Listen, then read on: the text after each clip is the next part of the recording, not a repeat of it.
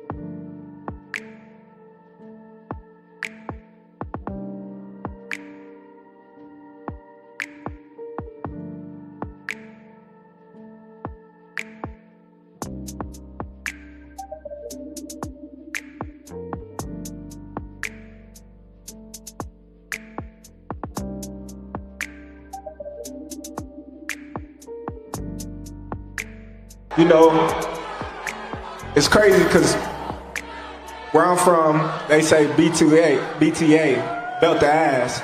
But I tell them I'm the buckle. It hurt more.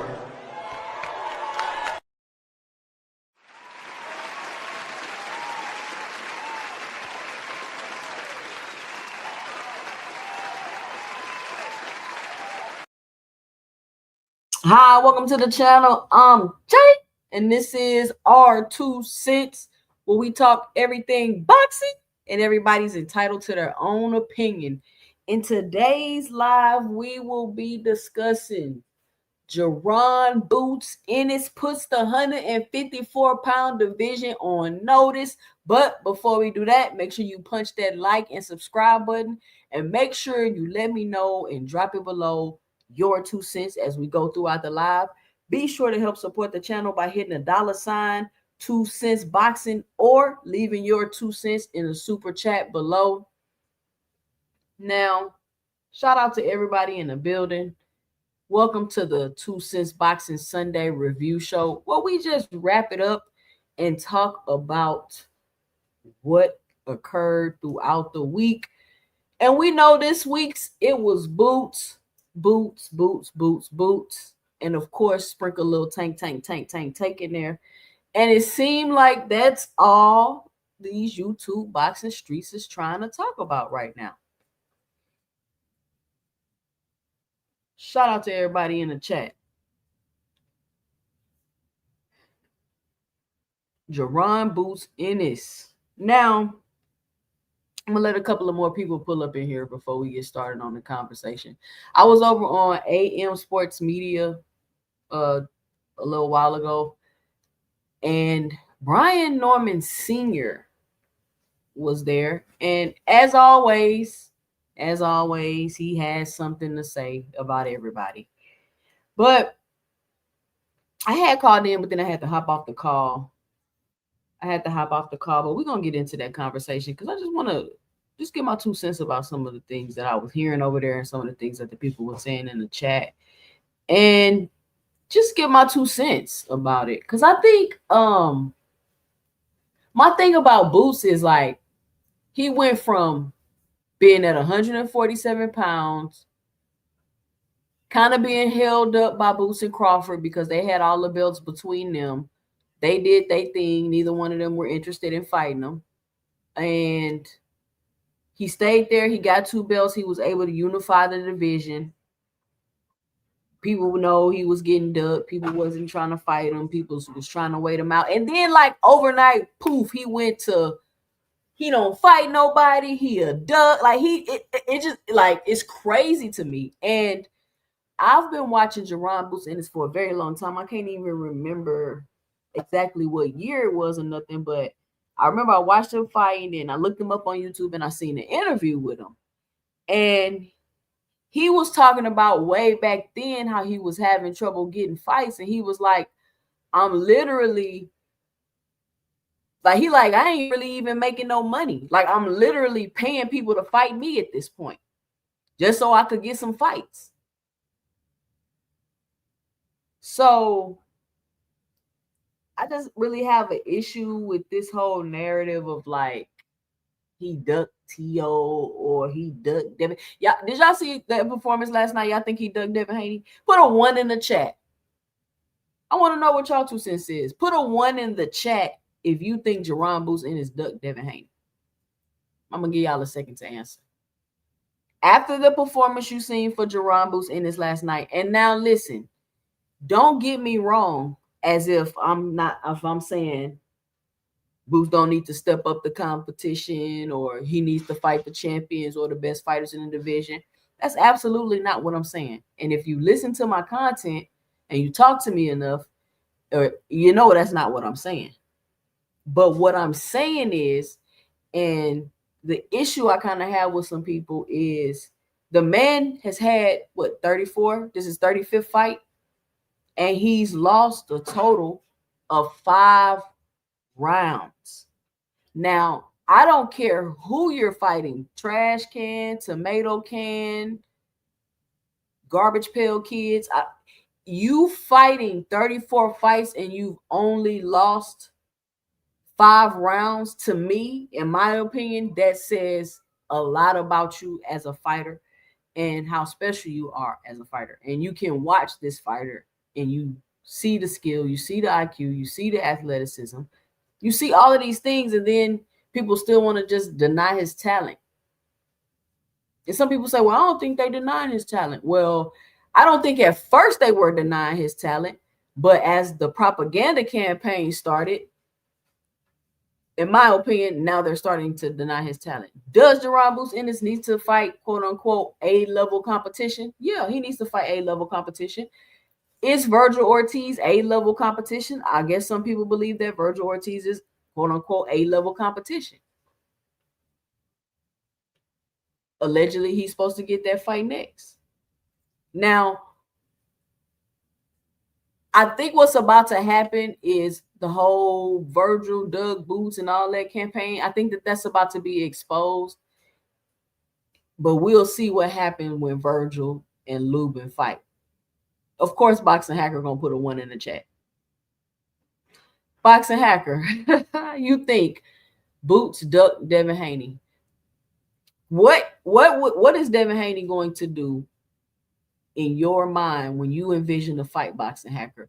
What are Devin Haney keys to victory against Jaron Boots Ennis? Now, I'm not saying like when I ask people that, they be like, I didn't say he was gonna win. I'm not saying you saying he gonna win, but what do you see that they could do? Like if I was like, what's Devin Haney keys to victory? Well, he could do this, he could do that. Even though if I feel like those are keys to victory, that don't necessarily mean he gonna win. But I'm asking Boxing Hacker, like, what is Devin Haney's keys to victory against Jaron Boots Ennis?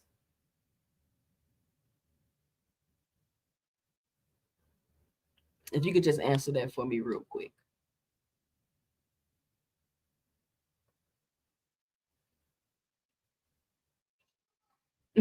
Somebody say Devin Haney can pray that Boots have compassion. So I watched the fight last night.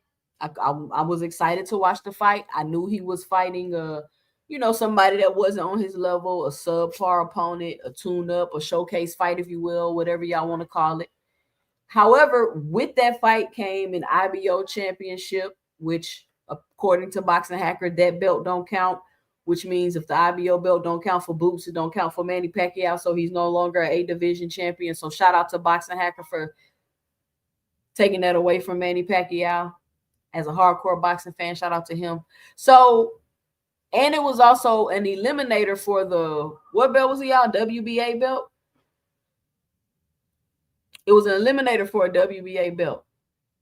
So with this fight, he was able to put on a good performance and able to put himself in position to be able to fight for another belt.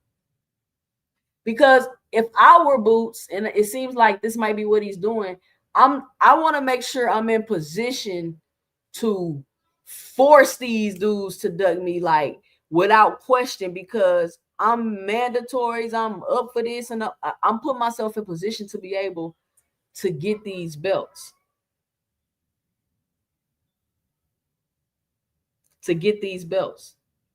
Now, switching gears here for a second, because Virgil Ortiz is supposed to be the next opponent. We're going to talk about Booz, how he sold out, how the crowd was packed, how he putting on for his city. That's important, y'all. That's important. That is one of the stepping stones to reaching the next level and getting into your stardom. And when you're put in situations like this, you need to put on for your city, just like Jaron Boots Ennis did versus what a Keyshawn Davis did when he let down his city. Because that was Keyshawn's moment to step into his stardom. I thought that was going to be his moment to step into his stardom. I felt like Keyshawn was on his way. He was on his way. But anyway, I digress. So let's switch gears here for a second. Let me know and drop it below. What do y'all think about the Virgil Ortiz Lubin fight? I have some people that's big fan. I've heard, different perspectives. People are big fans of Lubin. Lubin gonna put on a great fight.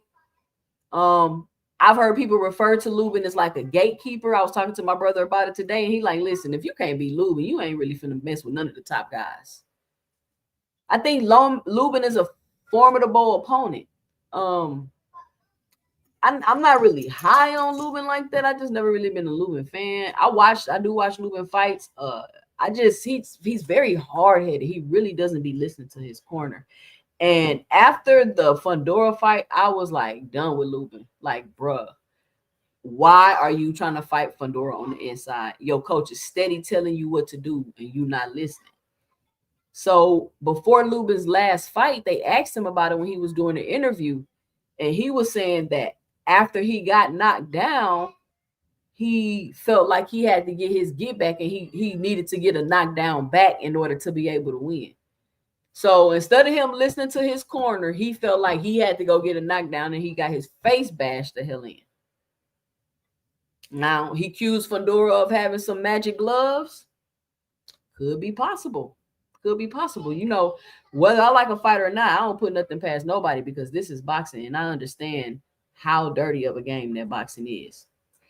But I said all that to say, what's up with y'all? What do y'all think about Virgil Ortiz and Lubin? Because there's a quantity of people that believe Virgil might not get past Lubin. They believe that Virgil Ortiz will not get past Lubin. I believe that Virgil Ortiz should be able to beat Lubin. I'm not saying like he's just gonna go in there and wash him or to be an easy fight, but I don't really see Virgil Ortiz losing to Lubin. But some people feel Virgil Ortiz will lose to Lubin. What y'all think? Jason say Lubin is a dangerous opponent. He's skilled but dumb, but you don't want him to have the best performance of his life against you. He's skilled but dumb. You know, I wasn't saying I would say he's skilled, but he doesn't listen. But you say he's skilled but dumb. Why would you say dumb? I guess for him to fight Fedora on that, because I said that when he said that in the interview, I'm like, that was just dumb. So you're right, Jason. That was just dumb. Like, why are you trying to fight Fedora on the inside, trying to get a knock? Like, your corner is telling you what to do, and you just not listening at all, getting your face beat in, Lubin.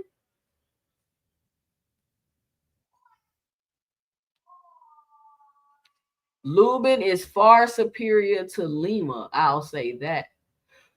What's up, Malik? I mean, I don't understand what that has to do with the conversation, but nobody is letting me know and dropping it below. Y'all, we got 30 people in here. I should have 30 likes. Please make sure y'all punch that like button. If this is your first time here, be sure to punch the subscribe button. This is a channel where you can come, everybody get their opinions off. If you hear because I don't know what I be talking about, so you always come to listen to me, not know what I be talking about. If you disagree with me and you hear because you disagree with everything I say, if you like my takes and we be on the same page, whatever the reason why you hear, punch the like and or subscribe button.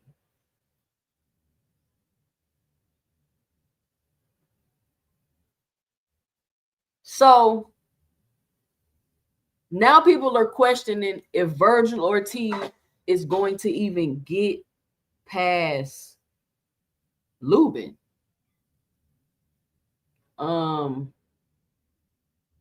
So is Virgil taking a risky fight against Lubin? Is that what y'all telling me? Would y'all say this is a risky fight for Virgil? Because if Lubin is a risky fight for Virgil, what kind of fight is Boots for Virgil? Do y'all get where I'm going with that? If Lubin is a risky fight for Virgil,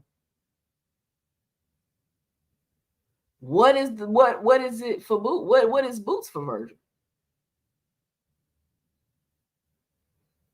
Teach say Lubin can win, but Lubin can't hurt Virgil. Kurt heard shit. Karen might be the best at 147, in my opinion. Karen Kugadajian. Now, people going to be like, oh, you just talking about Karen because he fought Boots. But no, let me tell y'all seriously. After that first Boots fight, I went back and me, my son, my husband, we all went back and we looked at Karen's footwork. We studied his footwork in that fight. Listen, y'all. Karen's footwork is crazy. Y'all got to go back and look at this man's footwork in that first fight. And then he flipped the script and fought Boots in the pocket in the second fight. And I'm like, why do y'all keep acting like Karen is not no decent fight? Like he's not a good fighter. I don't understand. Karen is a good fighter. And then he just got a second round knockout in his fight last night.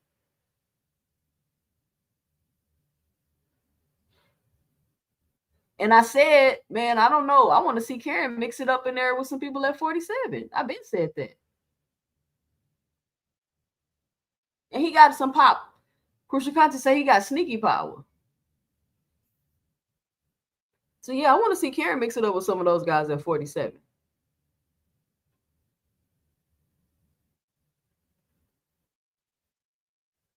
So, I think we got to start throwing Karen Kugadajian name in the mix.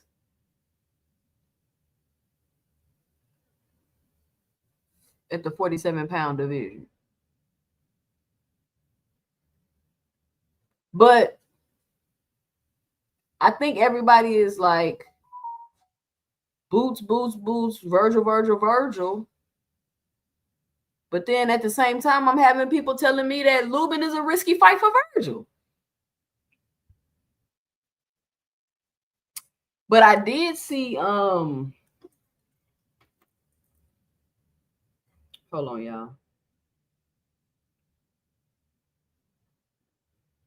Let me do something right fast. Hold on.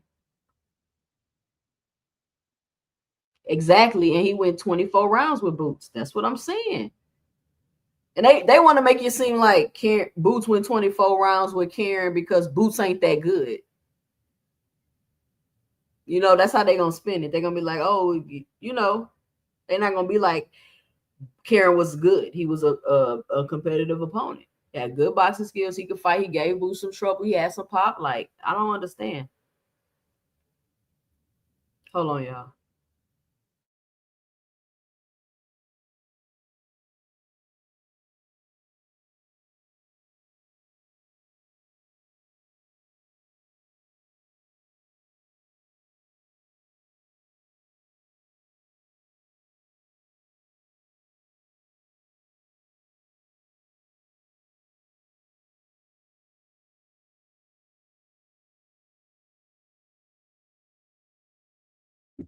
So somebody sent me this. Shout out to them. I'm not going to say no names.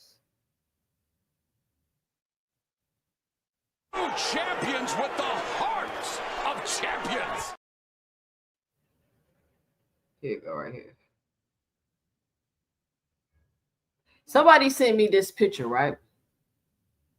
You see is Lima and Boots Ennis facing off. But if you see right here at the bottom, it says Bakram 95, and he got the eyes right there, right? And then you heard after the fight, Jaron say Bakram name. Now, this is my question to y'all, right? And I want y'all to let me know what y'all think. What belt does Bakram have at 154 pounds? What belt does Bakram have at 154 pounds?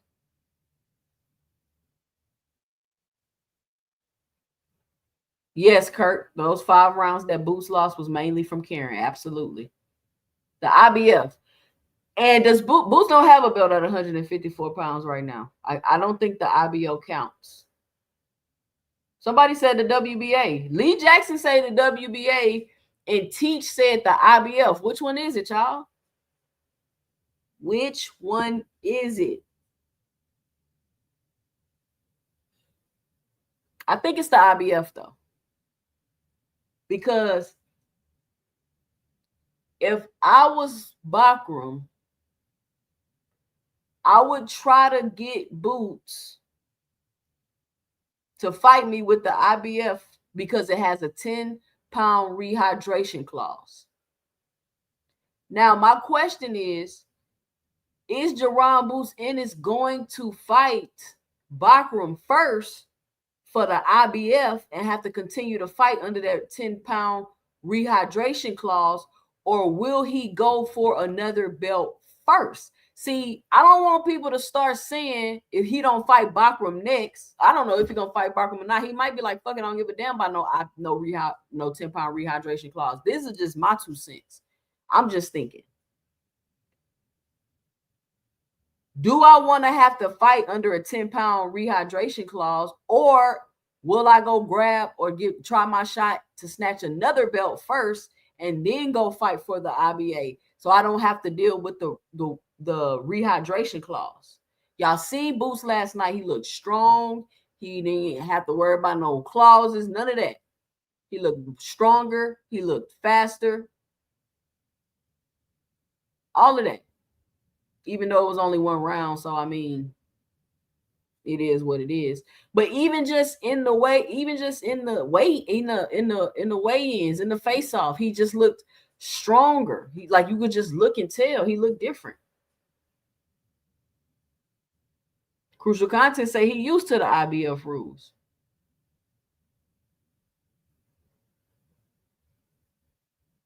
He says Boots can get the IBF thing unified. He won't need to do the rehydration.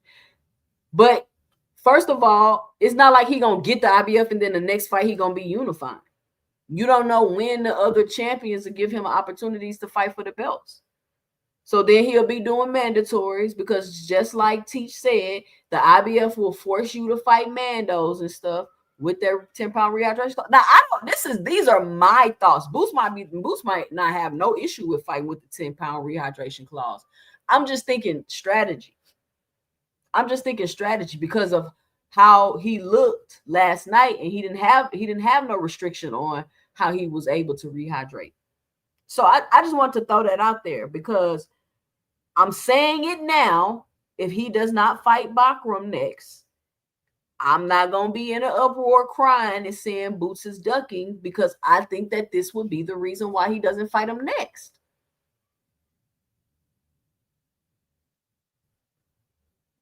And I'm learning on these YouTube streets how it works.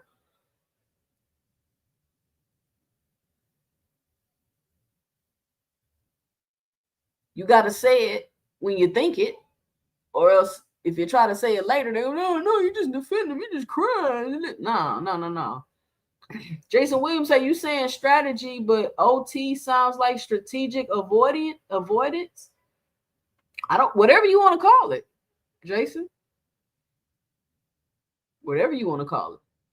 But those are my thoughts, though. Those are my thoughts. That's what kind of like, if I was in Boots position, or let's say my son was in Boots position, I would be kind of thinking, do I really want to keep fooling with this weight, these weight rehydration clauses and all that? I was already hella drained at 47. They was already saying he was drained at 54 at the weigh-in. You know what I'm saying? So let's just see what his next moves are. For this to be his first fight at 154 pounds, he received a ton of criticism. I haven't seen anybody receive that much criticism going up a weight class for their first fight, whether they was a champion or not.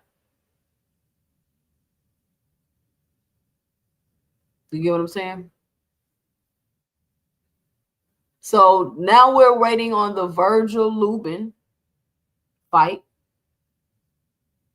Hopefully Virgil's able to come out on top. I didn't think people was going to be like, it's a risky fight, he might lose. I didn't think that was going to be the sentiment of people. I knew it would be a okay fight, because Lubin is he's a decent fighter. He's not the greatest, but he's a decent fighter. And he can give anybody a good, decent fight. But I think that Virgil should be able to come out on top of that fight. Now, will he fight Boots next? In my opinion, that is really the question. What's up, Mr. Bono? That is really the question. And I'm going to drop the link because I really want to hear what people got to say, because I see people like Lou DeBella, Oscar De La Hoya, they should be embarrassed. And I'm just like, why are y'all going so hard? Why y'all going so hard? Oscar De La Hoya, you're notorious for padding fighters' resumes for 35, 40 fights. And as soon as they step up, they get knocked the hell out. You're notorious for doing that. And you on here talking about something about an embarrassment? Come on, man.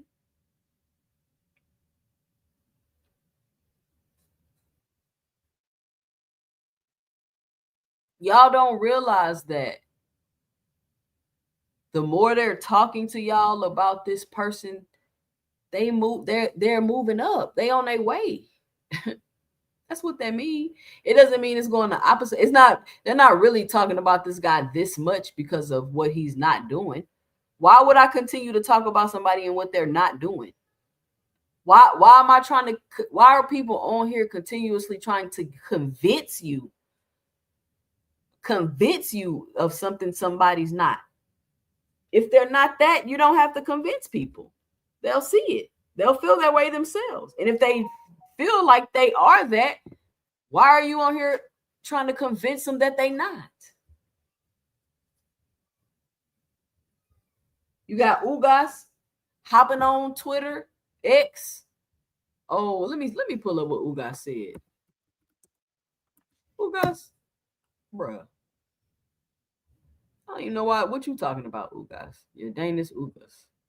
This dude said, I always find it strange that these talented fighters don't fight anyone. What a shame. Crazy work. Got your Danish Ugas out here talking shit.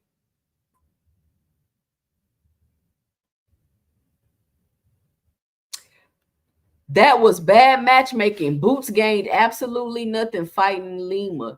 Can somebody tell me in the chat what Boots gained from fighting Lima? I said it earlier. I don't know if Jason Williams wasn't paying attention, or maybe he got distracted. Maybe he got a phone call. But honestly, though, as this is a serious question, though,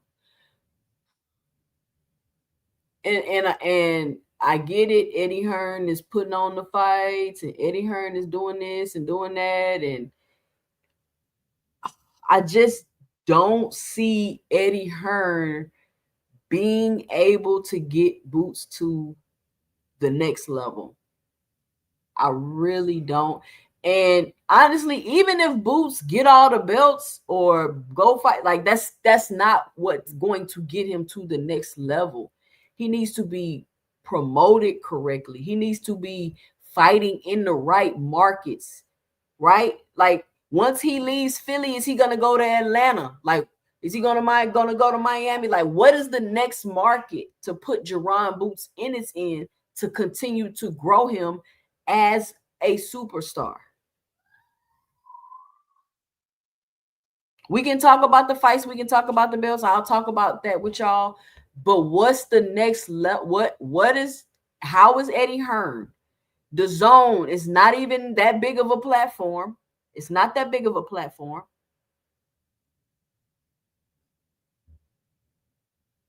In America. So what is Eddie Hearn going to do? Or how is Eddie Hearn? And I'm not saying he can't. I don't know. Maybe he can. Maybe they have a plan. Maybe they've done the research and they figured out what markets they need to put Boots in order for them to grow. I listened to Leonard Ellerby. I watch everything Leonard Ellerby says, does about the business of boxing. I study and I watch it all. And he said, he basically was talking about Eddie Hearn, and he was saying, like, I think this was back in the Deontay Wilder days. And he was saying that Eddie Hearn don't know how to promote in America, one, and he doesn't really know how to promote and make a star. Now, this was a while ago in the African American market. Because Eddie Hearn was acting like Deontay Wilder was broke. But anyway, and so my question is, Boots is in Philly. He's selling out Philly. He probably going to keep doing that for a couple more fights. But then what is going to happen to take Boots to the next step, to the superstardom? I'm not talking about no belts and no championship fights. I ain't talking about all that. He needs that too. Cool. But what is Eddie going to be able to do to get him to the next step, considering the fact that the big names and the names really, like, they're at PBC. That's where the 54 the Charlos, the Fondoras, the names that he needs to beat that'll catapult him, they're at PBC. So I'm just curious how it's gonna work. That's all. Did somebody answer?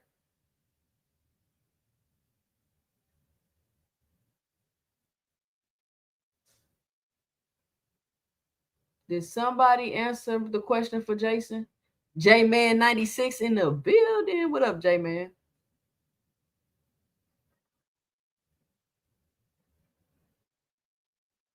So he said he multitasking. So Boots was able to win the IBO belt, and he fought for the I think it was a WBA eliminator. So he's next up in line to fight for that belt. So for everybody that keeps saying Boots, listen, let me tell y'all a secret. When people talking absolutes, Like when they say shit like Boots gained absolutely nothing fighting that fight, you gotta break that down, ask questions. When people talking absolutes, you gotta ask more questions. Jason Williams got on here and said Boots gained absolutely nothing from that fight. As absolutely nothing. And that was absolutely not true. You see what I'm saying? So y'all gotta question people. Y'all gotta just stop letting people tell y'all stuff and y'all don't critically think and ask questions about it.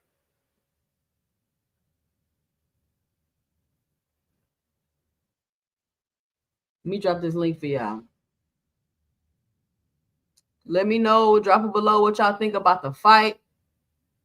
What y'all think about the Karen fight if you was able to see it. What do y'all think about the Fundora Keith Thurman fight getting canceled? I actually was looking forward to that fight, so I'm a tad bit bummed out. Where is everybody at? Is football on right now? Am I on during the time of football?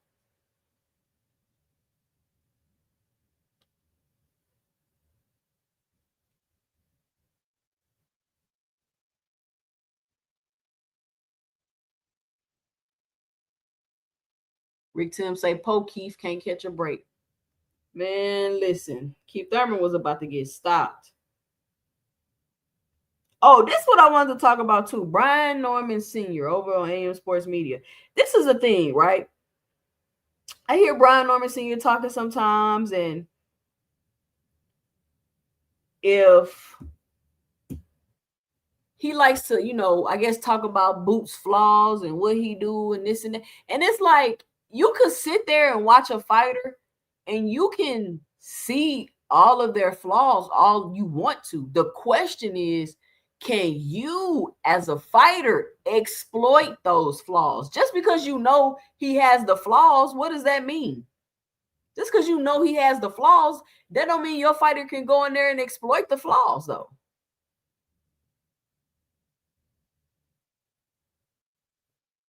That'd be my main thing. Like, okay, he drop his hand, he do this, he do that when he do. Okay, cool, you know all that. But when you get in there with him and he's faster than you thought, or he hit harder than you thought, or you weren't finna like that shit don't matter just because just because you know all the fighter flaws. That does not mean that you can get in there and exploit them. That does not mean Brian Norman Sr. That don't mean Brian. That Junior is going to be able to get in there and exploit them because you can see and know what they are. I'm not saying he can't do it. I just want to make the point that people tend to believe like, oh, well, when Boots do this and this, and then you say, oh, well, all you need is a fighter like, because you seen what Karen did to him. You seen how Karen. What can somebody name another fighter at 147 division pound or even at 154 pounds? Like, who fights like Karen? Go back and watch that first fight and look at that man's footwork. All the hardcore fans that love the sweet science that be in my chats, y'all ain't see that man footwork? I'm asking because me and my son literally studied the video because it was a great display of boxing footwork and moving around the ring.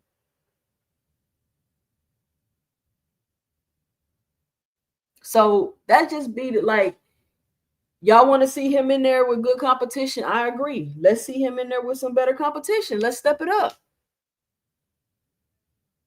But people got to be willing to fight him. One, we got to stop acting like the man was inducted 147 pounds.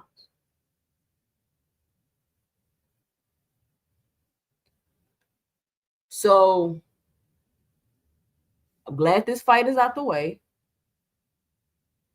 We're not going to act like him beating this man up in the fashion and the way that he did just don't mean absolutely nothing. Like, oh, we just expected him. Okay.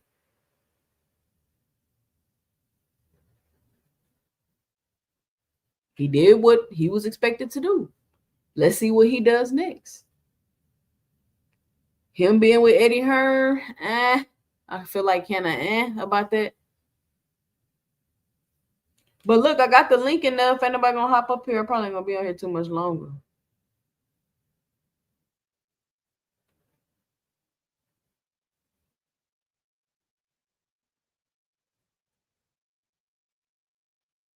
Hold on, yeah. We got the Brian Norman Jr. Devin Haney fight coming up.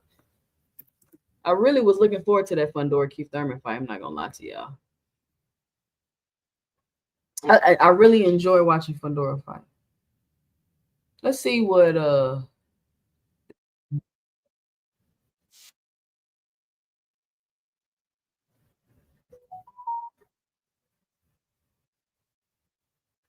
on.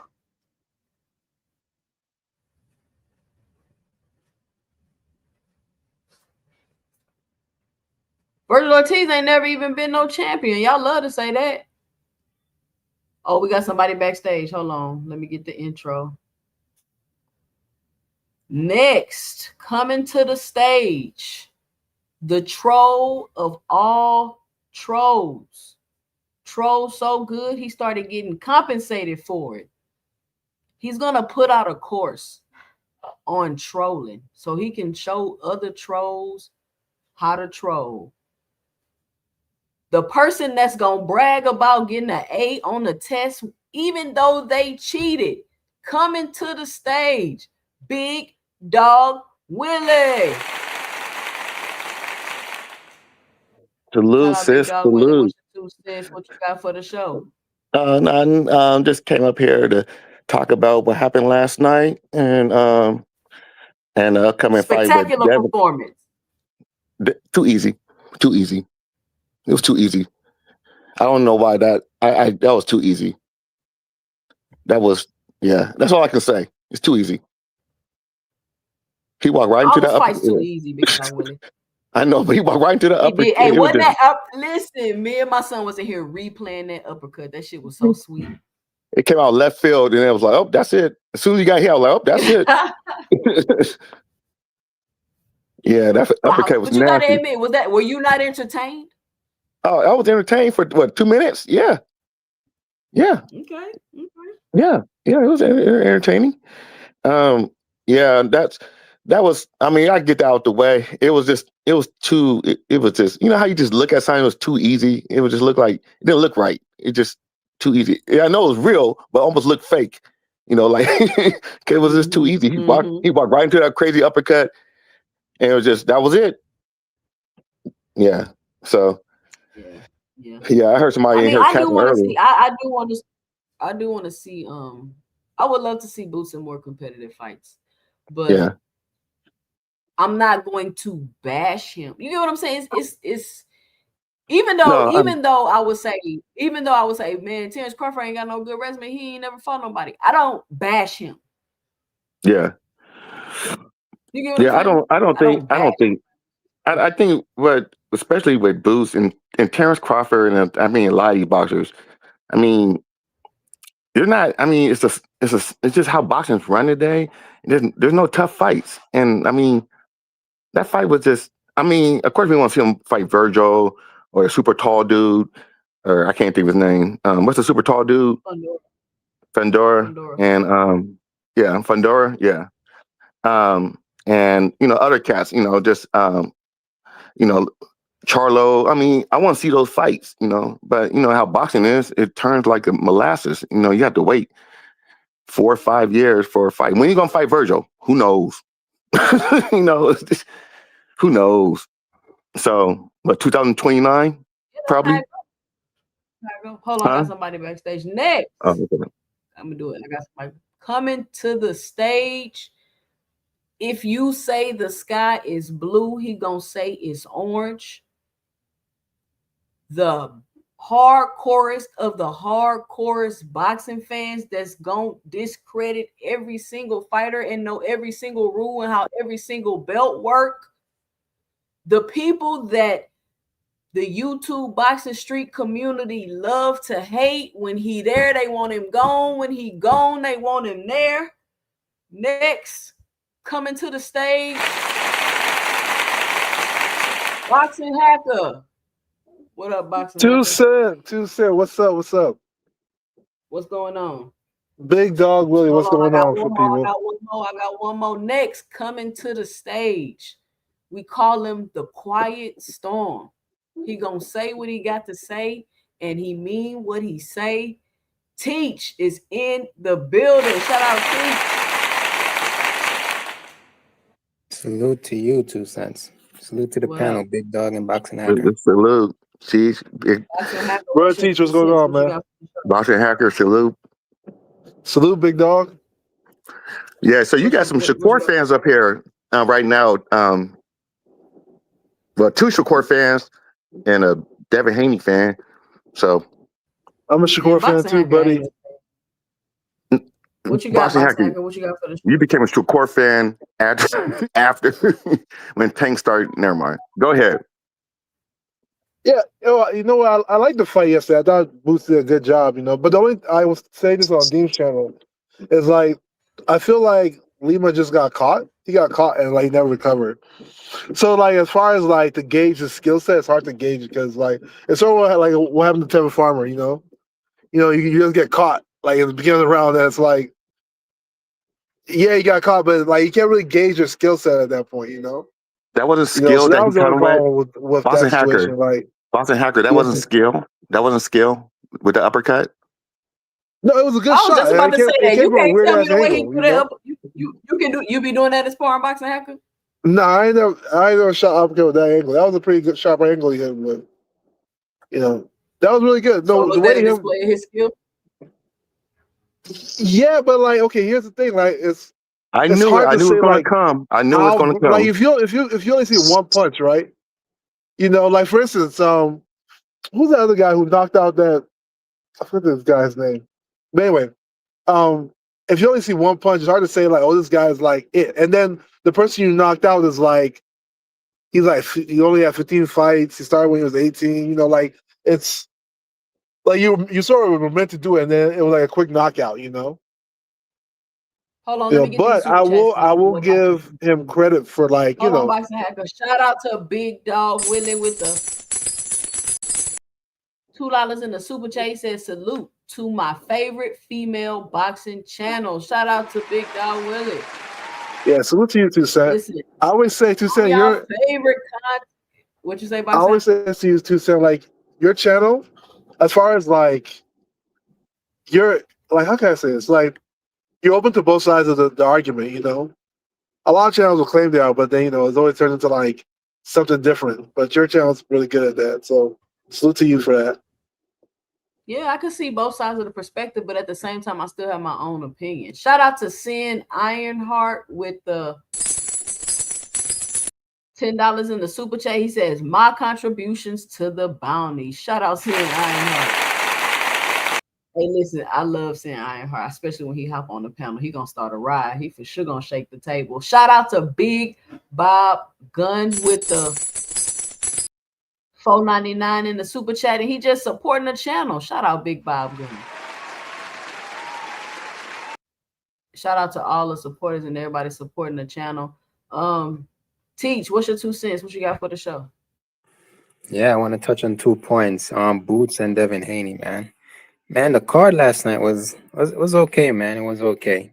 I did not like the first round stoppage because I'm just not a fan of first round stoppages. Because it's like, you're paying your money to go see these fights. And like if it ends in a minute, it's like you're not getting your money's worth. So Teach, come on out. No, for real. I've been saying this my entire life. Do you see that dude?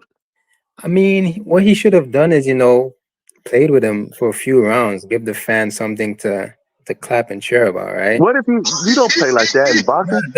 You can't do that in boxing. That's too. But for real, this dude was food, man. Hold Like, on, y'all. Shout out Jab Queen Boxing in the building. Y'all make sure y'all go like and subscribe if you haven't over there. Jab Queen Boxing. It go down over there. She got all the scoop. She be having the news, upcoming fights, updates in boxing. Y'all make sure y'all check out Jab Queen Boxing. Jab Queen, if you want to, you could drop your link in the chat. Teach. What if he got caught? What if he played with his food and then the second round he accidentally get hit in his tempo with something? Nah. You don't play. No, you don't play games like that. You don't play games like that. You don't play boxing, bro. But listen, 2 cents. But Teach, you know what I was hearing? But let me say this, Teach. Before the fight, I was hearing. You was over there. You know where I'm at when I'm about to say this. I don't know if you was there today, but they always calling Boots an undercard fighter.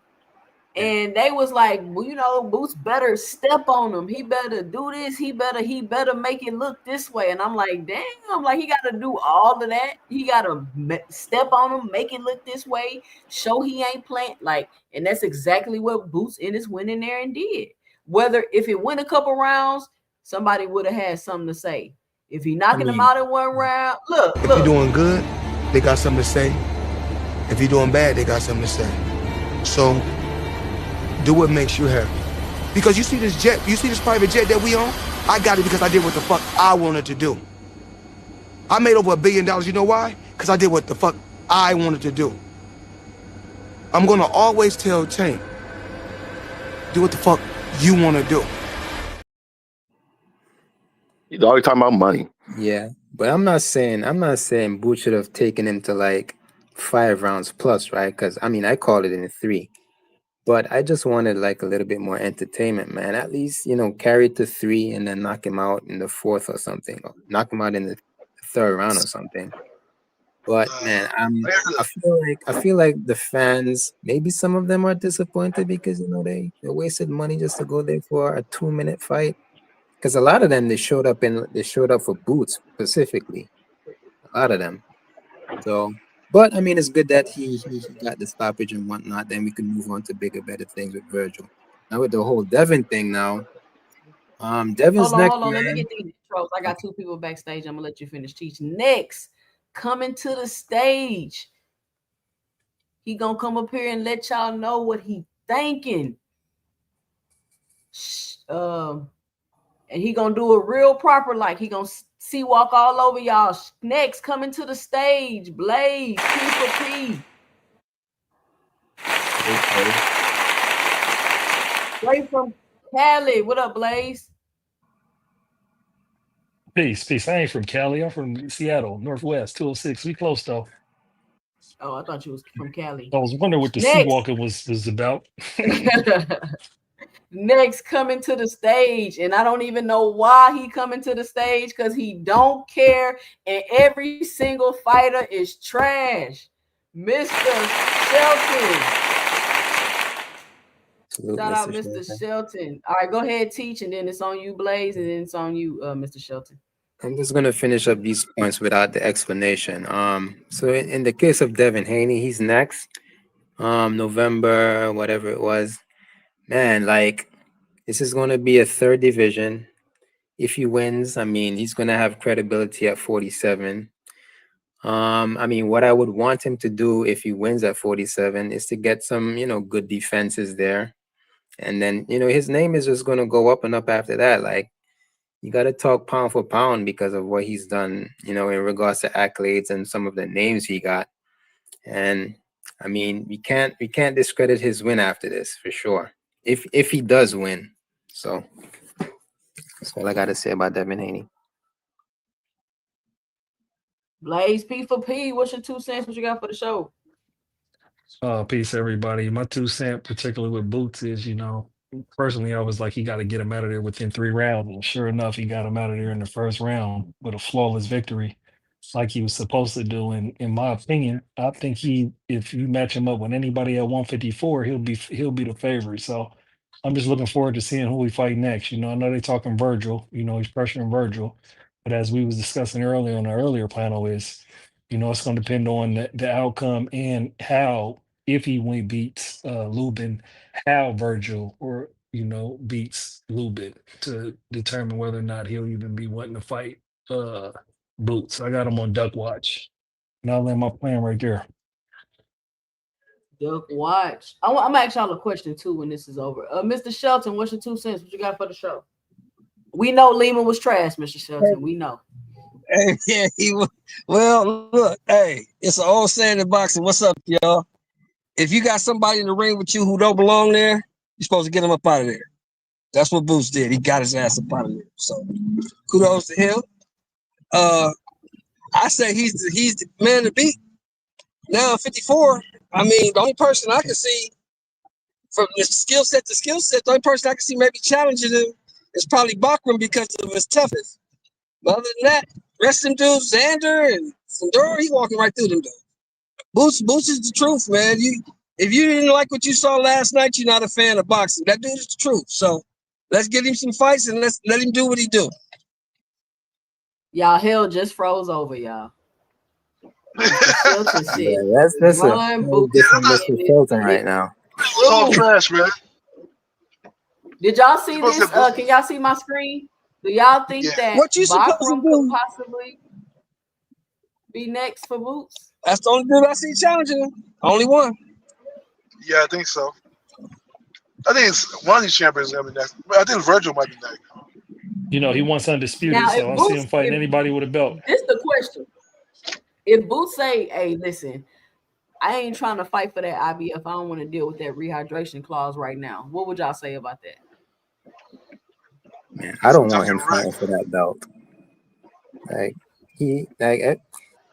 When he had it at 47, I think he's been Just moving up. complaining And about you don't want weight. to deal with rehydration. You just moved up. I don't like Boots is that. a big boy, I don't like man. that. Boots is a big. That's not a natural weight class. I think his natural weight class is 160 or 168. He's a big ass kid, man. That's a big boy Get right there. that belt right now and go after somebody else. He could unify for it later. Like he can fight. I think his comfortable weight class has to be like 160 or 168, maybe 160, probably 168. Okay, and big this is kid. my He's a- next question to y'all. And Blaze P4P, let me ask you this. I'm hearing that, Lubin is a risky fight for Virgil Ortiz. Do y'all think that's a risky fight for Virgil? I think he's not Lima. He's not a tune-up like Lima. I think he will be a challenge Yeah. for Yeah, I think Virgil he's better than Ortiz. Lima. Will Yeah, Yeah. Virgil Lubin is Ortiz a tough fight. fighting Lubin is style? not easy. Because Lubin ain't no easy Virgil's fight. gonna allow Lubin to hit him. So it's gonna be I don't think he can. I think, like I said, here's my opinion with it. I think he's a fight to where even if Virgil win, he might go through a battle with Lubin to really consider whether or not he can get into the ring real soon after that fight with Boots. That's my concern, is that he might take too much damage to where even he's hesitant about fighting Boots more sooner than later. I'll You be know Yeah, what? because serious I about mean, this I'm fight. trying to see because so is Virgil, because I think you say what it say Blaze P4P Virgil on Duck Watch, because DuckTales. it's, let's say even if he have a tough fight with Lubin, then he gonna fight Boots after a tough fight with Lubin. Like I don't know. Well, Virgil, you got to I don't remember too, see Sid. Virgil Virgil, being next. the problem with Virgil is that he just face for Tifa. That's the problem with Virgil. This is what I hate about this fight. It's like I'm always rooting for Lubin as well. But Virgil and Boots is a fight that I've wanted to see for a very long time. So for me to pick anybody in this fight, man, I don't think I can. So that's the issue with this fight for me. Next, coming to the stage, Mr. Throw Rocks, hide his hands, Mr. Can I talk? Can I talk? Y'all gonna let me talk? Coming to the stage, Rich. Salute, Rich. What up, Rich? What's your 2 cents? All What you right. got for the show? You in your bag, you up in your bag, huh? Huh? What you say? I What's up, Rich? said What you got in your for the- bag today, ain't you? Yeah, man. What's up, everybody? What's up? What you got, I Rich? can't. What's up, bro? I came a little too late. I don't know what y'all talking about. Talking about Boots, We, Oh, you aka talking about- Baby we Shoes. was talking about, is Virgil Ortiz, is Bakram or Virgil gonna be next for Boots? And if Virgil has a tough fight with Lubin, will he really go in the ring with Boots after that? And y'all Like know Oscar. I just don't see Oscar in a rush to throw Virgil in the ring. I don't know. You gotta fight Virgil next, man, because that fight has been brewing for a very long time, and it keeps getting pushed back. So, like I said, the no more Blaze. pushing back. These like guys I, gotta like, fight, and it gotta be next. like I said, the Blaze earlier. I think that fight gonna happen, and the reason why is because I'm gonna say it again because I said it to I'm gonna say basically that usually when you see Oscar don't want no fights, he vocally about it, and his actions will show that he don't want his fighter fighting you. Oscar said it recently right after the fight, Virgil for Boots, basically. And then from what Eddie Hearn said, that they already signed contracts. And I'm gonna say it again. I'm gonna continue saying it. I'm not putting it on no promoter. I'm not no Oscar De La Hoya, not no Eddie Hearn if the fight don't happen. I'm putting it on Virgil if it don't happen. So yeah, I think he will fight him. I think he want to fight him, and I think he see what people saying about him, and I think they gonna pressure him basically to fight him, and it's gonna be some good money, and it's gonna be a good fight until he probably lose. You know what I'm saying? So I don't think that he's scared of no Boots, and I don't think Boots is scared of him. That's what I think. Okay.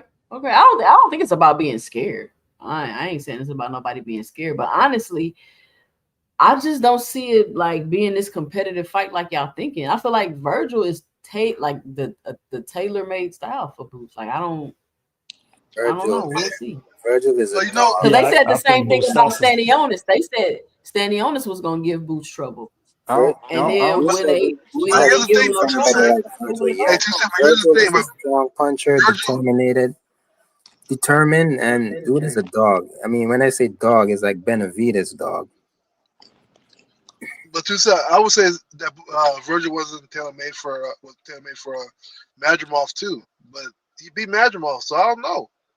Like, nah, I'm not with what Nigga, boxing who the hackers. fuck is Madrimov? Hacker? I'm not with no, what boxing I'm hackers just talking about saying. styles, though. I'm talking about I'm not. styles, I'm stylistically. not. I'm not with boxing hackers saying. I'm saying I think Boots gonna beat Virgil, but at the same time, I feel like as a fan, I just want someone on Boots' record that I can say that some people would think that Boots would lose. So that's all I'm saying. Like I want him on his record. You know what I'm saying? I wouldn't want. They thought he was gonna lose to Stanionis. Nobody thought How do that. you guys see that Nobody Well, thought fight? he that. thought, Then? But what, 50-50, what I'm saying, 60-40? What? what I'm saying is this. It, would I rather see Boots fight a Virgil, even if I know he gonna beat Virgil, or a Lima? I'd rather see him give good competition to a Virgil than to a Lima. You know what I'm saying? Even though I know he gonna win against both, but I'm just saying I just want to see it. You know what I'm saying? Just for my eyes. That's all. How do you guys see Virgil and Boots though? In terms of the numbers. I I, got Boots I lean stopping lean 70-30. I towards got Boots Boots. stopping Virgil. Yeah, I got I Virgil got 20% 60-40. chance of winning. Yeah. I got 60-40. I think Virgil is better than we think he is, but stylistically it leans towards Boots though. But then yeah, like I said, he beat stylistically it should lean towards Madrimov, but he beat Madrimov, so you never know. I think he has a bigger Yeah. chance than we think he I think I does. got it 60-40 Boots, but those are still good odds though. 40% is a lot. Yes, I think so. Yeah, But so how y'all got the Lubin fight going for Virgil? Uh, 70. I think he beats Lee. But Lou was a good fighter though. Yeah, I think it's 70-30. yeah. 65, whatever, 35, some shit like that. But I also think Lubin is a good fight. I think Lubin is a good fight for Virgil. He's nice, tall. It's good. He got a little bit of qualities, and that's why I think they definitely gonna fight. Because I think Oscar De La Hoya, he know how to match make it. He like shit. If you get past this guy and you do good on him, we gonna send you to the wolf to Boots. But if it might be a little neck to neck, we might throw another tune up in there for you before you fight Boots. I think that's the type of Duck person Oscar is. watch. Yeah, Yeah. yeah, yeah. Duck You might be right about watch. that, Blaze. Hey, Blaze. Hey, Blaze. Duck You might. watch. I'm Hey, look, I telling you, just set man. myself up with that shit. Nah, but that's what Oscar did. You remember with the Cepeda, he made him fight Tevin Farmer again. You know what I'm saying? Just before he get ready to you know what I'm saying, to fight that fight. Fight, fight Yep. Shakur. Yeah. Yeah, so Oscar, that's what Oscar do. Also, He you going think Lubin is to prepare him for Boots? That's I not. think it's a strategic move because Lubin, don't get To it see messed where up. he at. Lubin got a good amateur background. Lubin been fighting for a long time, for years, man. Yeah, You know what I'm saying? No matter if he got knocked out by these fighters before or whatever like that, he still got experience in that ring. I don't care how much you want to put it, he's still good enough and got experience in the ring that could get you warmed up. He ain't gonna be no Boots, but he got experience and all that stuff. You know what I'm saying? They just testing to see where he at though, where Virgil at. I think it was a strategic move to make him fight him. That's all. Man, we gonna see. We gonna see what's going on at this 54-pound division. Who else y'all trying to see mix it up? I was looking forward to the Fedor Keith fight because I want Keith was about to get stopped, y'all. Like I don't know what everybody talking about. Keith can get in and do this and do that. That to me, I mean, I get what they saying, but it's like, nah, I don't think Keith been too inactive. He too past his prime. He's older. Fedora in his prime, been active, getting better, fighting long. I just don't see. I didn't see any. Yeah, the only key to victory I see for Keith Thurman is maybe he caught him with a body shot or he caught him on the chin like Mendoza did. Them was probably like the only keys to victory I see for Keith Thurman because Keith Thurman would have to be in exceptional shape, like 30 round shape to keep trying to get in, get out, move around, spin Fundora, in my opinion. And I just don't think Keith Thurman got that gas tank like that. You think Boots can beat Fundora? Yeah, I thought Fedora's gonna stop him. Yep, Who You think he stops him? I can do. I do? I think Boots can beat Fundora. Yeah, I don't. I can't even picture that fight in my head. Do y'all? Yeah, Can y'all picture that fight? I can't picture it. Yeah, I That's can too picture goddamn it. tall, bro. I can't picture it.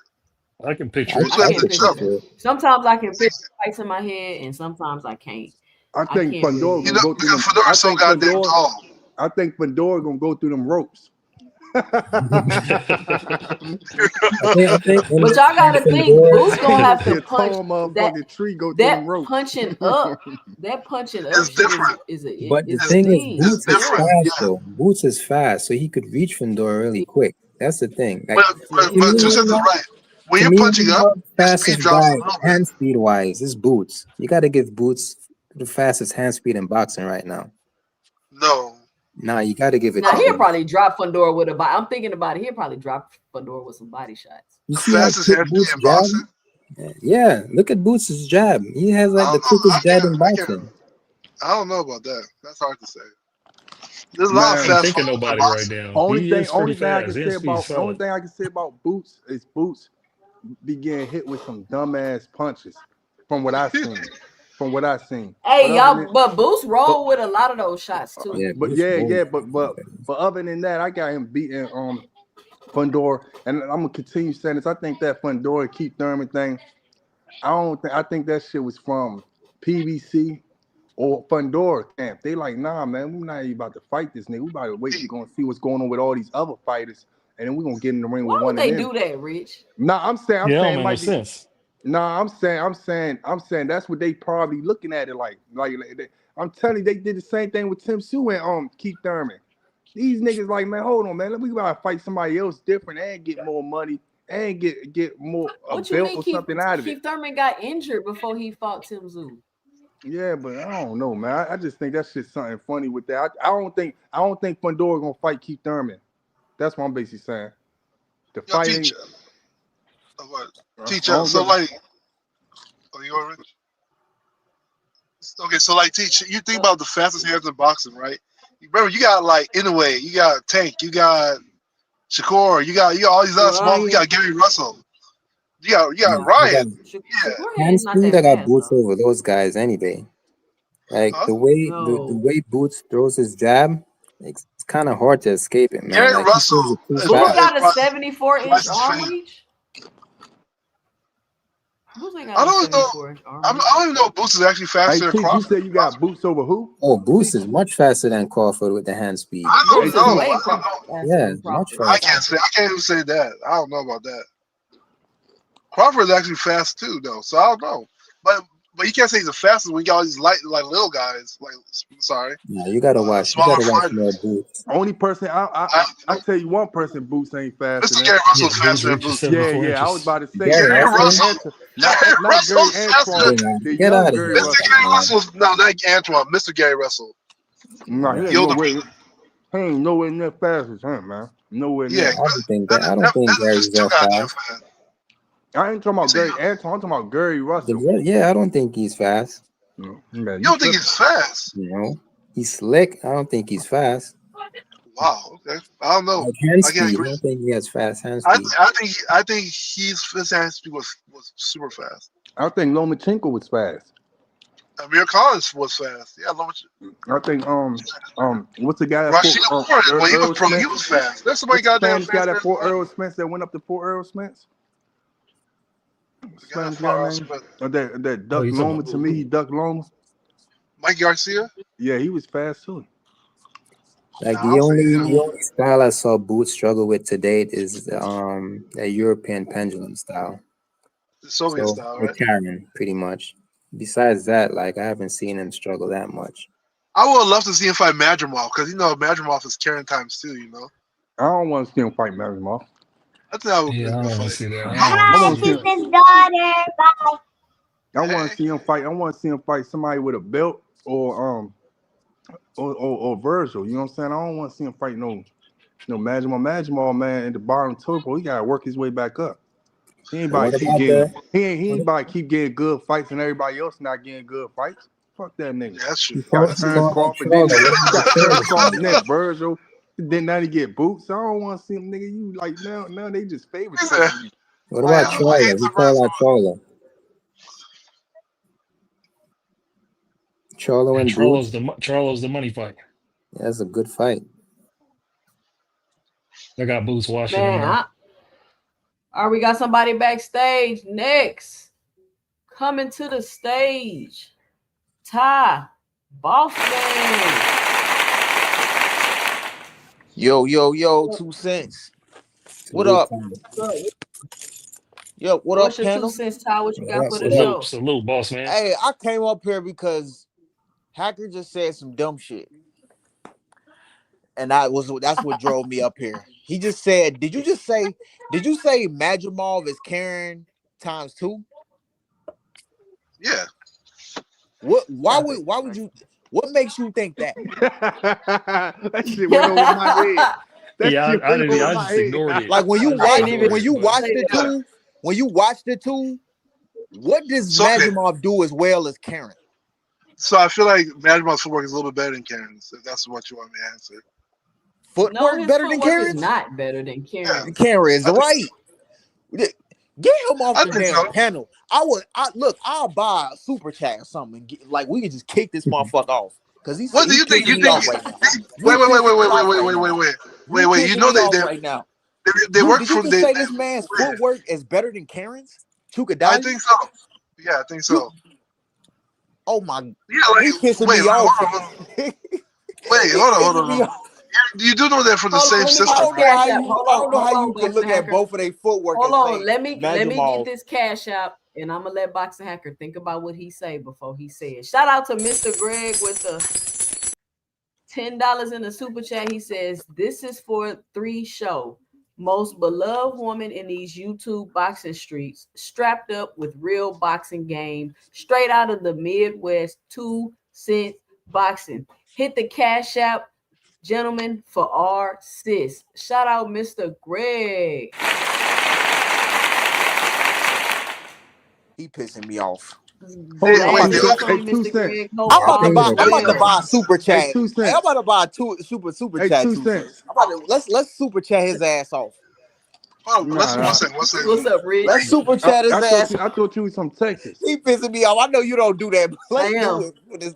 Let's just do it for today, man. Kick him off the panel, man. He's Why, I trying to got why talk you. are you so donkey upset? I things. don't understand. Get They're his from the ass same what's off. up, school in man? Listen, boxing. hold up. Boxing Hacker ain't even warmed up yet. You gotta let him get going. Nah, he not even I'm warmed up already yet, ready to get Ty. him off the Wait, Let I'm him already let ready No, to get him him Boxing off the Hacker, but let panel. him do seriously. it, man. yeah, No, what's up? seriously. I can't think of anybody that has better footwork than Karen at 147 Hey, pounds. Karen, Or even Bivol had better footwork than 154 Karen. pounds for that matter. You crazy, bruh. Who? Bivol had better Virgil footwork than literally Karen. watched this dude, bruh. Virgil does not have the best footwork, and he Yeah. watched this So dude. Virgil wait, ain't got wait, no wait, goddamn footwork. wait. Yeah, Hold on one that's what I second. said. And Virgil I don't got no stated that. footwork, and he was able to watch this dude, bruh. Wait, so I mentioned that earlier in the show. I said that stylistically I would favor Madrimov over Virgil, but Virgil beat him. So that's why I was like, so you never know. And I actually said Yeah, that. Yeah, he was but if wrong you But watch about also, that that. fight, if you look at that fight with Madrimov switches his style for the 3rd time. Madrimov yeah, fought way different than he fought before when he fought Bud. Before he fought Mhm. Bud, he yes, fought way different. yes, Then he fought Madrid. Then he fought for Drew Ortiz. Totally different. He stood in the box with him. And so it's yeah. like So you that don't know was what you gonna get when you get with Madrimov. And we the definitely problem with highlighting his Madrimov. footwork right now. Yeah, so the problem with Madrimov is that when he fought Virgil, it looked like he was winning when he started doing the pendulum, right? Like every time he does the pendulum, I feel like he's always winning, but then he couldn't do it no more. Like it looked like he was gassed. He couldn't do it no more. That's why he started losing. But like, if I say like the best Madrimov and look at the best, I think Madrimov has better footwork. You know, and Madrimov trains with freaking Saga, you Bivol. just trying to start an argument. Hold on. Shout out to Kurt Hurd with the $10 in the super chat, and he's just supporting the channel. Shout out Kurt Hurd. Man, believe it. Hey, Tuesday, they never believe me until the end. I always say what's gonna happen. Yeah, but I gotta agree with Bossman though, because I think the Madrimov and Karen is like a little bit too different style. Just because I think Yeah. Madrimov does a little bit more feinting than that pendulum thing. He does a lot more feinting, right? But Karen, he does that pendulum and he moves side to side and he jumps in and moves his head out the line, kind of like what Usyk does. So Karen, he does a lot more lateral movement than what Madrimov does. So I think it's different in that regard. Madrimov, comparable. I don't know, I don't know what y'all see in him. I don't know what y'all see in him. The boy ain't want to fight since losing to Crawford. He's trash. And depending on who he get in there next, if he don't get in there with somebody else that's trash, he might lose again. I won't call him trash. I think the brother's good, you know. Man, shout out to Big Bob Madrimov Gunn with the Madrimov is $4.99 man. super sticker. Yeah, I think Madrimov. This is the thing with Madrimov, right? I hear you, Ty. I hear you, Boxing Hacker. Madrimov had a difficult style, I guess you could say, and he gave Terrence Crawford what looked like to be some trouble. Some may just say, Terrence took a little minute to figure out his style. But other than that, I mean, he went in there with Virgil Ortiz. He gave Virgil Ortiz a decent fight, but Virgil Ortiz was able to figure him out and able to beat him. There's no comparison, in my opinion, to Madrimov to Karen. Like it's no comparison. Yeah, but Karen lost twice to Boots. But here's the thing, though, right? I keep saying, like, people will look at Madrimov because he lost to Virgil. And I was saying this before the Canelo fight, Crawford and Canelo fight. Like, just because Hey, Boxing Hagen, man, come on, Boxing Hagen. Hold on. Just because Bud beat Madrimov, right, doesn't mean anything for the Canelo fight. It's a style difference. Like, Bud struggled more with Madrimov based on style than he did with Canelo. Boots won't struggle with Madrimov. Huh? I don't. So Boots struggled with Karen. Wait. Boots struggled with Karen because of his footwork. Karen got better feet than Madrimov, better angles than Madrimov. I don't think so. I can't see that. Yeah, better all that. Madrimov is more fainting. Madrimov is bigger and got more power. But he got better coordination. Hold on, shout out to Jab Queen Boxing with the $4.99 in the super chat. She says just showing love and support. Shout out to Jab Queen Boxing. All right, we got somebody backstage. Next, hold on. Next, coming to the stage. If he say it, he mean it, and he gonna stand on it. And if he ever caught Terrence Crawford in the street, he say it's gonna go down. Sin Ironheart. What up, Sin Ironheart? Welcome to the panel. What's your 2 cents? What you got for the show? First of all, I appreciate such a prestigious welcome. Nobody know me like you, 2 Cent. If anybody in this panel know a nigga, it's got to be you. I'm saying, shout out to everybody except for Boxing Hacker. Hell no. I was just sitting here baffled and backstage. I almost wish 2 Cent would have left me backstage. I was baffled because I'm sitting here listening to niggas having a conversation about a motherfucker with like 11 to 12 fights, talking about how he's supposed to be competition for some top caliber fighter that would not even be in the conversation if somebody didn't cherry pick this nigga because he was scared of real competition. I don't know why anybody would be having a conversation talking about Madrimov when he is not even going to make an imprint in boxing.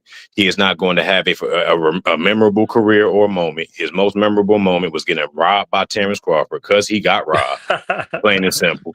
And ain't shit else to talk about this dude. So I would like to have a more serious conversation about some real memorable competition first and foremost.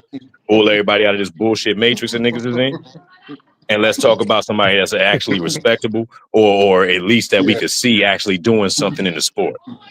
No bullshit. Can we do All right, that? hold up. I got Can we somebody do else that? Or we gonna talk some backstage. I got bullshit? somebody else backstage. Next, coming to the Oh stage, man. your biggest Tank. He hate to love Tank so much, and Tony. you mentioned Tony. the letters P, B, C. He don't even want to. He don't even use those letters. Too He rich can't for even Tony. stand the letter. He skip them in the alphabet when he say the alphabet. That's how much he don't like PBC. Too rich for Next, Tony. coming to the stage, NHA2. Oh shit, that's my man. What up, NHA? NHA. What up, NHA, you gotta unmute. Hey, NHA, she doing a commercial like you Tony. Oh damn, yeah, she did a whole commercial, man. That's just crazy. Yeah, like you.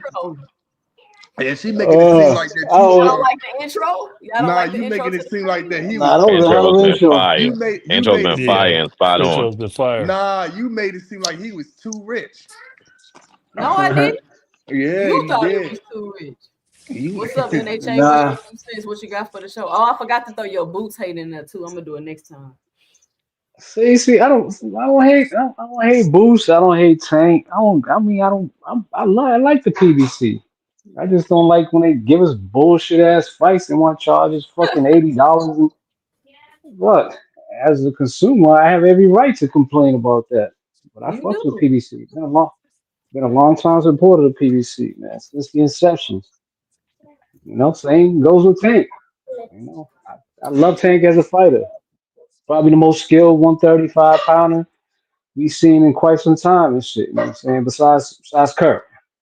But he just doesn't give us the, you know what I'm saying, for a person with that much skill and talent. So He just how you leaves feel so about much to be desired. For Boots, how do you what would you think about the Boost performance last night? I ain't really think nothing about that fight. That shit was just garbage. It was just, I It was mean, yeah, man. Did y'all see Lima Bean's face, man, when he's in the ring, man? That man looked like he was just looking for somebody. He was looking like he was looking for like a what's that skit, that JetBlue Getaway? Oh He yeah, wanted the to little be. commercial. Yeah, he didn't want to be there, and he's like, God damn, is this Yeah, he really looked like he was happening? scared though. I ain't gonna lie. When he Oh, he started was fighting. Yeah. terrified. But It's what like Mr. I was like, I Shelton felt say? What bad. Mr. Shelton say? He signed the contract.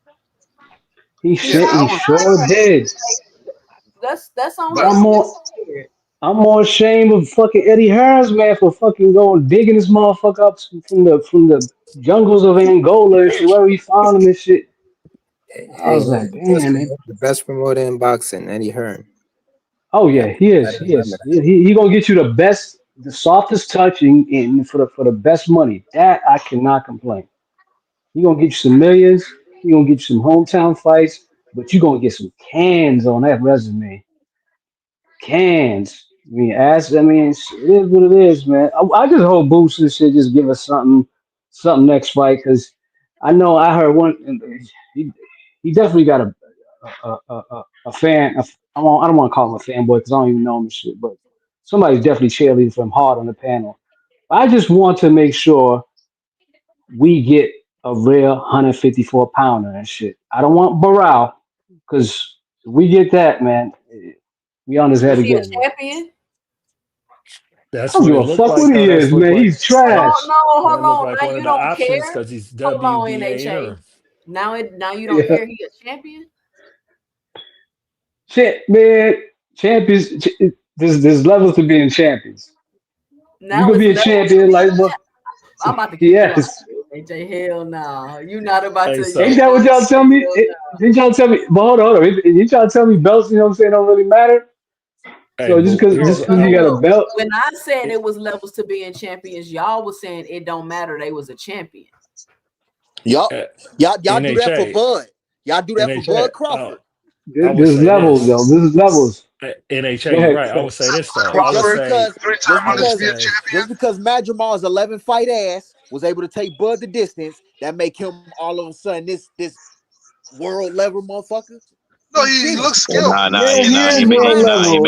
He made him miss almost 400 punches in that fight, and he outlanded him quite efficiently. You know what I'm saying? Like Yo, very effectively. Madrimov was skilled. Like look at This those is the fight totals; blasphemy. they The were horrible, blasphemy is and it was putting. noticeable. It was noticeable in the fight. You know what I'm saying? But if you look at the actual fight totals, it's like, yo, this looks more like a robbery. Sin, you gotta Okay, let that yeah, go, man.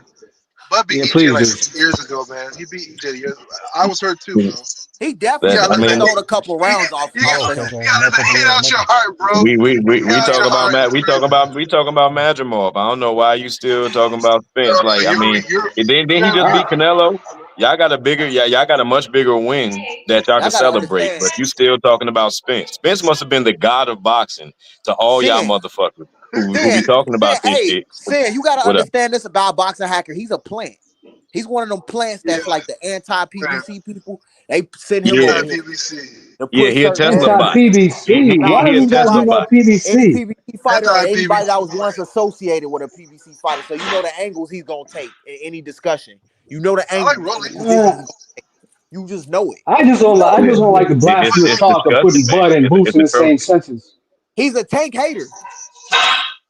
I'm a It's take So brother. atrocious, it's man. only right that he'll mention something about Wait, Spence, like, oh, get your you hate gotta off think your heart. Shakur can be. All these people say Wait, the same thing. You can tell who these people are. The The same thing. robot. wait, Hold wait, on, wait. y'all. You Hold on. gotta. I got somebody else coming to the stage next. Coming to the stage. If you say the wrong thing about Tank or give any misinformation, he David. gonna be on your head top. Coming to the stage, David Lynch.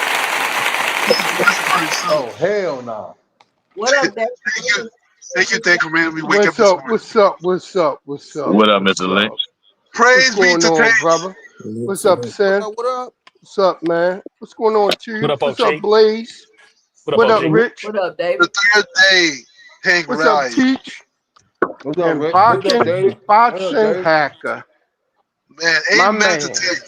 What's up, Pastor? Huh? Amen to Tank, bro. Amen to Tank. Say Hey, what? Man, Tank, somebody got you $20 got more anything dollars to the bounty. in the chat? Somebody have $20 more dollars to the bounty.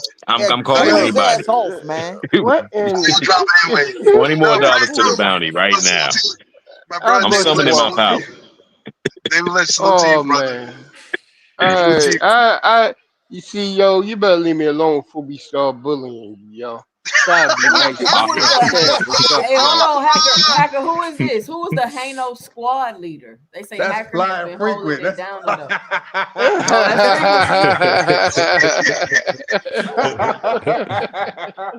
Speaking Hanos of was a Hano, gangster a long Oh time ago. man. Hey yo, speaking of nah, Hanos, I heard somebody threaten you damn near as soon as you got up here, Hacker. Remember what the fuck I told you? I'm starting a movement. I don't even have to be up here. I don't even have to be up here. Hey, look, I don't even have to be up here to have my soldiers on you. Know what I'm saying? Somebody's always willing to put $5 to get your ass up off the panel, so you need to act right, man. You need to act right. I have niggas flipping couches in this bitch. Dear Find a Tank, chain to Man. get your ass off the panel. praise be. Got Hey, flying. He Sin, you got need to lead flying. by example and put at least 5 up in there because I ain't never Motherfucker, I seen you started jump the a movement. What goddamn you cent. talking about? Every Get out I of night. got here. drop. I got I drop started right the now anyway, movement. Fuck guys. out of here. Broke I ass got drop nigga. Oh anyway. man. Hey, Lead y'all, by hold on, example. y'all. Hold on. I'm gonna mute y'all. Cut it out. Nigga Hold on. Sin We're not funny, gonna man. derail the conversation. We're not gonna Oh shit. we not internet Hold on. banging. I spearheaded the We're movement. not And my internet fault. banging. He touched a soft spot right there. Hold on, y'all. Let's take a look at the knockout. Let's look up the knockout. Let's look up the I got to drop for a second too, so I'll catch you back in a little bit. All right. Please I get off. salute What Let's knockout look you it talking up. about? The Talking one from about last Boots. night. Oh, that huh? Yeah, that was some funny it shit. was clean. That shit was clean, man. Clean That money was last night.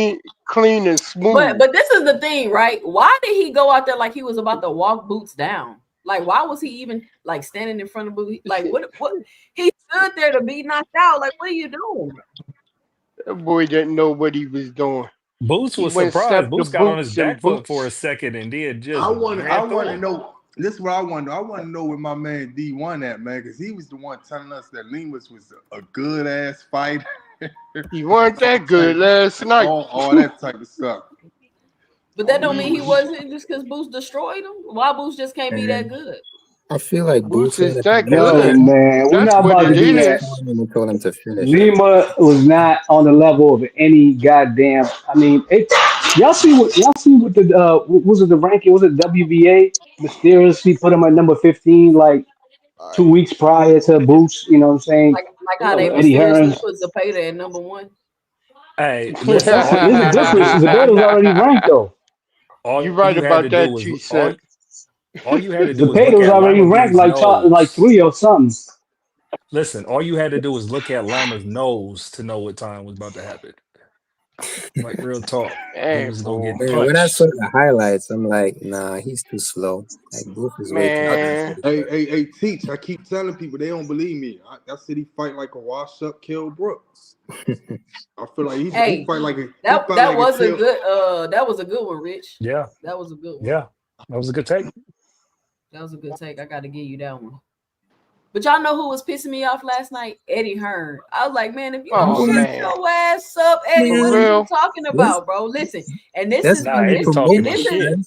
this is what I tell y'all about Eddie Hearn, right? And this is what I mean. And I say this, when y'all think of Matchroom, who do y'all think about? Y'all think about Eddie Hearn because Eddie Hearn's the star of Matchroom. He don't have you don't think of fighters at Matchroom when you think of Eddie Hearn. You think of Eddie Just think Hearn of because he's him. always in the camera, he's always talking. And this right here just kind of pissed me off a little bit. Like, this ain't Boots and Tank when Tank was coming up and he wasn't, ready to talk in the media and nothing like that. Like, Boots don't need you standing in the ring saying all this shit, Eddie. Get That's how your you ass out the promote, though. ring. That's Listen, how that you man can promote talk two for stars. himself. I He love it, just man. I love it. he was just in there trying to steal some shine. That's all it was. Seriously. Right here, we got the best. I'm telling you, this It's the guy, best and fight in we, boxing. oh Line man. him up and he'll piece them up. Virgil Ortiz will get destroyed by Jaron Ennis. I will bet the house on it with Oscar De La Hoya. It's the best fight in boxing in America. It's a beautiful fight. He's a great fighter. But this guy is another level. I'm telling you, you have got 8-10 years of greatness from this guy. He lives the life. There is nobody like him in boxing. He's going to go up. Anyone, Ortiz, Murtalayev, Fundora, Abu, Zayas, he will destroy them. Bring them on. Line them up and he'll I piece mean, them he up. not lying Virgil though. Ortiz will get... He not lying though. That's how you promote two Listen, stars. man, Yeah, That's how you Eddie promote. was able Eddie was able to talk but his at shit last night. but It at the was same everything he time, said was Eddie know. gold. All right, what But y'all at the think about same this time, list? The most exciting and young fighters from the USA right now are Boots, Floyd Schofield, Bam, Abdullah Mason, Keyshawn Davis, Derek Scooter Davis, Emilio Vargas, David Benavidez, Virgil Ortiz, and Pramil Moton. That's a good list. I like Scooter. He's nice. I like It's a him. yeah, good it's a What, good what list. was that list. list? What Nah, was nah, that list nah. Somebody representing? Is, missing. is What that was that ranked listed by? on? Somebody missing. Hold up. He has some solid games there for Hold sure. on, No, hold no. on. What was Are that Somebody they listed are on? missing. What they type of ranked fighters? accordingly or something? Because No, I don't know if I they're think it's ranked just a accordingly. list. I think it's just a Oh, list. just list. Okay, Say It's just a still, list. man. I I don't think don't. it's in order. A list of Somebody what? missing. I mean, What Boots was it? is the most exciting to watch out of all of these, though. I When got did Oh, you that David see man's over. most I got Pramel exciting Moton? fighter. Benavidez over him. It's excitement. You got Benavidez over Boots for excitement. Yep, any day of the week. Because at least with David Benavidez, man, we seen him actually perform against top level guys. And Yeah, I Floyd could see him. Schofield? Yeah, Floyd Scholes. That's Floyd? what I'm saying too. It's like, what has he done? I mean, Yeah, Yeah, but It he that's what I says brings it said. out. He's talking about exciting, the exciting. most He just talking about exciting, exciting. guys. Nah, I Exciting. don't think Floyd is Is there a reason Oh why Tank ain't man. on this based list? off what? Yeah, Is there a exactly. reason why Tank ain't on that list? It says Because young, Tank, so they say probably Tank under retired. 30. They say Probably Tank under retired. 30. Everybody on here is under 30. Okay. Okay. I definitely put Abdullah over Schofield and Boots. But it's still Man, did you it's see that kind of a far? Rich. I'm sorry, yo. It's funny that Oh, here we go, Shakur ain't y'all. on that list, Bing, yo. bing, boom, boom. Killed that That boy. person, I'm Oh, not trying to be. okay. Hey, David, that person that made that list don't know boxing. That's that. all. It's somebody's opinion, Rich. It's That's somebody's what I'm opinion. saying. They don't know boxing though. No, it's their Yeah, opinion. That don't mean they don't that's know a good boxing. list, Rich. I mean, except for the Floyd thing, but I think that's a solid list.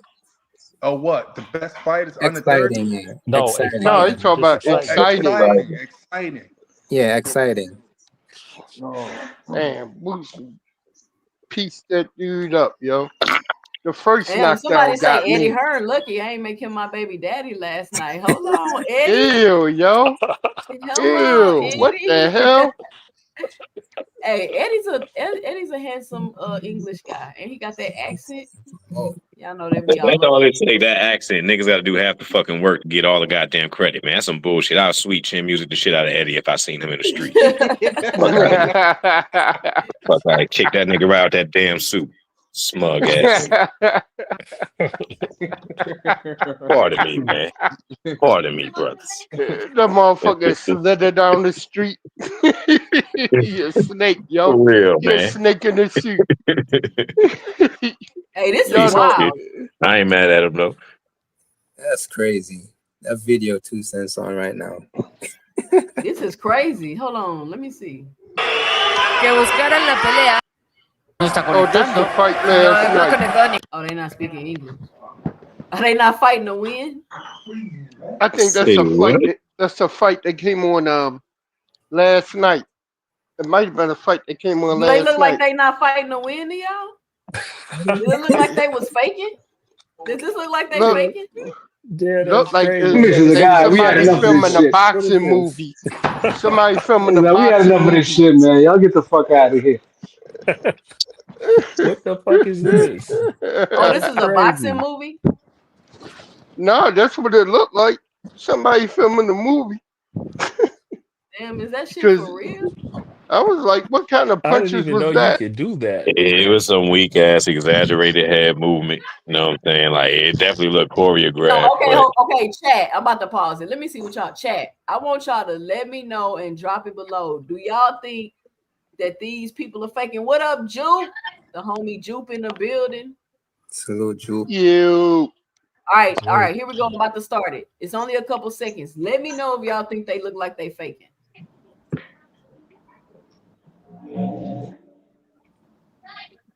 That look fake. That right look Y'all fake got as some fuck. funny ass head movement. Yeah,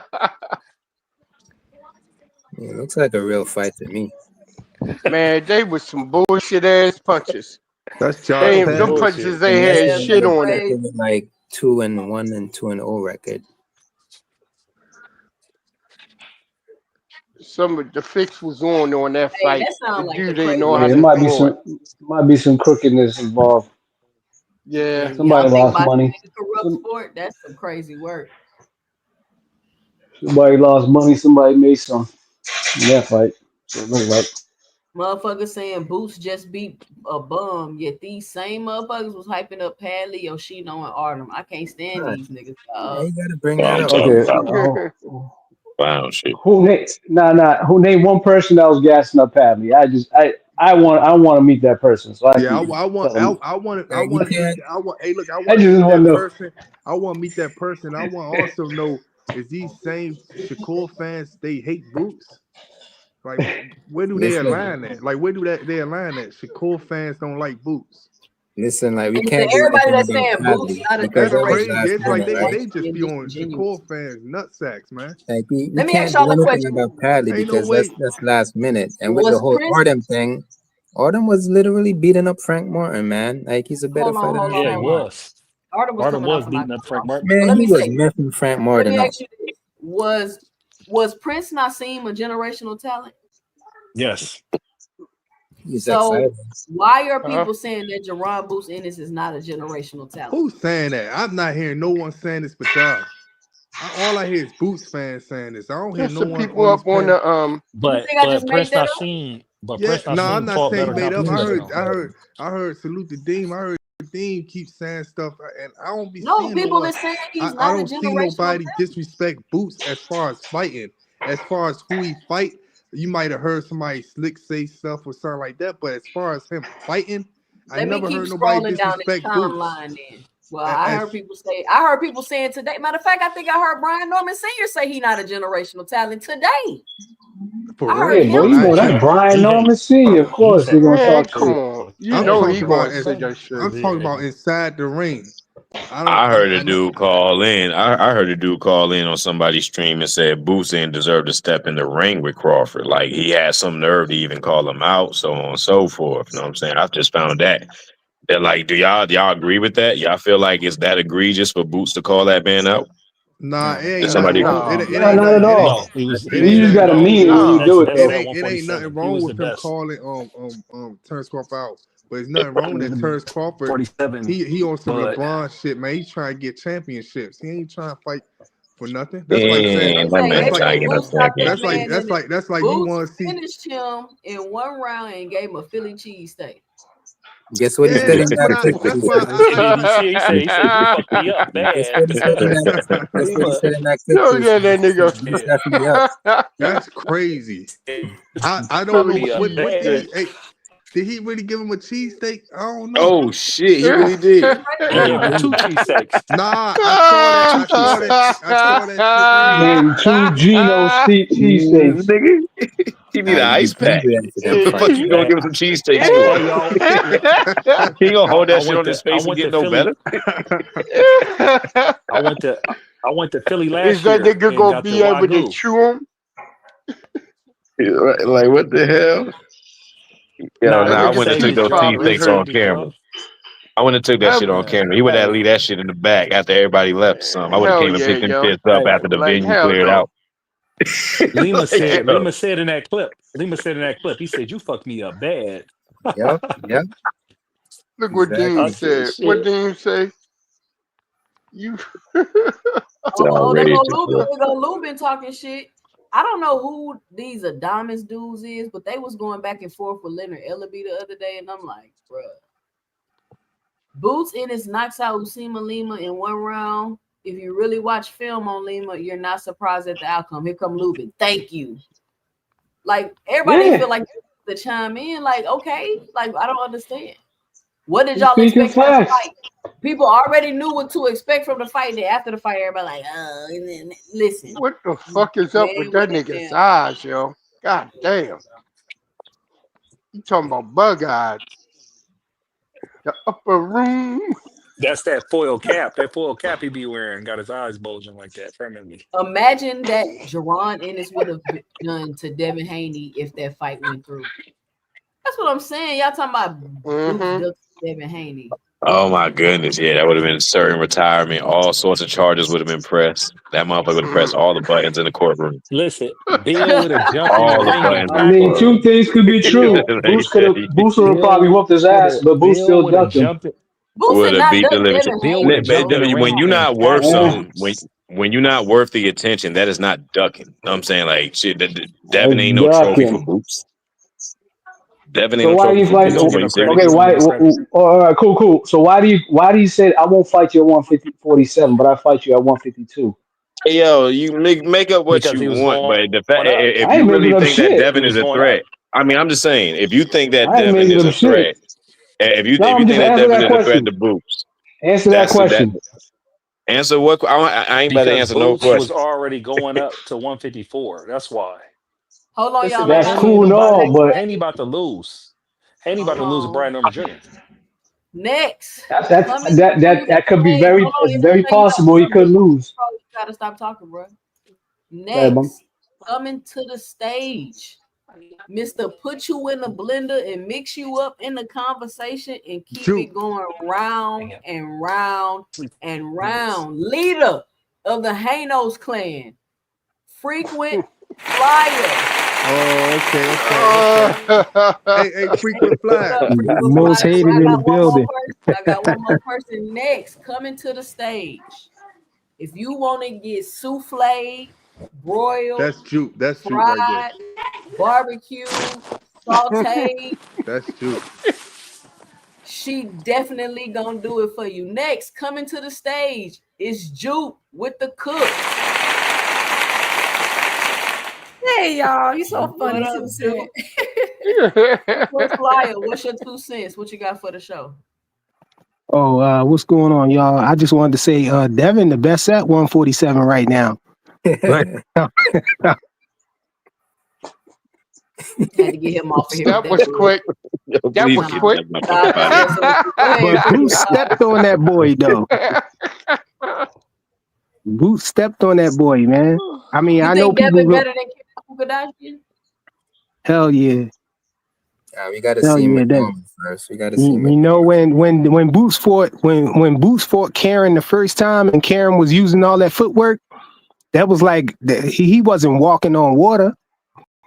So we Damn already near. know Devin walk on water. So you know it's a difference right there. So Boots had trouble with catching up to him. You know when he got on his bicycle. So imagine if Devin got on his bicycle, it'd be even harder. But yeah, I think Boots would have been drained if he would have stayed down and tried to fight Devin. So he did the right thing to move up to 154. He probably could go up to 160. You know, looking at him when he got on the scale and all of that. But I think hey, Boots a problem at 154. I don't see nobody beating him up there, especially Virgil, not Virgil. You know that style, that style matchup right there is bad for Virgil. You know, and Boots got power up there. I think Virgil ain't really fighting no slick black fighters like that. You know, with power. I think that's the reason why he was saying he need 5 years and all of that stuff when it was both at the same weight class and the matchup was supposed to happen. You know, Robert Garcia, you know, they knew that it wasn't a good matchup for Virgil Ortiz. So that's Hold all on, I this gotta is say. Boots. crazy. This is a crazy statement right here. I think this is crazy. I want y'all to think about this, and then Jupe, I'm gonna let you go. Hano I squad thought leader that said was fly right there. it might be, but it says No, that's not me. Devin is Debo when he get on his bike. So are you saying that Devin is Debo when he start running around the ring? Hey man, There's some y'all say stupid running people around out the here, man. people say running around the ring because they try to soften the blow, but the reality is can't nobody really mess with Devin footwork. When Lomachenko was fighting and doing that, people were saying, "Oh, it's the Matrix. He's beside you when he's supposed to be in front. You thought he was in front of you, and all of that."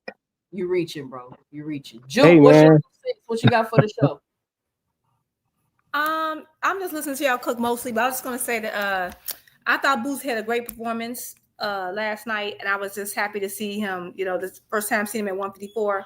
I know weak and trashy opponent, you know, because it wasn't like the best opponent. I understand that, but for as a first fight at the division, I don't really have a problem with that because 154 is like it's been one of the most dangerous divisions for I don't know how long, and so and it was like I wanted to really see him in there with someone like. Because that guy was big, like what's his name, Limas, whatever his name is.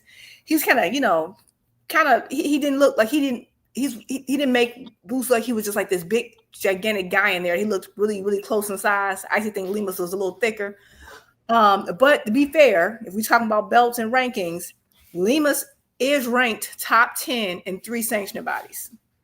So, I mean, if we're going by belts, then we do have to give credit to their rank, the belts ranking system, because if we can't say belts are everything, and then just credit the ranking system. So, but I will say, I think he looked good 154. I think he looked strong, and he still kept his speed. That's what I like to see. He did what you're supposed to do when somebody's not on your level. Get rid of them. Now it comes to like this whole fighting Devin thing. I thought that was so funny when it came out because, of course, it came out after he had won. Of course, after he already got a fight coming up, you know, with someone else. And it made sense if he's saying 152 because that means he's actually still trying to be fair because he could have just said, "Hey, if you want to fight me, we fight in 154." Because Boots made it clear the only way he would stick around for 147 is if there was a title shot, right? Like if he can unify. If there was no unification, there was no need for him to strain his body any further because he had been at 147 his whole career. It's time to make the step up. So him even giving away 2 pounds and saying, you know, if I won't even go all the way up because you're coming up in weight, Devin, let's do 152. The fact that he would even offer that to me shows kind of like him being fair because he could have said, "What do you have at 147 for me? You have Devin didn't have a belt. Actually, just came off a loss, so it doesn't really make sense." I think Devin do have good footwork, but I do need to see him fight someone like Karen because I thought Karen also had good footwork, and Karen has pop and very respectable power too. So that's actually a good matchup I wouldn't mind seeing. Can I respond to that real quick? As far as Boots, telling Devin that he'll fight him at 152, we can look at that as the same thing when Devin was at 135, and he said the only reason he would stay down there at 135 is to fight Tank. And then Shakur jumped out and wanted to fight, and Devin threw him a bone. But he didn't say, he could have said, he didn't say, I'll fight you at 142. 137 or nothing crazy, no catch weight or nothing like that. He was still trying to fight him at 135. You know what I'm saying? So it's the same thing, I think the I difference don't think that's It's an not. excuse It's to try not to when say Boots that. was going up. Boots was No, already that I going up, think though. That's the whole right. point. But Boots was it going would up. have been for, but it would have That's been not what for, Devin said but though.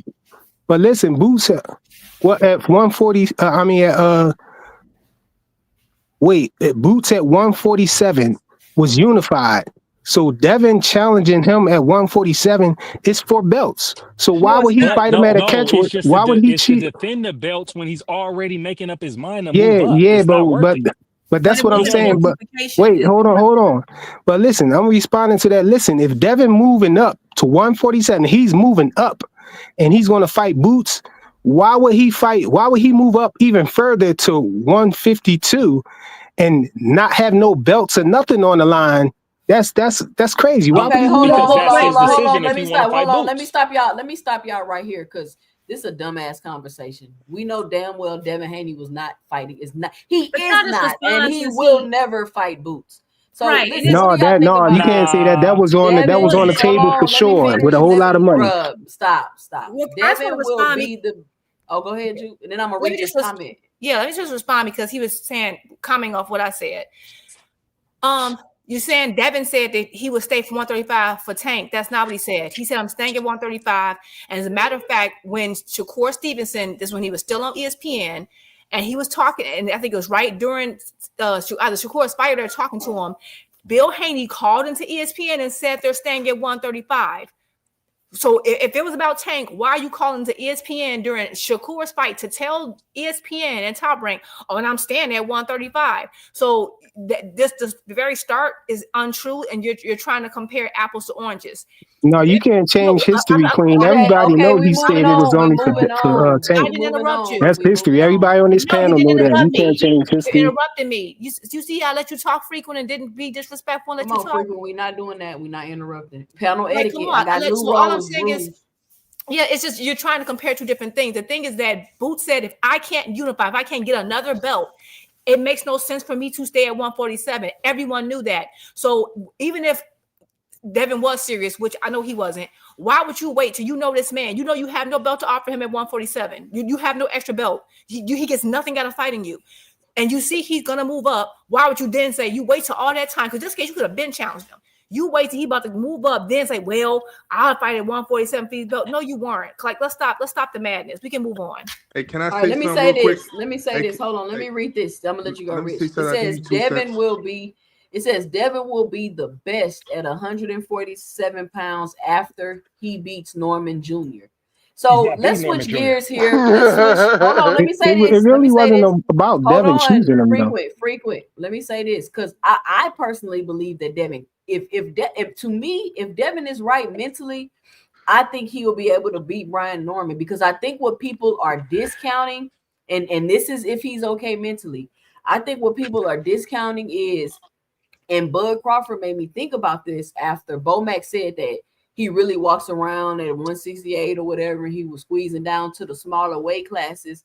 And when he said that, it made me feel like, okay, that's why we was thinking Bud didn't have a chin because he was getting hit and he was getting rocked, but it was because he was drained. So and I just seen a picture of Devin, he still looks like a big guy, but if he's not drained at 47 like he was at 35, theoretically he should be stronger. I'm not going to necessarily say he should have more power, but he should be stronger and he should be able to take, like his chin should be better. And we can't lie. Devin clearly has a and chin because he took 7 right hooks from Ryan Garcia and kept getting up. but Brian Norman but this, Jr. hits above average though. So Man, he ain't theoretically, if he hitting no stands in above front of him, average, man. he's gonna get Ryan whacked. I don't know. You Garcia. ain't watched his let last me 3 say fights. something to you, 2 You obviously cents, ain't real watched his last quick. 3 fights. Hey, 2 cents. I just want to say something to Jupe real quick because I heard Jupe say something about because I feel like we gotta start doing fact checks with people, right? I want because No, we I want don't to got to know. do fact checks Nah, because this is about people's opinion. I'm just saying though, like when y'all speak on, and I'm not a Devin Haney fan, but when y'all speak on stuff like, Devin was bullshitting about this fight, or Devin was doing this, or he wasn't really planning to do that, like, what cases have you seen him bullshit about, like fights like that when them niggas really sending offers? And the reason why I know they really sending offers is because Eddie Hearn said it yesterday, and he confirmed everything that I needed to know. He said we had a lot of massive deals over there from the Saudis. He said that in the thing. He said with numerous of fights, and he said, but Okay, Boots. I can give you a Wait. This is list if you want. people just want to jump on me as soon as I talk.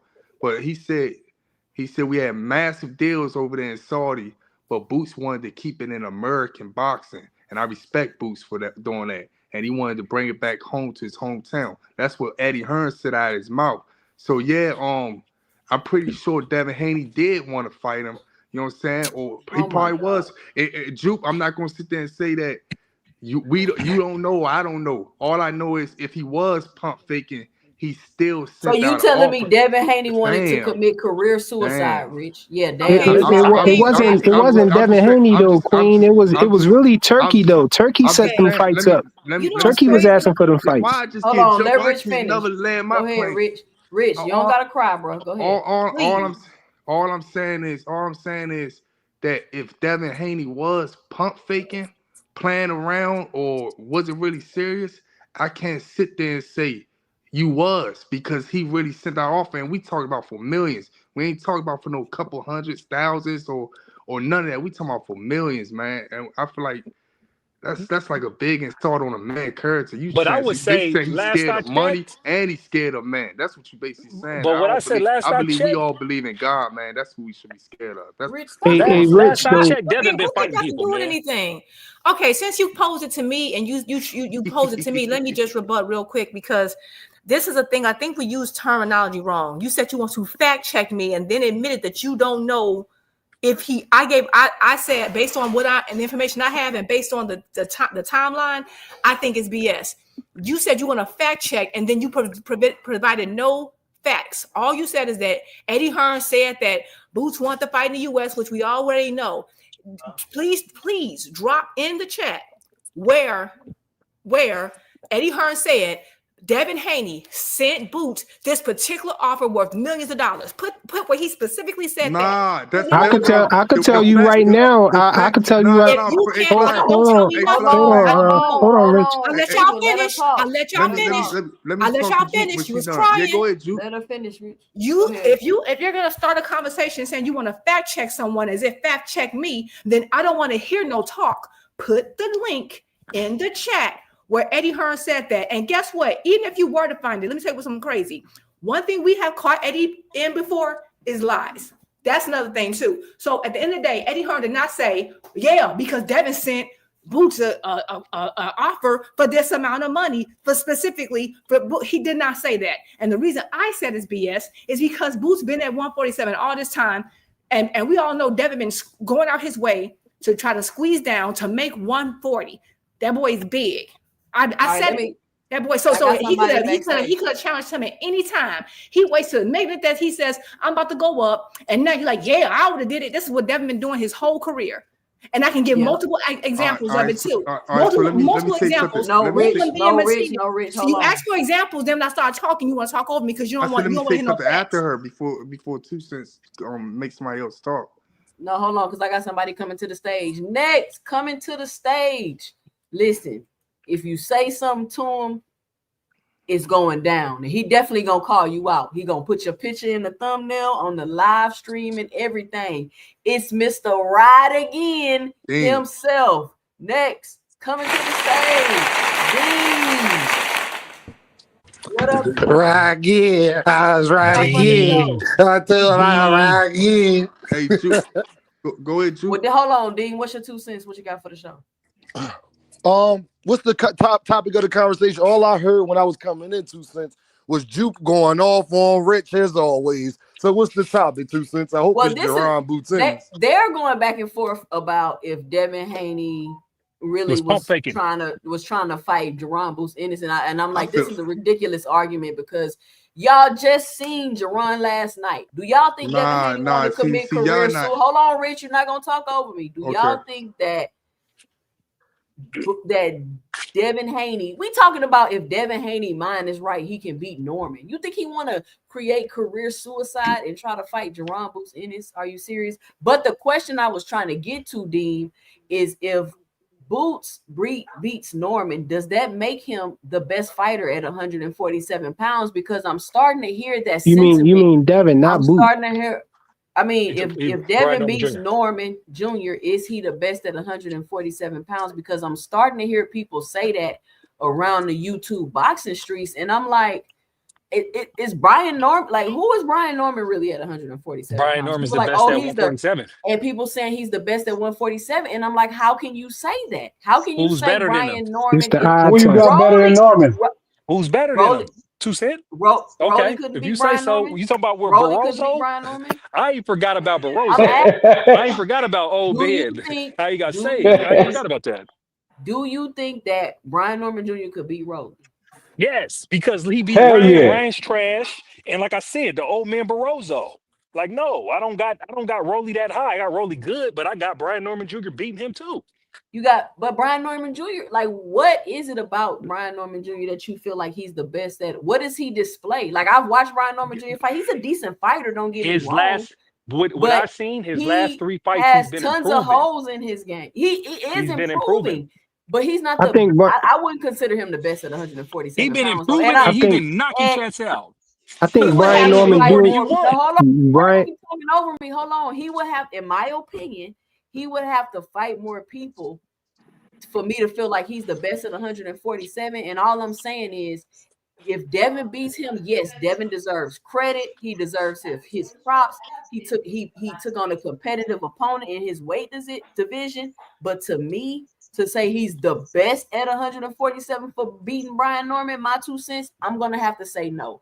I'm gonna have to say I'm gonna have to see Devin fight more people. If Brian Norman Jr. beats before we determine who's the best at 147 pounds. If Brian Norman Jr. beats Devin, would you consider him the best at 147?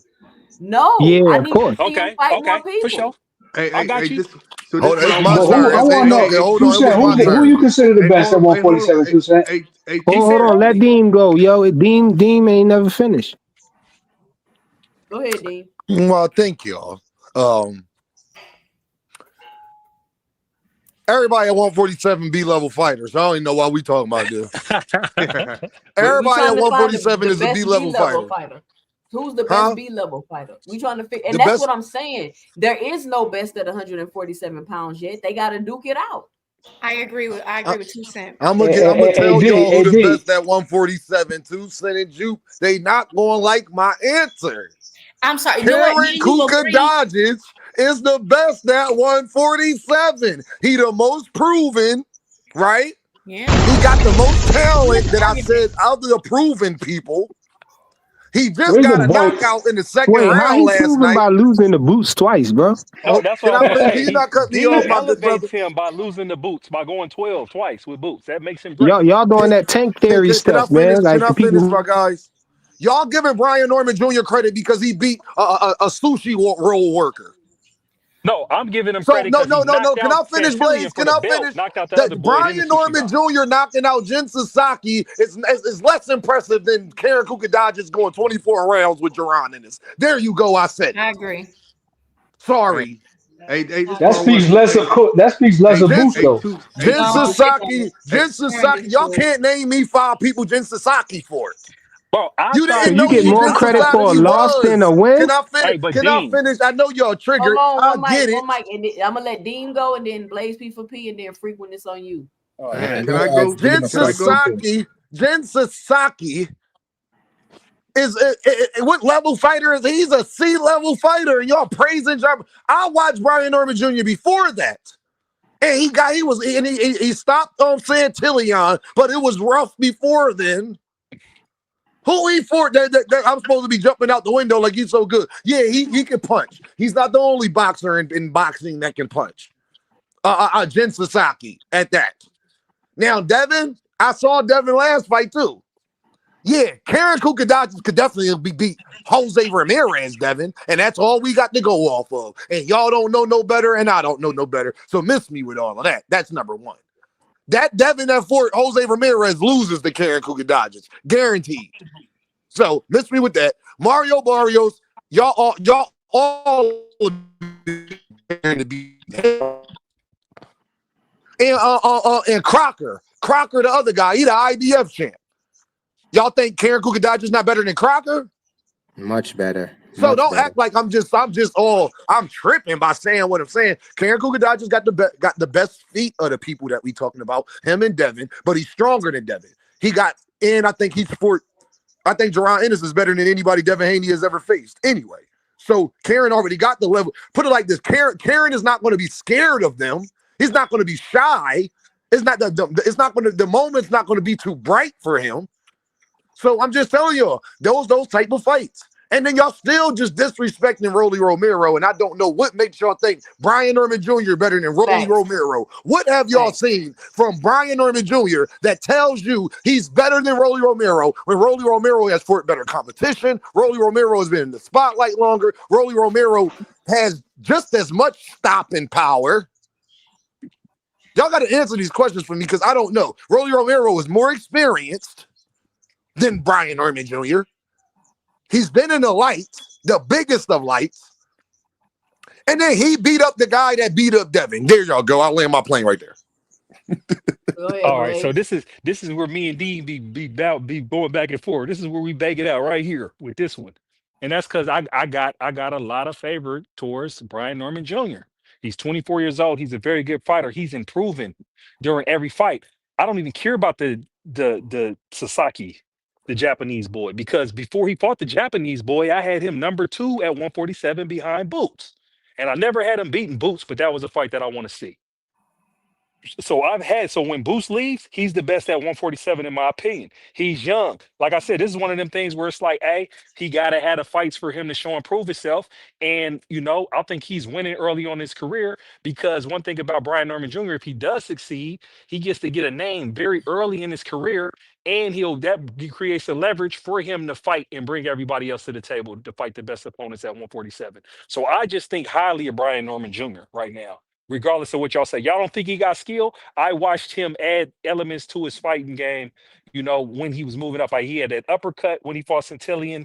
The body jab was great against Cuevas or something, the fighter before that, and then he continued. Blaze, who's improved more, Rolly or Brian Norman Jr.? Who's improved more? No, well, the thing is, what I would say is I seen Rolly improve significantly, but he got knocked out by Tank. And then they robbed Barroso. We don't have a knockout or a robbery on Brian Norman Jr.'s record. You see what I'm saying? So it's like I'm not taking it. Y'all gotta go back and rewatch that Barroso. Yeah, stuff. I'm not taking it. No, I watched it. Listen, I was watching it live. I seen what happened. That old man was on his helmet and he got saved. Put pause on Rolly. No, Rolly man, he was putting pause on that old man. Pause on it. That old man was on his ass. That old man was paused. That old man was on him. I just watched clips of it the other day. Are we doing triangle theories now? No, I don't got no triangle. That's what I'm saying. What's wrong with triangle theory? Say that he's better than Rolly Romero. If we doing triangle theories don't work. Like fuck if they don't work. I'm saying that they mess bringing up the Rolly. Who is on? It's on me now. Let me land my plane real quick. With Dean. But Dean, here's the beautiful thing about it. Where Brian Norman is positioned at 147. If he beats Haney, right, he has the leverage and the opportunity to challenge Rolly for unification. See what I'm saying? So it's like we can possibly see if he's actually better than Rolly. We don't got to debate about this. And I'll land my plane right there. In my opinion, right? In my opinion, right now, if we talking about just right now from what we've seen at 147, I would say yeah, Brian Norman Jr. is the top 147 fighter right now based on his work and what we've seen at 147 since Boots left. Since Boots left, he been knocking people out. But you can't He say been Hold on, I'm stopping tired of y'all people. talking about. I'm about to go check where Jin Sasaki ranked at. I'm tired. His last three No, I'm his tired last of it. three Juke, I'm fights or tired maybe of it. 4 fights he stopped some. Hold on, it's still on me, Blaze. Hold on. Yep. So he he's stopping people up there, and to compare him to Rolly, I think it's going to be a matter of who you think can run over the other person, because neither one of them is running from each other. I think Rolly would have a chance if he had footwork to get away from Brian Norman, but Rolly ain't that type of fighter. He a slugger, just like Brian Norman is. So I think Brian Norman probably will get to Rolly. I think his skills is a little bit higher than Rolly's, Hey, but I Frequent, think can I Rolly just is getting interject better real though. quick, Frequent? I gotta say This this. part. Hold With some on. facts. Just let me finish. Let me land though. So You get in after I Dean. think that's crazy that you said you would rank Karen higher than than Brian Norman, off a win, off of him having a loss. Well, since when we ranking people higher for 2 losses losses. We than a did it with win? Sean Porter. We That did it was with No, all but Sean he Porter. said We did it. All losses aren't he said created equal. going to Somebody has to he lose, said and you hold can't have on. a quality loss. Let me He said by going 2 24 quality rounds with losses. Boots is more impressive than Brian Norman knocking out Jin Sasaki. Since when we giving somebody a higher rank because of them losing to somebody but making it through the whole fight. Like, I think that's diabolical. But Pitbull Cruz got a lot of credit for going 12 rounds with Gervonta. We just did it with Lamont Roach. Devin matching up with Karen, I think Devin definitely had a better footwork, so Karen definitely ain't better than Devin. I wouldn't put him above Devin because it seemed like that's why he's trying to rank Karen high, because that's the only thing we saw from him is good footwork. Or being able to last with Jaron, being able to last with Jaron Ennis for 24 rounds was because of his footwork. That's the only thing it was. People was trying to cook Boots by saying Boots can't cut off the ring because of his footwork. And we know what Devin did to Ramirez was better than what he did to Boots, because Devin actually won. And the What last Devin thing, did to him, or did Wesley with him? my last thing is we heard Turkey come out and say that Devin will fight anybody because he was impressed or by the fact that he offered Devin a few fights, and Devin never said no to any of the fights, including Boots. Boots was one of the people on that list for the people that because we was talking about that right before you left. Before you came up here, Dean. But Turkey, it wasn't that Devin was trying to just call out Boots. Turkey was trying to set up fights, and he was trying to set up somebody for Devin to fight, and so it was his hand. It's not that Devin was pump faking or nothing like that. It was all Turkey work. It was what Turkey was trying to see. So Turkey tried to get him to fight T.O. T.O. backed out of that. He tried to get Boots to fight him, and Boots, Turkey was impressed that Devin wasn't afraid to try to fight Boots. He said yeah to the contract, and then we saw the last one we saw was that's how we ended up with this Can I fight that bring we some got facts now. up?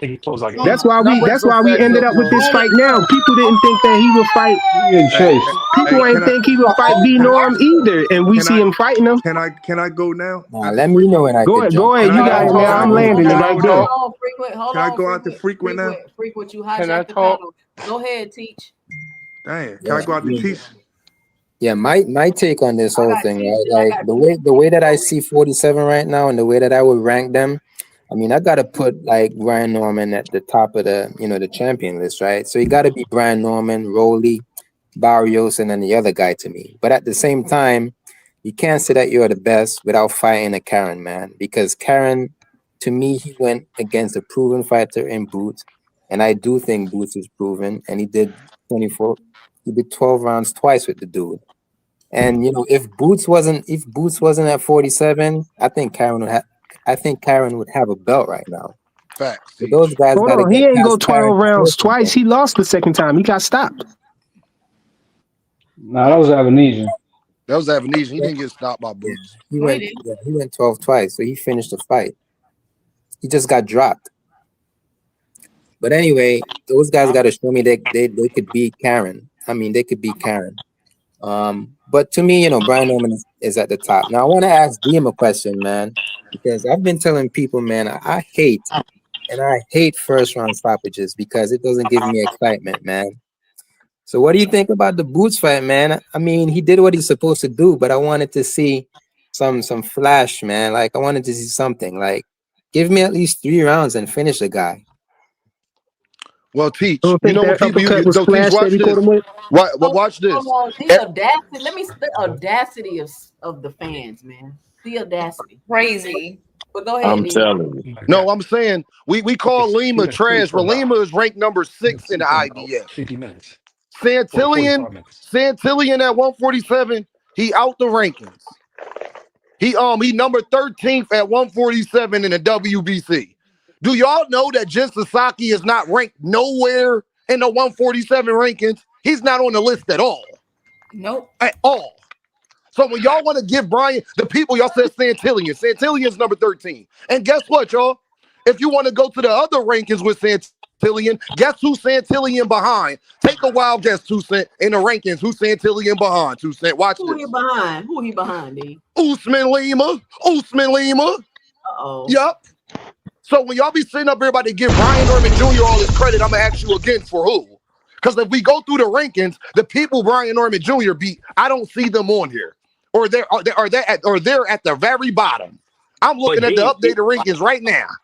Demon ain't for who it's the eyeball test with inside the ring, bro. Like I told you, And that's why I'm going off of Karen. I seen Karen eye test, and I know that he got outboxed Brian Norman Jr. I seen Brian Norman Jr. leave his face open. I seen Brian Norman Jr. not do well against boxers who got good feet. So that's why he's going to have trouble. That's why a lot of people are picking Devin to beat him for those same exact things that Karen possesses. The difference is Karen's more powerful than Devin. So you got a chance to get knocked out. Why are we acting like we ain't just see Karen Kukadadji's last night? Yep, I saw that. Hold on, let me go. Go ahead, Juke. What you got, Juke? And then it's on Rich. Thank you. I was just gonna say, yeah. So I agree with a mixture of what everybody's saying. For me, I think 147 is so fresh because, of course, like a lot of the old people, like the older people left, like Spence, Bud, and Boots. So to me, I think we just really have to see everybody fight everybody, right? Because we can't. I was waiting for somebody to say that. I appreciate it. Yeah, I'm trying to be as fair as possible because the landscape is changing at 147. It's not solidified talent. Right, and so it's 47 right now. But I will say this, based on what I've seen someone tested, like we arguably, I think it's arguable, but for most people would agree that if they had to say who's the best at 154, most people think it's Boots, right? Karen did show really good skill against someone as good as Boots. So I understand he didn't win the fight, but it's like who else at 147 has fought anyone anywhere near good as Boots? No one. Right? No. The only person we can say has fought someone that skilled is Rolly. And speaking of Rolly, I hate to say it, but technically he has the best win at 147. Talk about it. He has the best win at 147. He does. I know no one wants diabolical. Ryan Garcia is better than Jin Sasaki. Well, let me finish. Come on, y'all. I let y'all. Ryan off the juice is trash. My fault for interrupting you, but I just need to say that. Okay, but no, you could have waited to say that. The point is that, like it or not, Rolly has had the heart. He's been in there with people who are exceptionally skilled, and I mean, that's past when he looked good. Of course, I'm actually so funny. I'm watching the fight with Barroso right now, and I rooted for Barroso, okay, because he's older. Anyway, but he has been there. We've seen him improve. And he does have the best win. And we're saying, right, like, so for the people who are arguing, okay, well, we can say that Devin versus Norman would be the best. I can see that that's arguable, right? Because with the eye test, right? But again, if you look at Norman's best win is who? That's a Sasaki gentleman, right? But I also saw him look not so good against Boca Chica, and he got knocked down twice. I saw, Devin has looked good, right? The last 2 fights, not so great. But we're saying that whoever wins between those two is the best. But literally, Rolly beat the guy who beat the guy we're saying is one of the best. So Rolly technically has the better argument. I know I know we never thought we'd be here. but that's just the reality. Can I jump in here real quick? Let me say We something. never This know, is getting baby. ridiculous. That's the This is getting ridiculous. Oh man. Can I say something now? Hold Hold on. on, we got, Let me. I'm hold done. on. We got Rich, and then we got David Lynch. All right. What's up? I feel like if you move if Tank and Shakur move up to 140 at the same time and fight Oh each other, boy. I'm just saying some real shit. I don't feel like we're gonna sit there and say, oh, Tank's the best at 140 if he beats Shakur, or if Shakur beat Tank, I'm not gonna sit there and say Shakur the best at 140 because they ain't fight nobody that been in that 140 division in a while. Exactly. So I'm not gonna sit there and say that. So when you say Rolly and Ryan ain't did shit at 140 and he ain't did shit at 147. So I don't even feel like that he should even be in the conversation. Now as far as They Rolly, fought each other at 147. as far as current and I can't sit there and argue with Dean. All I can say is current loss, but he's still at 147. He's been up there basically his Yeah. whole career. Same with Brian Norman, been up there his whole career. So it's for you to say some people that at 140 move up to 147, they just jump in front of a nigga that been up there his whole career and got a belt at there too. I don't believe that. I could never put no Rolly or no Ryan in front of no Brian Norman. I don't care how good the fight was or whatever. They've been at there their whole career. I wouldn't do that to no other boxer that been at 147 their whole career and fighting people like that.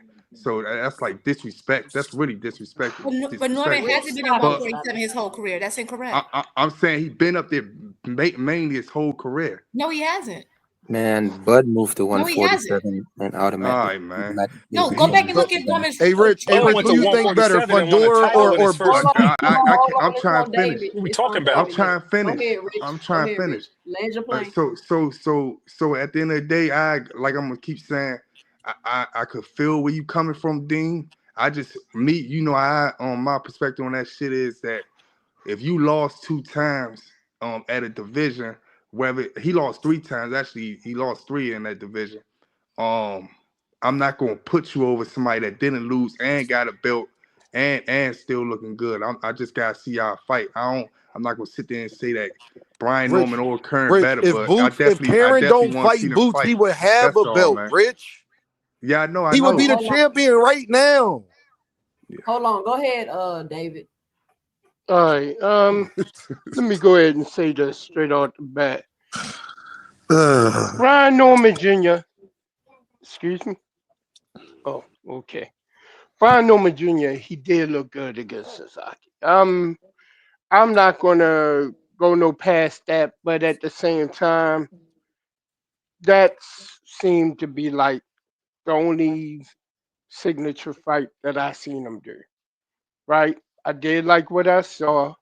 I did see highlights of him fighting, but I never sat down and watched And that's why you and need to watch him. eyeballed them. Excuse me. That's why I All right, encourage you to go watch him. all You'll right. think more Look, look, highly of him look, if you look, look, watched him. look, That's it. look, That's all I'm look, saying. look, look. Let me finish talking before you even open up your Go mouth. ahead, David. Go Yep, ahead, David. bet. Go ahead. Right. So what I did said I did like. What I did see I did like. Of course, tremendous power. And I saw he do have some footwork. He do have some footwork, but I gotta watch him more tightly. All right. Number two, when it comes to Mario Barrios, I don't know. It seemed like he get up for certain fights and he's down for certain fights.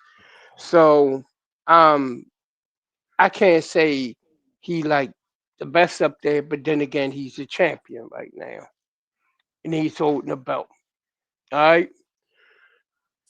When it comes to Devin is the unknown right now. The reason why I say that, we know what we saw from him in the past, but we don't know what Devin we're gonna get now. Okay? Off of that fight when he stayed on his bicycle and he was riding like he was in a fucking marathon or whatever, that was something different, but it kind of stuck with me on my first thoughts about that fight and about how concussed Devin probably still is. You know what I mean? Seriously. It takes like a couple fights to get over getting knocked the fuck out and beat around the ring like that. Seriously. And he was taking left hook after left hook after hard left hook. He had the I got He ain't 6 put himself a straight knockdowns right. in that fight. Oh yeah, straight right too. You know what I mean? But you know what I mean? It's all gonna look. This fight coming up with Devin is gonna come down to this: how he reacts when he get plucked for the first time. Is he gonna hop on that bike, or is it gonna be hard enough that it's gonna stun him and his eyes gonna open up like a deer in the headlights, like they did when Ryan was hitting him? All right, we got You know what somebody I mean? backstage, but I want to say this. I hear Bill coming out. I'm about to bring you up if you go backstage, but I hear Bill coming out saying Devin Haney gonna step to Brian and this and that, and I'm like, and people want to clown Devin about him running around, moving around the ring. I'm like, he better move around the ring. Like, you better move around the ring, Devin. See, nobody expected you to move around the ring against Ramirez. We thought you was about to go in there and stop him. People not expecting you to go in the ring and go step to Brian Norman Jr. Nobody expecting you to do that. You better go in there and move around the ring and do what you need to do to get a win. This is one of those fights where you need to do what you need to do to get a win. Next, coming to the stage, he got the facts, he got the muscles. When it's time for a debate, he got the links in the private chat with the receipts. Always coming to shake the table. Tony, review. What up, Tony? What's your 2 cents? What you got for the show? So, Tony. How you doing tonight? What up? What up? What's up? We talking about Ennis? You could talk about Ennis, but we was talking about if Brian Norman Jr. is the best fighter at 147 pounds. Hell and no. If Devin beats him, is Devin the best fighter at 147 pounds? Look, man, Brian Norman's so trash. Devin already ranked number 1 above him. He ain't even got a belt. Devin about to go in there with them Infinity Stones with that gauntlet, and he's about to smash him. Like it's gonna look like end game because he's gonna disintegrate in front of him. He ain't gonna know what to do. He ain't gonna know where to go. Devin gonna stay on that back foot. Y'all gonna be mad because he ain't never gonna touch Devin. And y'all gonna say, man, this is a boring fight. This is a boring fight. Yeah, Devin won, but he didn't do nothing. And that's all it's gonna be. He's gonna make him look dumb, and he gonna come over there, and then Bill gonna talk the most shit right after the fight is over. I hope so. I hope so. Part of me believes that, but there's also Brian Norman Jr. is gonna knock him out. There's hold on, Blaze P4P. There's also part of me that just is questioning Devin's mental state and what's going to happen when it get hot in there. Look, that's the thing. I'm gonna answer that for you right now. Let me tell you something. We already saw Boca Chica make Brian Norman Jr. quit in a fight that he was losing. He talked about, I can't see, I'm blind, started walking around looking like Ray Charles. Faked the whole fucking thing, in my opinion, just to get out of a fight that he should have lost. So when I look at Devin, we watched Devin get floored probably like 30 times. He shit himself in the ring, but he kept getting up with a poo running down his knee. He didn't stop. He kept coming forward. He kept fighting.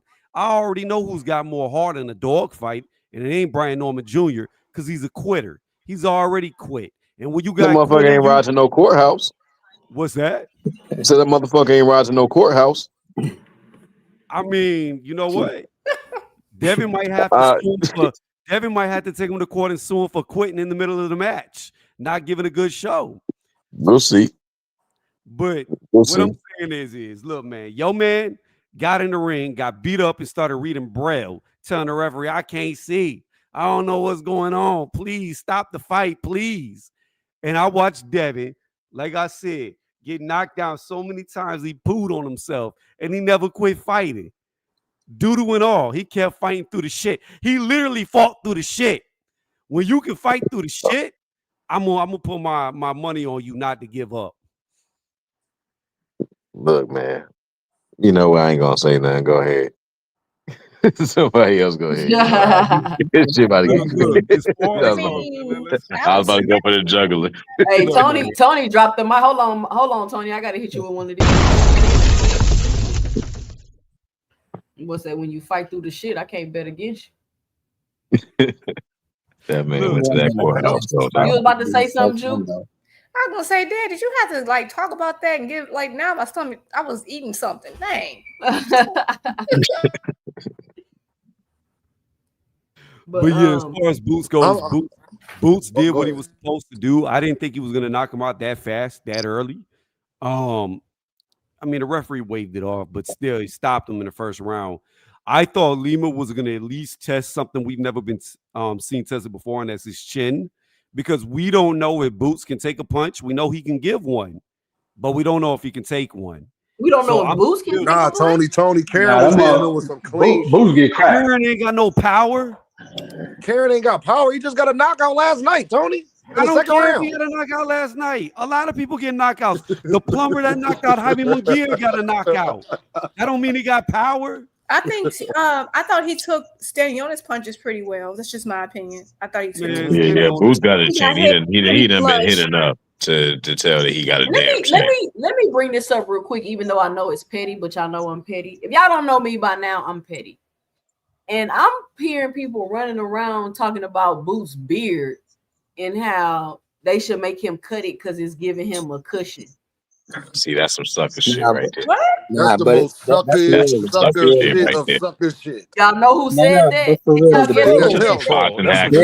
Boxing fucking hacker. Guess who said Dean? I'm gonna see if y'all can guess who said it.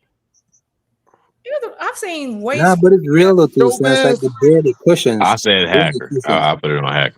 I've seen guys fight with much scruffier beards. What's the guy that gave? That sounds like some shit showbiz is saying. Man, they had Broner cut his beard. He might have said it. But Oh, is somebody on the panel or somebody with a channel?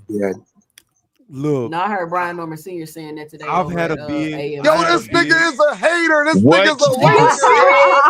This nigga's a liar. This nigga told me on Fanon he don't talk about that nigga every day. 2 cents. That nigga left Fanon channel, went right to Mill City Boxing. 20 minutes later, that nigga's a motherfucking fraud. And he talk about him again. I should have known his ass. See, my son, see, they need to make Boots cut his beard because it's just gonna give him too much of an advantage because he looked like Superman. Shut your ass up talking about 2 cents was there. That nigga gonna blame Mill City talking about I did that interview a month ago and they clip it up and I don't be wanting to talk about Boots. I don't be wanting to talk about Boots. They asked me about Boots. Man, shut your ass up. I'm sorry, my fault. Let me say this. Because this is, and this, I'll say it at the beginning of the show, but all y'all weren't here. We got 50 people in here. Y'all be sure to punch that like and subscribe button. Hit the like button. Be sure to help support the channel. I do not be turning my monetization on because I don't want y'all getting interrupted by commercials. I feel like it messed up the flow of my show. So y'all be sure to help support the channel by hitting the Cash App at $ 2 cents boxing or leaving your 2 cents below in the Cash App. But my biggest issue that I really have with Brian Norman Sr., besides, I don't really have an issue with the fact that he gossip a lot, but he continues to like try to talk and point out Boots' flaws and things that Boots do.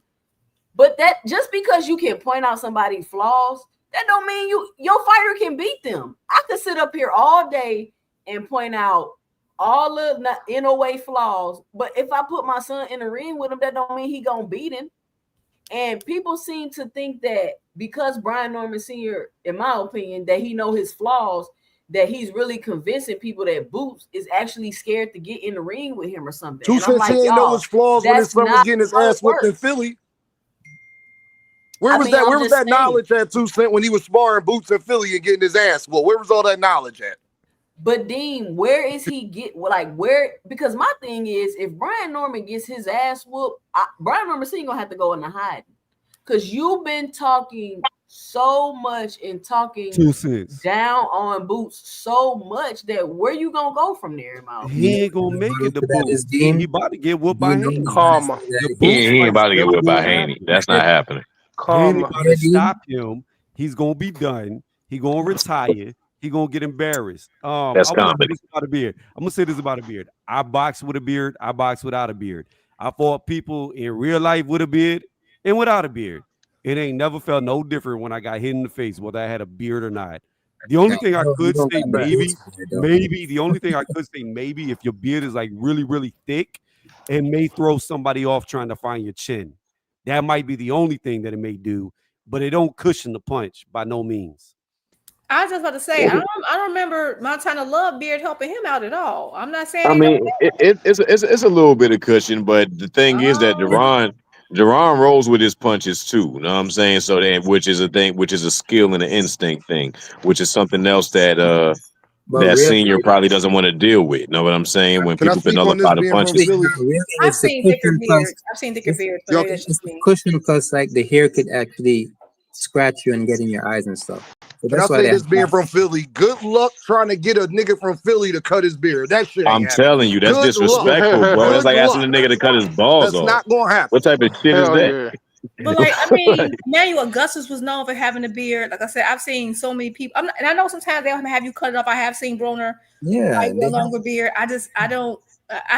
Whatever it is, I don't think it's if there's a key to beating Boots, I don't think the beard is the thing. That's just all I'm gonna say. I'm not saying that there's advantages, whatever. I don't think that's what's keeping his head on top, like hit him from not being knocked out. I just think I don't think that's it. I think he's just I thought you was gonna say somebody from the panel said that shit. I didn't know you was gonna say an actual coach or a fighter said some sucker shit like that. That's a somebody dope was right asking, there. let me tell the full story in context. Nah, but Somebody was Ironheart, asking it is a about it. thing, though. It is a Hold on, thing. Teach. Somebody was asking about it in the chat. He didn't come out and say it. Somebody was asking about it in the chat, and he was like, "Yeah, you're supposed to cut it, and it do this and that." And I'm like, "Come on, senior, like, come on, bro. You know that beard ain't making no goddamn." And this is just the pettier somebody is about a fighter, you know, that's how good that they're doing. Like we all the way down to the man beard, like that's crazy. Don't Baturbiev got a beard? He does. Not one word ever said about it. Yeah, he sure does. As a matter of fact, a lot of those the guys from like Eastern Europe, yeah, they're Muslim, the Eastern Europeans, and they keep their beards and no one says a word. You have the short beards, that's why. No, it's not that the beard is short. It's just that the hair is they're having. No, I said sharp. Like we have short beards. It's discriminatory based on hair texture. Yeah, what type of shit is that? You know what I'm saying, I guess you got to be darker than milk for it to fucking matter. So they got it's the same amount of hair. I've been on a panel where to discuss this before with the beards and stuff. I'm claiming discrimination because you know what? If y'all not gonna say nothing about these boxers coming into the ring with their shorts all the way up to their nipples, I don't want to hear nothing about no beard. Hell yeah. Like I said, Drew, good luck getting a dude from Philly to cut his beard. That's not going to happen. It's just not. Y'all look at this man beard. Like, look at this man beard. What Man, good luck getting a man to cut his beard. Because if you cut your shit off, you're not no man to me. I don't give a fuck nobody. I done lost jobs behind that shit and everything. Ain't no way in the fuck you gonna get me to cut my beard just to fight a nigga. I'm gonna fight y'all motherfuckers as soon as I cut. Yeah, they acting like he got the coily hair. It's not like okay. That's a damn shame, y'all. We gotta hate on Senior that hit an all-time low. They gotta hate on Boots so much. He want the man to cut his damn beard. He want that man to take a loss some type of way. He don't care if he gotta lose his beard. He don't give a damn what he gotta do. He want Boots to lose something. God damn. Some coward shit right there. I lost. I lost. Sin, I did tell him no sin. I did tell him on Fanon channel. I told him, I said you need to be worried about the real Tank, the one that had your son gripped up. You worried about Boots. You need to be going to go find Tank, the one that had that stocking cap on with a flannel in the summertime. I don't even damn. I don't know about that story right there. Yeah, he gripped that boy T-shirt up. I did the interview with Brian Norman T-shirt. Y'all can go check it out. I like Brian Norman. I just think his father just be trying to get under people's skin. I think he just be talking mess. Yeah. I think that most fathers is overconfident. Not even overconfident in their son. They got to believe in their son, man. I think that the fathers is doing their job for the most part. I think Bill is doing his job with a little bit of damn icing on. I don't know if that's icing on top, but we could call it icing. But Bill's definitely doing some extra shit. But as a father, overall, I think that motherfuckers is supposed to gamble on their children, man. Like, that's a, spitting image. I ain't mad at them. Sometimes it's a little uneducated. Sometimes it's extreme. But overall, I think everybody's hearts I'm is in the mad right at place. them, man. I'm mad at them. Them niggas ain't doing nothing but making their sons co-main fighters. All dads who talk a lot were they sons. They all co-main fighters. All the dads who shut the fuck up and go about their business how they supposed to, they son main event fighters. David Benavidez, Jaron Boots Ennis. Then you got Brian Norman Jr. and Devin Haney. Prime example. But Devin Haney's been on bigger cards than Brian Norman. I don't want to hear my that goodness. shit. Who let this guy Oh back up here? damn! Let's not do that. Where the hell he come from? Damn. Abdullah Mason was a goddamn headliner, and then Devin Haney and Brian Norman. Who's Do you been on like bigger Abdullah cards, Mason? Abdullah or Devin or Boots and Devin? Huh? Devin's on bigger cards than both of them. Devin, it don't matter what card he on. He on the card. He ain't the card. He on the bigger card. cards than both of those guys. That nigga's a co-main fighter because his dad talked too much. On a stack card, right? But It all the shouldn't cards matter. that He's an all the cards undisputed he's been champion. on He's the most have been accomplished bigger person on the than card. Boots cards have been on, right? Bro, Hey, Javante Hackett, Davis will never he be the has the co-main. most Stop it. Terrence Crawford will never be the co-main being an undisputed fighter. Stop it. Whatever argument you're about to make is about to get bad. Boots could. I'm gonna go ahead and quote you, boxing hacker. He should be He's a a co-main. legacy fighter. Boots definitely could. He's the youngest undisputed. Why he ain't headlining? Thank you. You said what? Boots is Youngest not going to undisputed be a ever. co-main fighter no more. That's over. Somebody tell me why Lima stood in front of Boots more like this, popular, like Boots he or was really Devin? trying to walk him down. This shit is crazy. What you say? Again, I'm trying to Who's more tell him popular, Boots Boots or has the Devin? fastest jab in boxing, man. Bro, all I know is Club Shay Shay and Nightcap was talking about Jaron Ennis 10 minutes after the fight stopped. That's all I know. They wasn't talking about Devin and fucking Brian Norman Jr. Boots' biggest moment was sparring Canelo, bro. Bro, Boots and Virgil Ortiz would be a main event. Shut up. Hey, no, y'all. Let me get this part off. If Boots and Virgil Ortiz was fighting, they would be the main event over David Benavidez and Anthony Yard. Facts. I don't know if that's true. Facts. I would agree. I don't know if that's true. Facts. I can't call that. I true. mean, Do y'all feel like Turkey is because Shakur versus Zepeda was a bigger fight, and they were on no. Shakur versus Zepeda is not a bigger fight than Virgil Ortiz and Bryce. See, you're lying again. Now you're lying. That's not true. Hey, do y'all feel like what these bozos is saying about Boots is pretty much the same thing that was going on with Spence? Because I recall very handily at the time where he was trying to get Keith Thurman to fight him for all those years. Keith Thurman drowning him out until he finally saw a weakness in him, right? And then it got to the point where it was Danny Garcia and what's the other guy's name? Sean Porter. It's both Danny Garcia and Sean Porter. You know what I'm saying? I want to say Spence was probably like 25, 26 and whatever the case may be. Both of them got up there and said, like, yo, who has Spence fought? He ain't fought nobody. They ain't prioritized to see him, blah, blah, blah. So people were like, yo, Spence, the same narrative was going on. Do y'all remember this? The same narrative was going about Spence not fighting big names. He ain't getting he's not getting good fights and so on and so forth. They want to see him against better competition. Then Mikey Garcia stepped up and risked his oath. And when Mikey Garcia stepped up, that's when Danny Garcia and damn Sean Porter switched their tunes. But otherwise, they would have drowned Spence out until eternity, looking for a fucking weakness before they fought him. And this is the same shit that it seems like is going on with Jaron Ennis. That the people with certain names or certain people with certain status is trying to stay away from him until they develop whatever confidence somebody else does a piece of the job. And then they'll probably come in and try to capitalize the rest of the way, like we know some strategic champions. And they're gonna be waiting forever for that. They'll be waiting forever. About EJ. EJ was known to be good even before like he became popular, like from his sparring and his amateur days. Like, so like fighters know who's out there. They just sometimes fighters just don't want to fight the person at the moment, so they'll push a narrative, but they know who's out there, who's not out there. You know, so that's what I'll put it like that. I think everybody knew EJ was one of them ones, you know, but people didn't want to right. But you seen that they was trying to pull status. Both Danny, and neither one of them motherfuckers didn't accomplish anything themselves. Their biggest accomplishment was losing to Keith Thurman.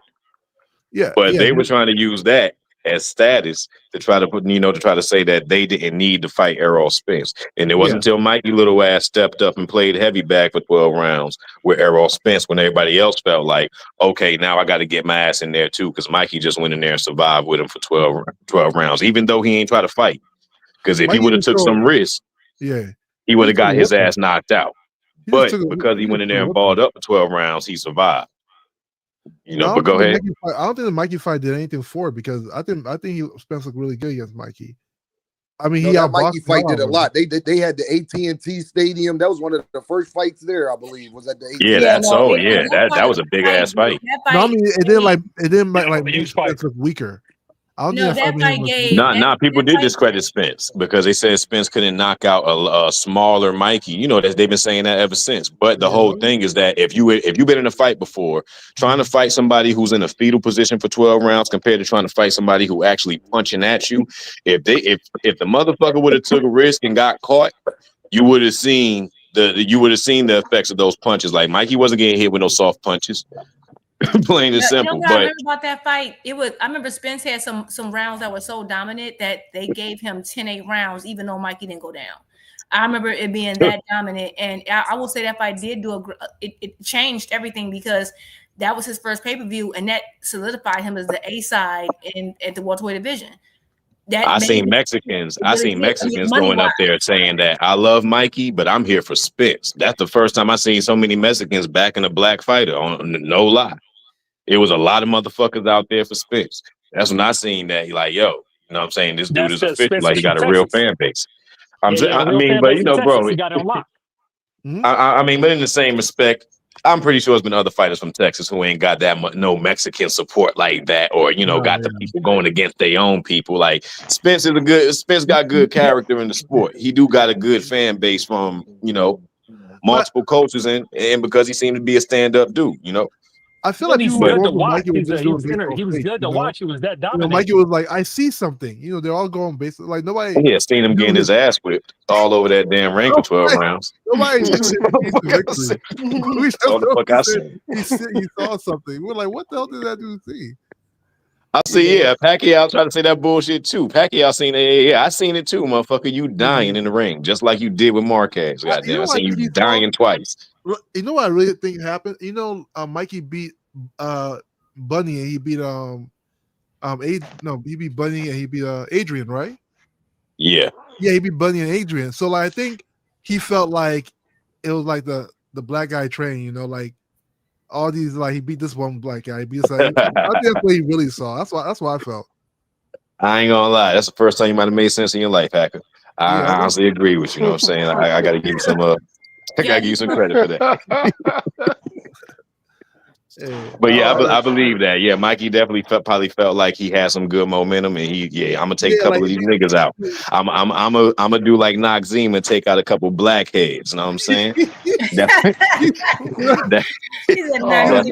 how they have the Mexican assassin? I think he wanted to be a black assassin. Like the opposite. Like, straight up. He found out all the motherfuckers ain't easy to get out.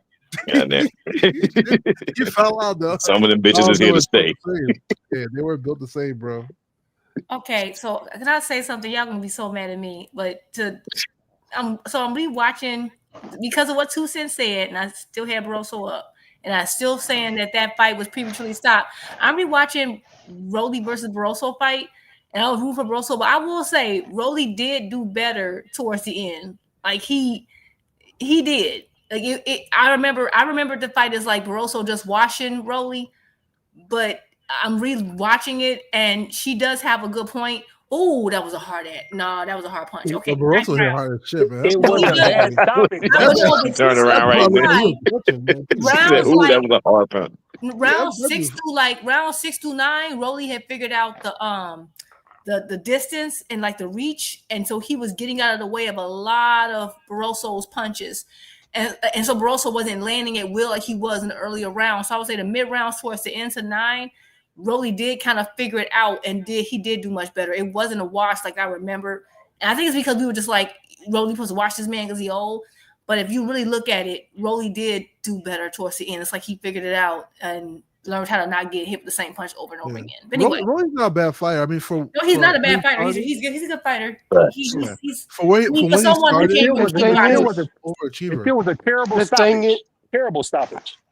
No, I think that was a bad stoppage. I'm agreeing with the stoppage. I'm just saying, round by round, looking how he boxed, he really did. Like he kind of he did the right thing. He started pot shotting, getting out the way, hitting and not getting hit. He really did better in the later rounds, even though it was a terrible stoppage and he was starting to hurt Burrow. So I'm just saying it's not as bad as like in the moment. You know, like in the moment you're just looking at the fight and you're like, oh my God, Rolly got beat up, but he really didn't towards the end. Like it was just the earlier rounds that Rolly always was a little sketchy. Now Pitbull beat the brakes off Rolly. I ain't gonna lie about that. No, I'm rewatching it right now. No, I thought so too. You feel like Pitbull didn't beat the brakes off? I thought he did. Oh, I thought you said Pitbull. I'm sorry. I think it's about Barroso. I'm sorry. No, hold on. No, Pitbull did not. Let me tell you, Pitbull did not. He didn't do it. No, Pitbull was red. Let me say this. Pitbull, that was a good fight. The Pitbull fight is what really changed my mind. Not changed my mind, but it really helped me to see how good Rolly has gotten. Because if you go back and that is Rolly's best performance, even though he lost. Rolly tried to box and spin Pitbull. And when I watched the interview he did later, I mean, I know it's not a quote unquote excuse, but he was drained in that fight because I was like, Rolly is getting in and he's trying to get out, but he's staying in the exchanges like a second too long. And he's getting caught by Pitbull. And I'm like, why? Like Rolly's quicker and more athletic than that. Like, why he can't get out? Why he can't like move like he need to? And then once I seen the interview where he was saying, you know, he was like really drained that fight. He should have been trying to cut and make that weight to fight at that weight class. It made more sense.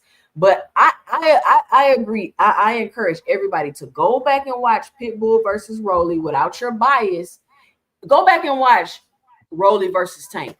And then watch Pitbull versus Rolly and tell me that Rolly look way better. It's the tale of two fighters. No, I think Pitbull. It's the tale of two fighters.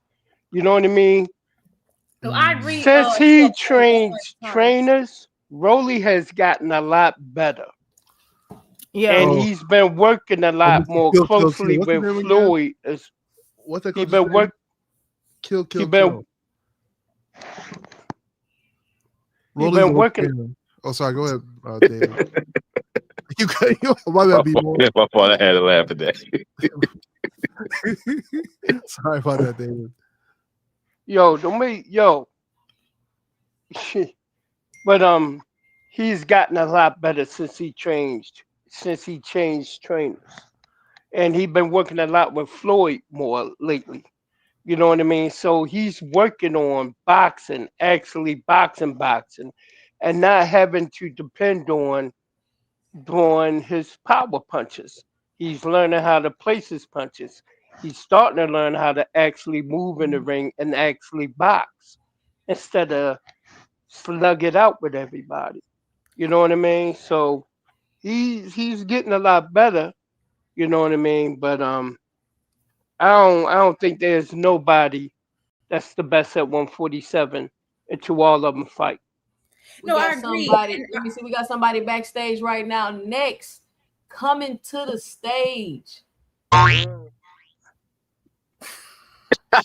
up. Oh man. Hold on, that was the worst intro. That was the worst intro right there. That shit went doink. I mean, that was wild right there. I mean, that only show her hate because you know what I mean. Bender gets respect everywhere you go, man.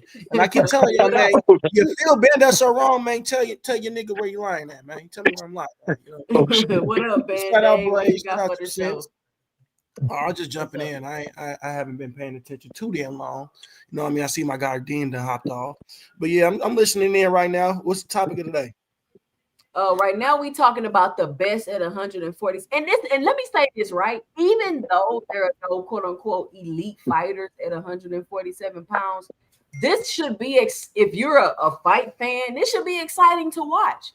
Because now you have a division where everybody is quote unquote on the same level. So we get to watch it shake out and see who get to rise to the top. Instead of everybody saying, 147 division is trash. It's trash. And like, listen, we get it. But now we get to see who rises to the top. It should be good, competitive, quote unquote, 50-50 fights, which is what the fight fans keep saying they want to see in the division. But now that the opportunity is presenting itself for you to get these competitive 50-50 fights, now I keep hearing everybody complain about how the division is trash.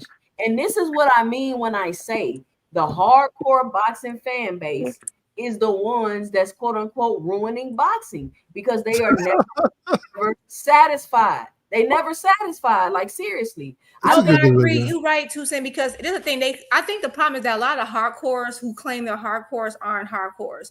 They're people who have a specific fighter they particularly like, and that's it. They don't really watch anything beyond that, and they don't want to see like for example, like me and you were talking about how Tank has been like just dominating every YouTube conversation. As much as I'm a Tank fan, I don't want to talk about his little behind all day. You know, I'm like, come on now, like, can we move on?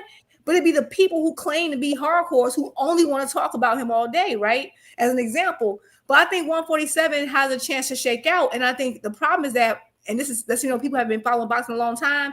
If you're a person where you love the belts and you want an undisputed champion, well, an undisputed champion means that once they become undisputed, they are the man to beat.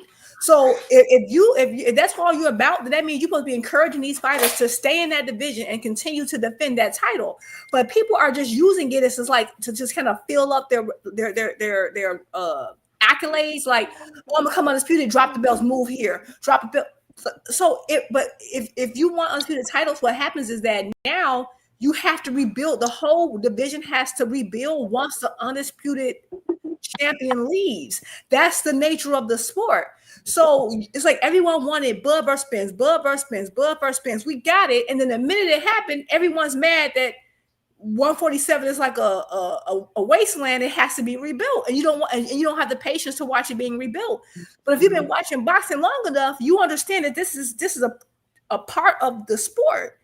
So it's like you want one thing, but you don't want the result of that thing.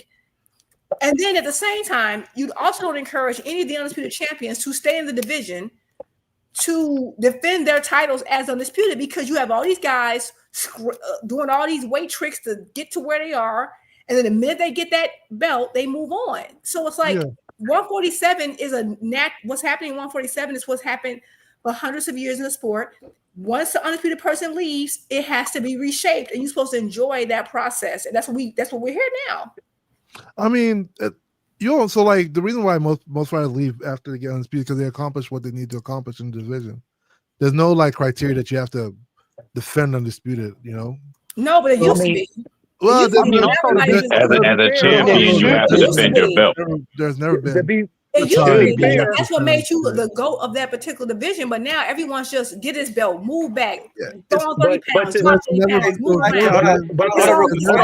When you had to defend can I give my using the belts as a gimmick, and that's what the problem with boxing is. Once you become undisputed, you're undisputed. You become the champion. Then when you leave, hold up. Look, can I get my take on what Tucson said though?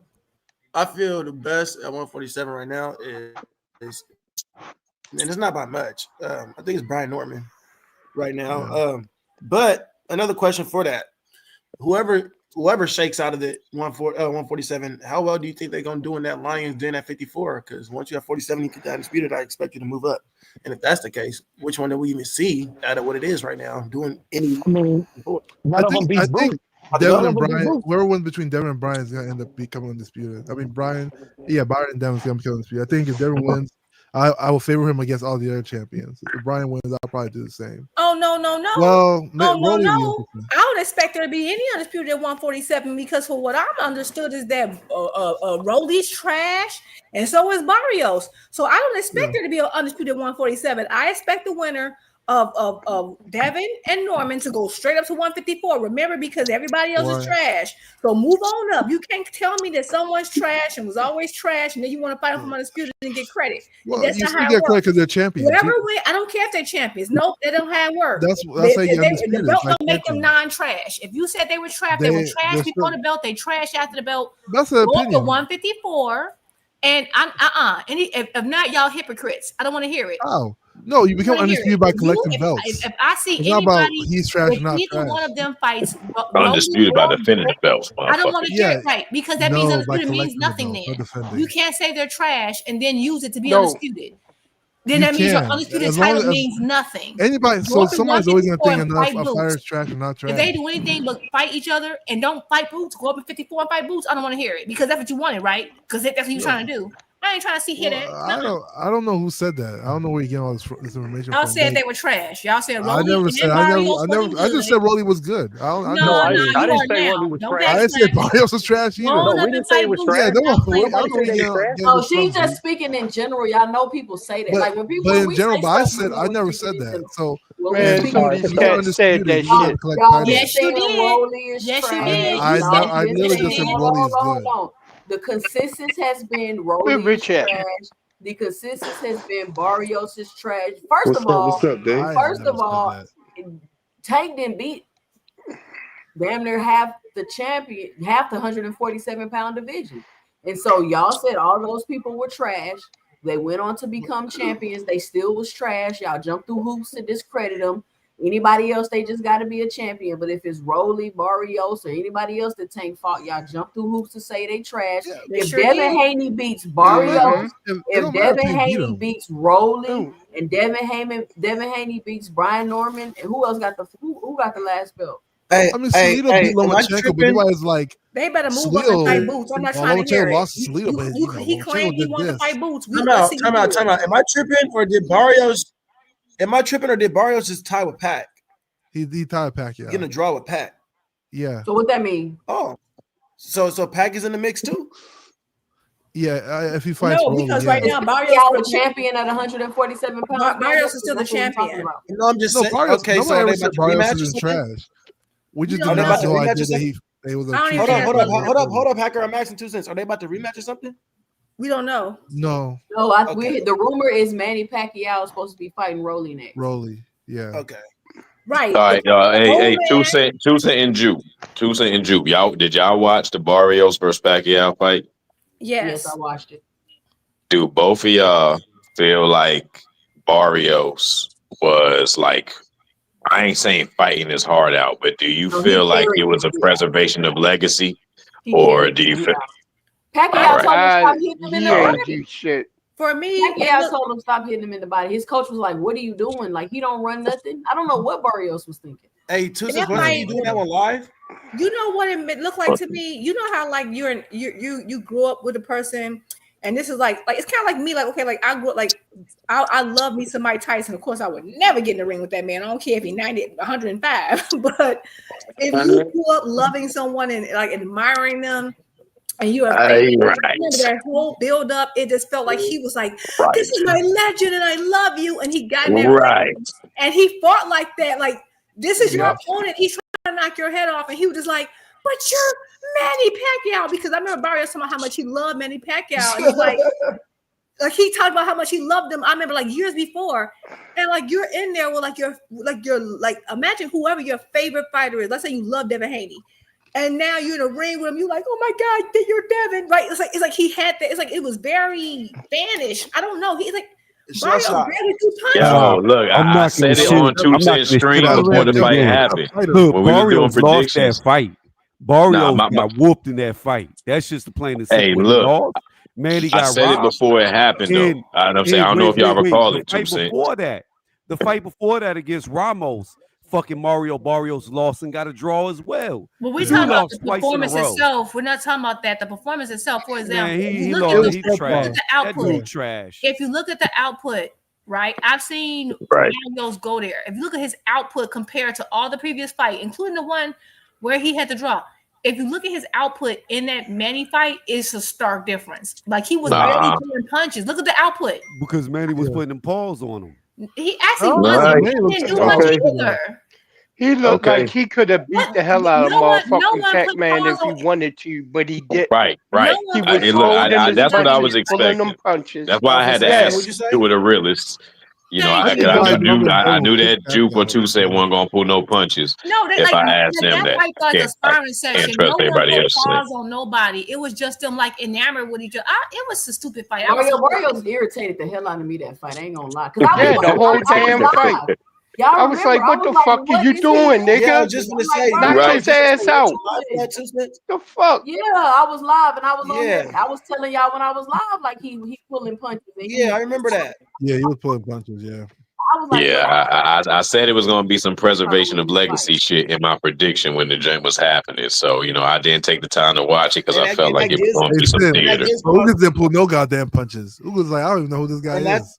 That explains why they probably ain't doing a rematch.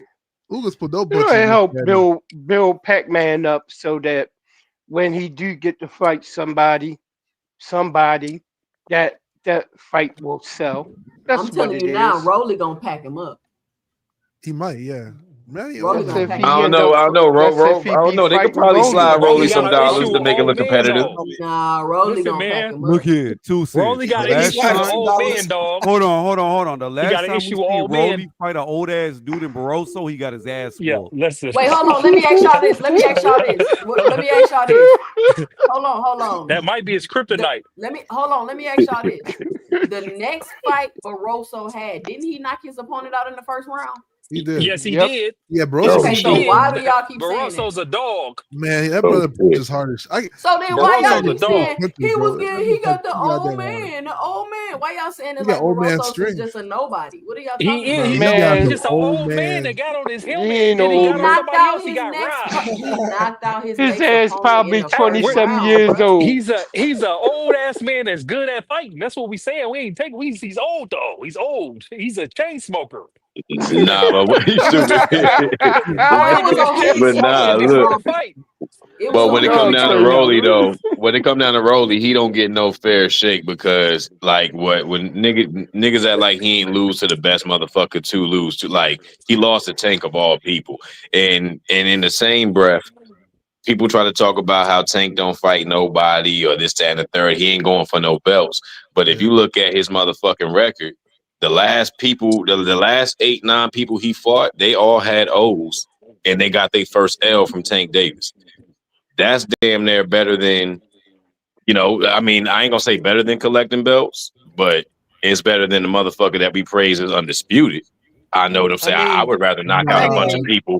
I would rather knock out a bunch of undefeated fighters. Yeah, but the contenders. Hold on, Hacker. Hold up. The nigga that just got knocked out in the first round yesterday just beat 4 undisputed fighters back to back.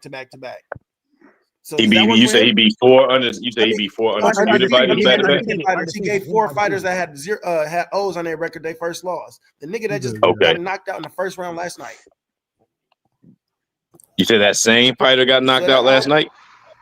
No, he's talking about Lima. Lima beat his last opponent for undefeated. Lima's not a bad fighter. He just wasn't as known. I'm saying he lost to the best though. I mean, it was a bad way. It was a bad fashion of losing, but he lost to the best. You know what I'm saying? So it's like, how much can you really write somebody off if they didn't lose to somebody who wasn't bottom tier? You know what I'm saying? Mm-hmm. You and these little babies. And I'm saying this to defend Rolly. I'm saying this to defend Rolly. You know what I'm saying? Because in defense of Rolly, our first time seeing him lose, first of all, he did look dangerous. Tank even confirmed that. Tank even confirmed in the fight that he was worried about that shit. He was a little nervous about taking one of them shots. But he lost his own before he got knocked out. He was in the fight. And that's another thing I want to say about his skill set. So Rolly has improved, but that's another thing I was going to say about when he fought Tank. You know what he did? Like when Rolly really Hold on, Juke, not to cut you off. Babe. Boxing Hacker, are you Hano's squad leader making comments about yourself in the chat? Nah, I ain't no squad leader. Yeah. Oh no, that nervous ass laugh. Hold on. Goddamn accounts at Hold the on. same time. That's why he ain't running his mouth. You notice he ain't talking the past like 5-10 minutes. That's the reason why. Hold on, I'm just messing with you, Hacker. I'm just messing with you. Go ahead, Hacker killing it right now. Somebody in there talking bullshit. Hey, look, I got a feeling who Hano's squad leader. I ain't gonna put your name out there, but you said something earlier today. You said Boxer Hacker cooking Chris Trucker. I know exactly who you is. You kept saying that You kept saying that in the yeah, I remember that. I know exactly who you is. Hano's the gang, man. Air that nigga out, Rich. Snitch on. And that shit makes I would say it was Dean. I would say it was Dean. Nah. Somebody kept saying that to Boxer Hacker in the chat. And that's what Chris Trucker said. He ain't cooking shit. I know exactly where you at. You got cooked, man. Yeah, you playing cool right now. Chris, you're gonna want to talk about the unregistered gun, right? The registered gun, unregistered gun. Hey, that guy. I told you, man, you can start your own platform, bro. Go ahead, You Juke. have Go some ahead, people over Juke.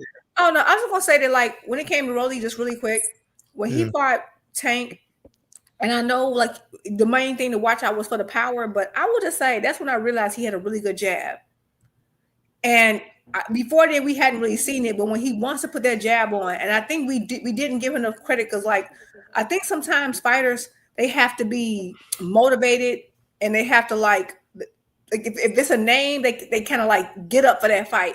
And Rolly really got up for the Tank fight, and I thought he did a lot of good things right. It's just that Tank is just so much more skilled that he can figure him out and set a trap. And Rolly just don't have the IQ for that. At least at that time, he's gotten better. So I do think not only has Rolly improved, but he always had some good skills and he has some good athleticism and power.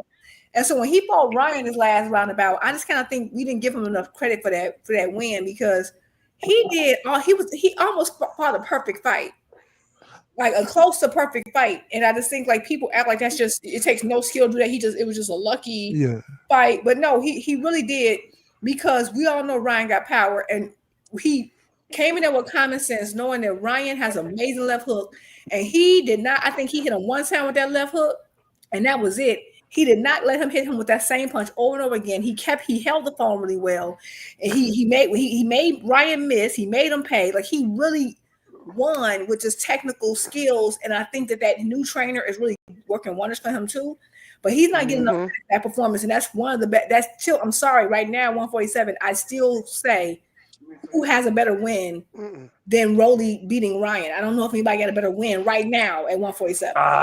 Something else I want to add to that, Juke. I want to piggyback and make a small point to that, Juke. Hold on. I'm gonna let Sin go. About that fight, hold on. I'm gonna let Sin go next, and then y'all won't even let Rolly have his credit for the win because y'all running around talking about look off the juice as if that's the only reason why Rolly beat. Deflated. We don't even know because Rolly didn't even let Ryan touch him. Rolly defense, man, he held the phone so tight. Ryan couldn't get nothing through. He couldn't get nothing through. All right, hold on. Hold on. Let me say this, and I'm gonna let Sin go. Then I'm gonna give it to Blaze. And also, y'all got to keep in mind when you get hit with that power, Ryan had his hands in his pocket. He didn't step to Rolly like he did Tank. Even after Tank dropped Ryan, he came up and still stepped to him. He made that shit twice. He did not do that to Rolly. Go ahead. That's because he didn't have a roid rage. Go ahead. Are you saying he was on roids for Tank? Anywho, y'all crazy. So when rage, man. something else you got to hold on. Hey yo, so another point. He was on roids for Tank. Look. He might have been. Oh man, cut it out, yo. Let me make this observation. All right, so another point to be made. You know what I'm saying? A lot of people was like, oh, since Rolly beat Ryan, it's about to be over, huh? Hold on. Okay. Ever since Rolly beat Ryan. Oh, okay. All right, let me get up out the way. Yeah. But yeah, once Rolly beat Ryan, everybody's like, now Ryan's trash all of a sudden. Like motherfuckers just teeter-totter. It's like a seesaw. They go to an extreme automatically. So to give Ryan some credit, even though I don't like the sucker shit that he said with all the excuses he made after the fight. You know what I'm saying? As far as to give him credit, something that has to be observed is that he got dropped by Rolly. He did not get dropped 5-6 times. He did not get hit with the repeated left hook over and over. He also kept his motherfucking hands up. And I'm saying he just ain't know how to initiate anything after that punch because you know Ryan's initiator is the left hook. Ryan does not utilize a jab well at all. So once Rolly caught him with his initiator, he ain't know how to assert himself in the conversation at that point. So he just went mute and Rolly was able to dominate the rest of the fight. But Ryan deserves credit too for keeping his hand up and not going down repeatedly, not getting hit with the same shot, not falling into the same trap. I think that illustrates IQ on both fighters' parts. Rolly took away Ryan's greatest strength, made it non-existent, and Ryan got caught, but he, you know what I'm saying, went the duration, you know what I'm saying, kept his hand up, did not make the same mistake over a course of 36 minutes. I think that, both of them deserve a little bit of credit for that. That's all I got to say in regard to that. Go ahead, Blaze P4P. Blaze, you there? All right. Who else? Hold up. I'm here. Oh, he back. I'm here. He back. Go ahead, So Blaze. look, I do have a bias against Ryan's racist dad. So I'm gonna make that clear. I do got a bias against him. You feel me? But what I'm telling you is like, who is Ryan beat? That's what I'm trying to understand. Why he's coming his first fight at 147, and it's like what are we talking about him being like in the 147 division? Like he's done anything? He ain't done nothing because his biggest win was supposed to be Devin, but he cheated. So that's where it boggles my mind because then we see him you see that one-dimensional ass left hook get exploited by Tay, right? And then we see him just get beat by Ryan. I mean by Rogan. So that's why I'm not bigging him up. And I'm naming my bias against him, but these is the factual points that I'm at with Ryan. Like Ryan's not good. He ain't been great at nothing. He's never been a champion. He's just a big ass name and he's kind of controversial. Well, what has Devin been great at? Listen, what I'm telling you, come on, Sam. I'm just asking. I want to know what has Devin been great right at. now, I'm not holding Devin's water, but Devin was undisputed at 135, and contrary to what you said, Devin defended undisputed twice against Kambosos, went back over the pond, and against Lomachenko. So somebody defends their undisputed sometimes. You feel me? Then he beat Cartwright. I guess two of the safest fights he could have took, but yeah. Let me say this real quick. I'm not hyping Devin though. I don't even bring Devin up. Let me say this real quick. Because it's like, and this is no shade, right?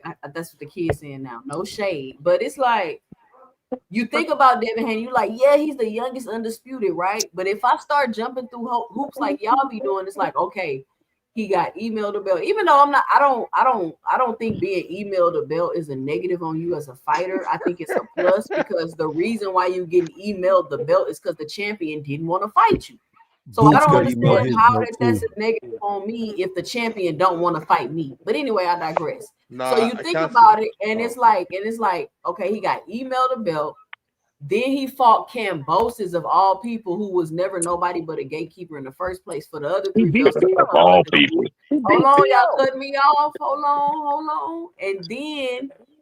And then it's like, okay, he the youngest, he got the undisputed, and then it's like, and he defended undisputed, but it's like, okay, he defended it against Kambosos. So it's like, yeah, Devin did all of these great things, these quote unquote great things, but then it's like if we get the Barnum and Bailey going, it's like he got emailed the belt, he got all the belts from Kambosos, he defended it against Kambosos. It's kind of like, you know what I'm saying? Got a better. Kambosos got a better. None of that shit respectable. Hold on. Wait. Hold on. Kambosos has a better win. Kambosos has a better win on his resume than anybody Tank's fault. Yeah, that's just a fact. That's stop it, Tony. I disagree. Teal Lopez is better than anybody Tank's fault. Come on, stop it, Tony. I ain't doing that. I don't agree. Let me say I don't agree. No. Who is Tank beat better than Teal? Me Let too, me say Greenville something and now. Mike. Can I say something now? Mike, for this reason right here in these conversations we have right here. But Kambosos earned all that stuff. Let me say something now, man. Can I say something? No, I just want to know who's a better. I just want to go back to what. I just want to go back to what. Better than Tio. I just want to go back to what. Better than Tio. Hold on, Tony. I'm gonna let Rich go. I'm gonna let everybody think about your question. Everybody think about Tony's question. Who has Tank beat better than Tio? Go ahead, Rich. Arguably, you could say only person that's on the level of Tio to me is Leo Santa Cruz. You could arguably say that, but anybody else, you just talking shit and you just want to sound sweet or sound cool or try. So Rolly won't knock Tio out, or try to make. Rolly ain't got a chance to knock Tio out. I mean, Rolly, a strong chance. I can't name one. Let me talk. I can't name one person that Rolly beat that's better than some of the people that Tio beat. That's first. I can't name one person. I can't. Can Rolly beat Tio, Rich? If Rolly retired today and Tio retired today, Tio going to the Hall of Fame. Rolly not. Let's put can Rolly beat Tio, Rich? I'm gonna put it like that. But second, I want to say this. I just want to say this. Can you just answer that one question? Can Rolly beat Tio?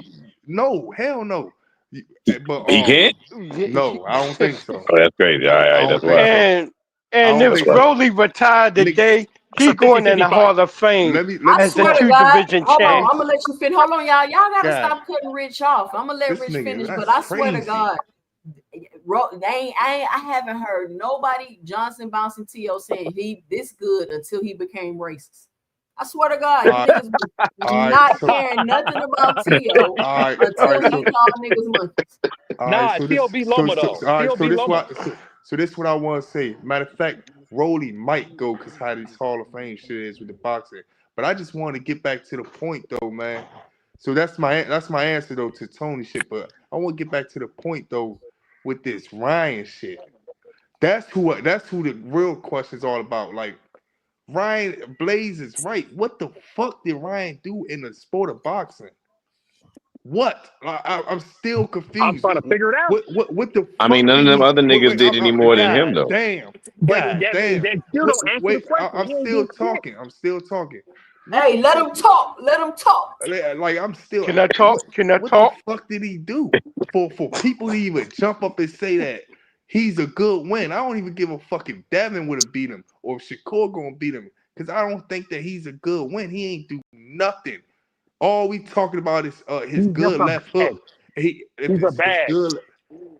All we talking about is good y'all, left y'all hook. lying if y'all gonna sit up here and tell me Ryan Garcia ain't beat nobody. Y'all are flat out lying. Yeah, right. I can't even talk, man. That's crazy. Go ahead, Rich. Go ahead. Nah, I'm just saying, like, he haven't beat nobody. So then we go back to the same channel.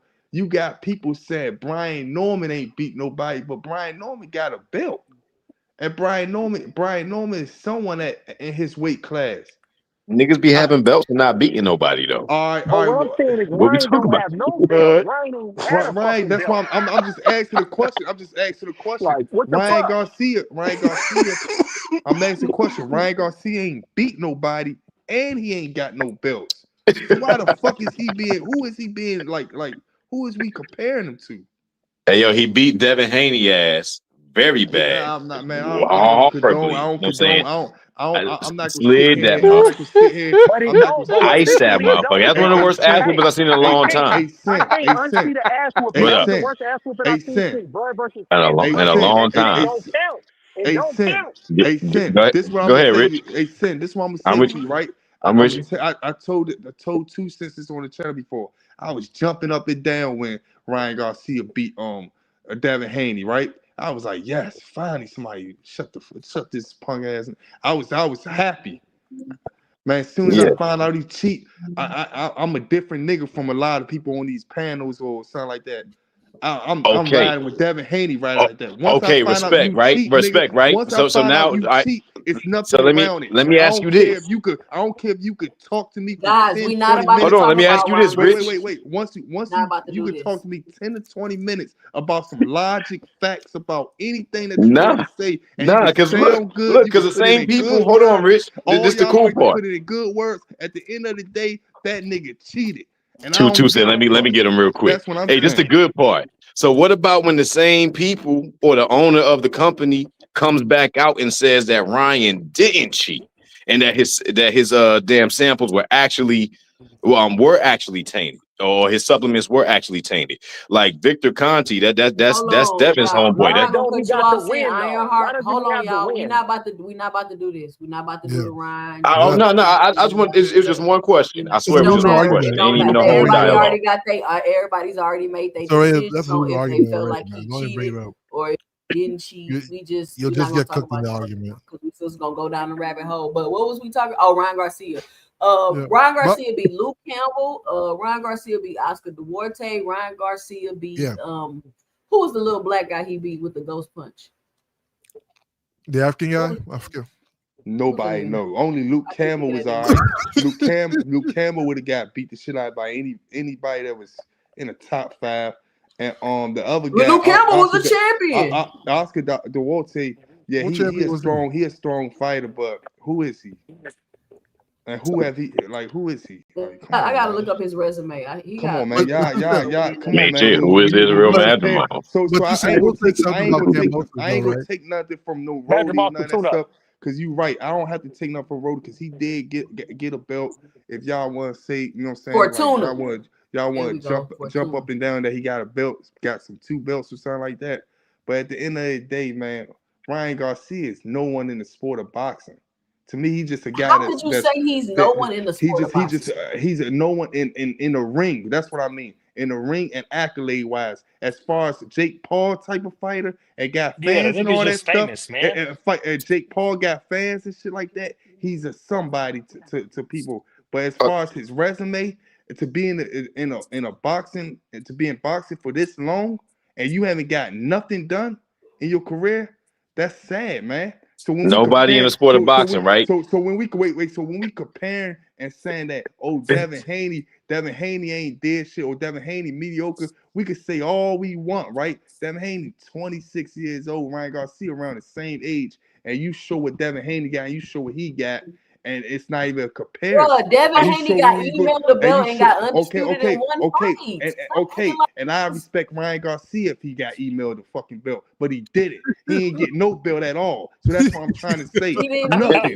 So it's nothing that we can say about that nigga at all. It's nothing. So funny, man. Hey, Rich.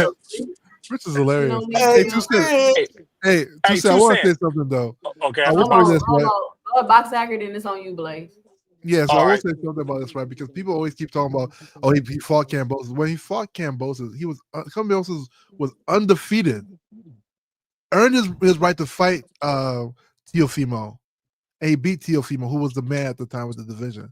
So, and the only people that Kambosos the only people that Kambosos actually lost to were Devin and Lomachenko. So this whole talk, okay, Kambosos was a gatekeeper to who? Kambosos was definitely not a gatekeeper to anybody. He was coming off his best win.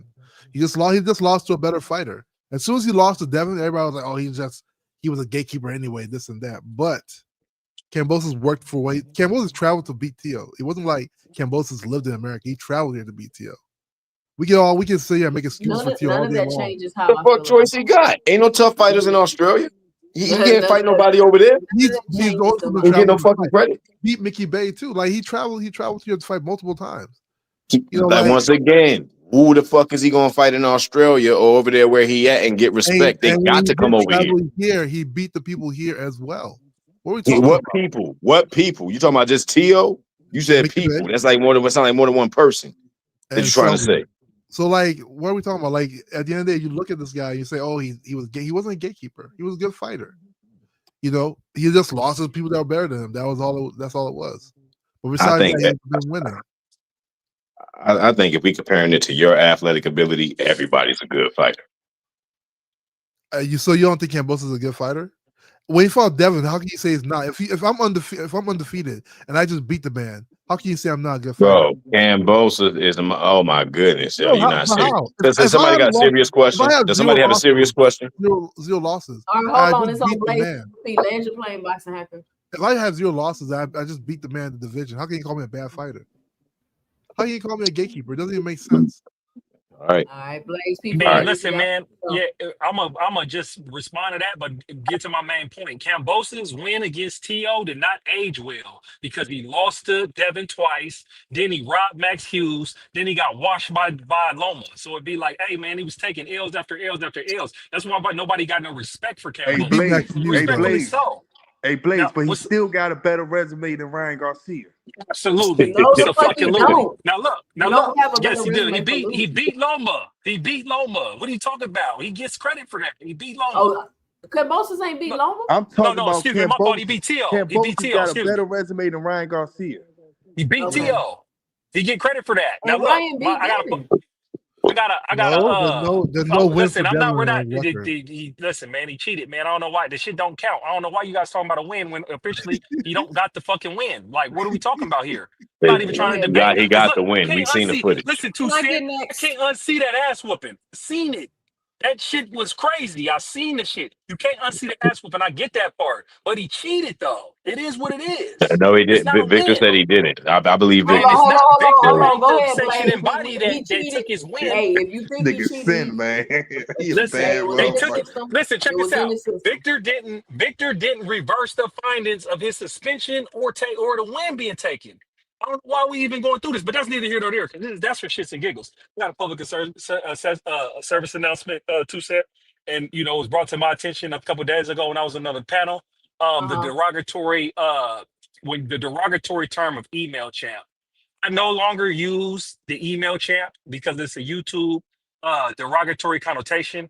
I would prefer to say it fighters elevated, just out of respect. Because I said that about Boots, right? When Boots was elevated with the IBF after they stripped Bud. And I didn't mean it in a disrespectful way. So I just wanted to put that out there. When we say email champ, like that's a derogatory comment when people are really hating. So if you're hating on Devin Haney and you want to use it, I can respect that. But if you're not trying to hate, you feel me? I think you could just say they're elevated, just for us to be, just boxing, and really stick with the facts and really be talking our shit. You feel me? Because YouTube, I'm playing right there. YouTube boxing community, they got like their own language, right? That's what their I own lingo. realized. Yeah. It's their own lingo. So like when you hear people say duck, that don't necessarily, because everybody like, I call everybody ducks, but that don't necessarily mean they duck. It just mean they ain't take the fight. Like that's what I take it as, because some people believe if you offer the fight and you don't take it, you duck, and that's just stupid. So I just figured out I use the term duck, but I use it loosely because that's just how people talk on here. You get what I'm saying? Yeah. So if I say he got emailed a bill, I'm being petty when I say that, but and that's why I prefaced it by saying, hey, listen, I don't understand why somebody getting emailed a belt is a negative connotation on them if the champion didn't want to fight them. The only reason I'm getting emailed a belt is because you didn't want to fight me. You know what I'm saying? So I get what you're saying. Yeah. I get that nigga Ryan Garcia went to the playoffs and never won a game. Every time he went there, he been 0-4. I'm not. And how many people never been to the playoffs? How many people never been to the playoffs and never won? How many people never been to the playoffs? Hey, yo, what's crazy is that now look at this 2 Cent. What's crazy 2 Cent is that if you put him in an event next to Devin or Shakur, he would outsell them astronomically. Because he's an underwear, bro. He's an Instagram underwear follower. He's got 12 million Instagram Hey, followers. look, that's all I want to hear. I just want to hear 4 or 5 niggas talk over each other whenever I say some shit. I know I win every time. I know I win every time. I'm the puppet master. You won on that one.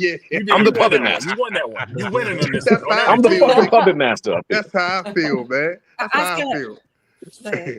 But hold on, I'm gonna let Juke go. I'm gonna say this and then I'm gonna give it to Juke. If what y'all were saying is true, why did Devin Haney fight him? Exactly. You said what? Say that again? Because it's for the bag. That's big bag. That's the biggest fight. What are we talking about?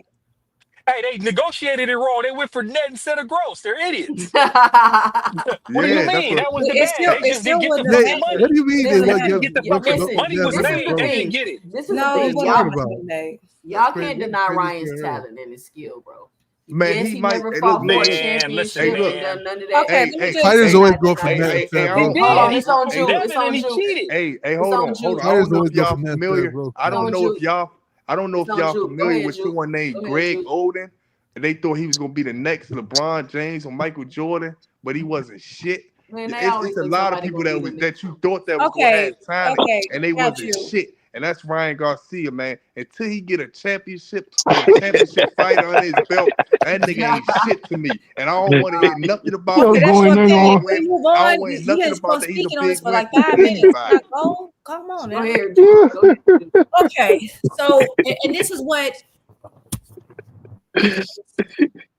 y'all. The reason why this conversation goes so much quicker if y'all just like people have the floor. So real quick, so. I know some people are saying, oh, it's about a belt, it's about a belt, it's about a belt. It's like, I feel like y'all are switching and y'all move the goalposts when it's convenient. When it's somebody that y'all feel like earned the belt correct way, then it's the belts. When y'all have a difference of opinion, then it's not the belts, right? Like, it's so crazy because y'all say Tank ain't fought nobody, but then he's a multi-division champion, and then it's like, oh, but he still ain't fought nobody. So the belts matter when it's not Tank, but when it is Tank, then the belt don't matter. It's like y'all flip-flopping. So I'm not trying to hear that. Because that's the case, y'all got to give Roland his respect. Because right now, he's looking at Hall of Fame level right now, whether y'all like it or not, because of the belts that y'all claim, right?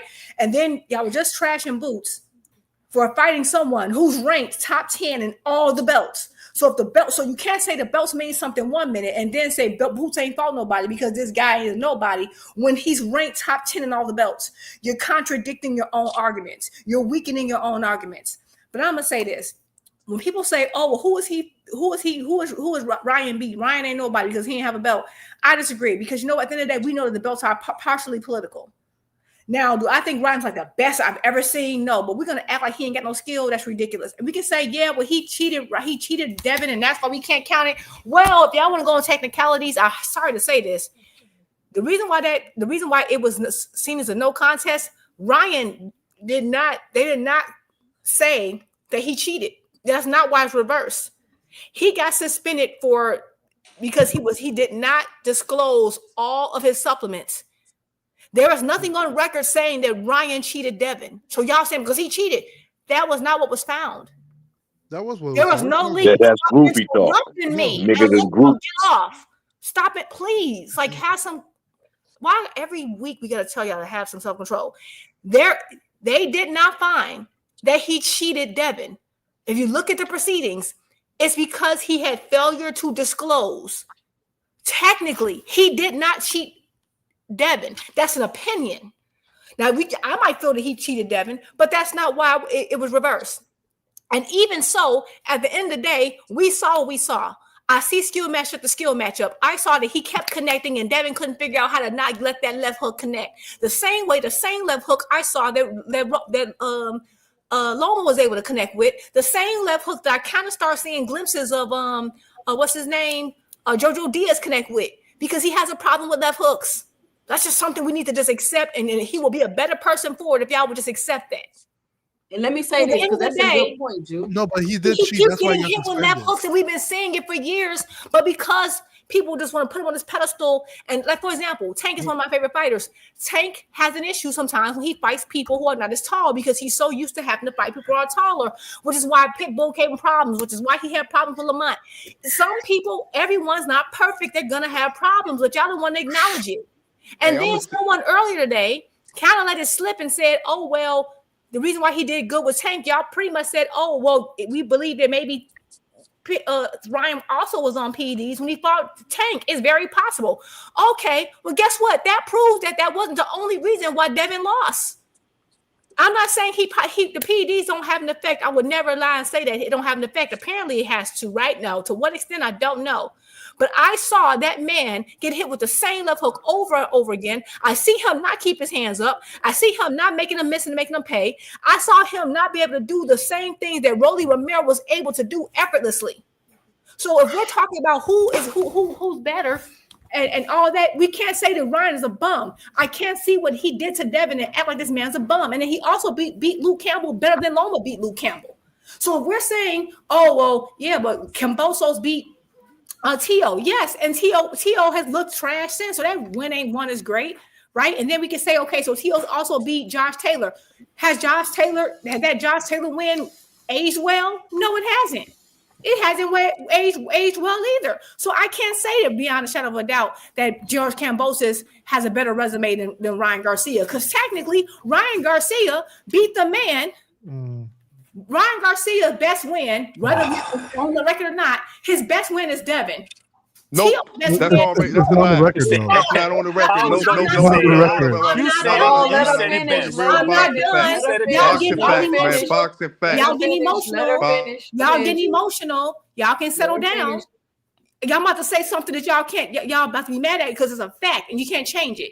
At the end of the day, I saw Ryan beat someone who beat T.O.'s best win. So at the end of the day, that's still I'm not. And again, we can't say that automatically makes him better because of course style make fights, and I don't believe in the whole triangle theory. But I can't say without a shadow of a doubt that Kambosos has a better win. No, Kambosos has a fluke win. That is it. He has one fluke win. I saw Devin. I saw Ryan beat Duarte, and then I went in person and saw Duarte beat Kenny Sams, who's a pure boxer. So at the end of the day, we can say all we want, but Rolly just has a better win. And I know you say, oh, because it was this PED he took. Yeah, but at the end of the day, I don't know if he took it with Rolly or not because Rolly was smart enough to keep his freaking hands up. And he didn't do stupid stuff like running straight into left hooks over and over again and trying to hook with a hooker.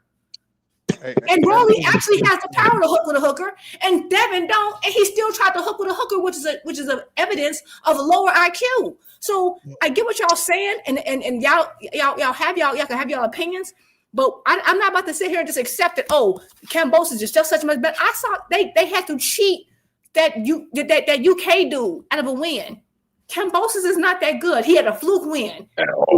He's a fluke. He's a one-hit wonder. We have to accept that. And I'm sorry, ain't nobody gonna ever see Rolly and Kambosos get in the ring and choose Kambosos. Ever. All right, so this is what I want to say. This is what I want to say, right? This is what I want to say, right? Hey, yo, I'm going, y'all. I gotta work. I gotta bounce. Let me say something real quick. Appreciate the 2 cent, Juke. Peace, everybody. Let me say something real quick, right? I gotta All hit right, you Sam, with be one safe, of bro. Be I safe. got Most stuff. Likewise. Man, be safe, son. Hey, but this is what I want to say to Juke, right? Hey, Rich. This is what I want to say to. All right, this. Yeah. Can I hop in? Because I'm trying to get Nah, off I'm about to say something just real quick. Because I know this it's cooking when people just articulate their words right. Well, hurry up, Rich, because you long so winded. what I'm gonna say is this. I'm gonna say it again. Ryan Garcia cheated. He's a bitch for cheating. He's a sucker for cheating. He don't get no respect for cheating. He did not beat Devin. I don't give a fuck if Devin got knocked out the ring 1,000 times. I'm not giving no cheater no respect at all. Second, I haven't seen Ryan Garcia beat anyone that's an A level, B level, or C level, probably a C level fighter. I haven't seen him. That's all. He don't got no belts. That's just the third thing that came into my mind. Because I noticed you said something about belts and all that stuff. He ain't got no belts. Yeah, Virgil ain't got no belts, but we know he's up there. This man ain't even beat nobody that's good. He beat Devin, and All according to the right. records, he did not cheat. According to the records, I'm he about to hop in did not because I'm cheat. about to leave. According to the records, Hey, 2 cents. y'all Order in the believe in courtroom. Let me get the technicality mic. and I can't belts. name The one same person. I can't name one person. I Hold on, can't Rich. name Go one ahead, person. Tony. Hold on, Rich. Tony about to hop off. Go ahead, Tony. Yeah, I appreciate you letting me on. This is all I'm gonna say about what Jupe said. He may have had a fluke win, but it's better to have a fluke win than no win. George Kambosos did what others could not. He beat the man of the division. You could call it what you want, but so many fighters have never done it, and he did it. He still got the best win out of all these dudes by beating False. T.O. It's not the best win because Rolly He beat the beat guy who T.O. beat his favorite He win. beat So it's T.O. not. He beat Technically, it's T.O. not. So He false. beat T.O. Wrong. T.O.'s the best win on all their Wrong. resumes. No. I'm out. No, he didn't. He don't got the best win. We be rewriting His best history. win was we be rewriting history. His best win was Devin, and Rolly beat the guy that beat Devin. End of Listen, story. So you're wrong. This all I'm saying. If this shit was be stuck right here 10 or 15 years from now, we're gonna be saying, yeah, Ryan Garcia was better than he was a good fighter. He was one of the best fighters. We wouldn't even be saying he's a fighter if he because the nigga ain't did nothing in the sport of boxing. That's all I'm trying to say. Devin should have been Devin out the way. What the hell happened to the economy? You're right. You know what? You're right. I'm being honest and I'm being honest with my opinion. All Ryan guys are left Hold hook. on, Jude. I'm being honest with All my he had to do opinion. was get away with left hook and he couldn't do it. So if Ryan ain't nothing, neither is Devin. I'm being honest. I'm being honest with my opinion. Turn that talk. I gotta get ready to go. 10 or 15 years from now, when we see somebody that had belts and accolades, or they beat someone that at least was a B level or A level fighter, we gonna sit back and when another person coming up that's 19, 20, or 24 years old, they gonna say, oh, he's the only person that did this, and that person's name gonna be beside them. You know what I'm saying? But Rich, his career not over, Rich. He still got time to fight for belts. Listen to what I'm saying. If we have 3 new fighters 15 years from now and they 25 years old and they say, oh, they went undisputed, guess who's gonna be beside them at undisputed? Devin Haney. We not gonna see Ryan Garcia nowhere near. Nobody gonna talk about that shit in 25 all years. you gonna see is Devin Haney. All you gonna see is Ryan Garcia in the stats that this guy motherfucker had a million pay-per-view buys with Tank, and he became some shit after that.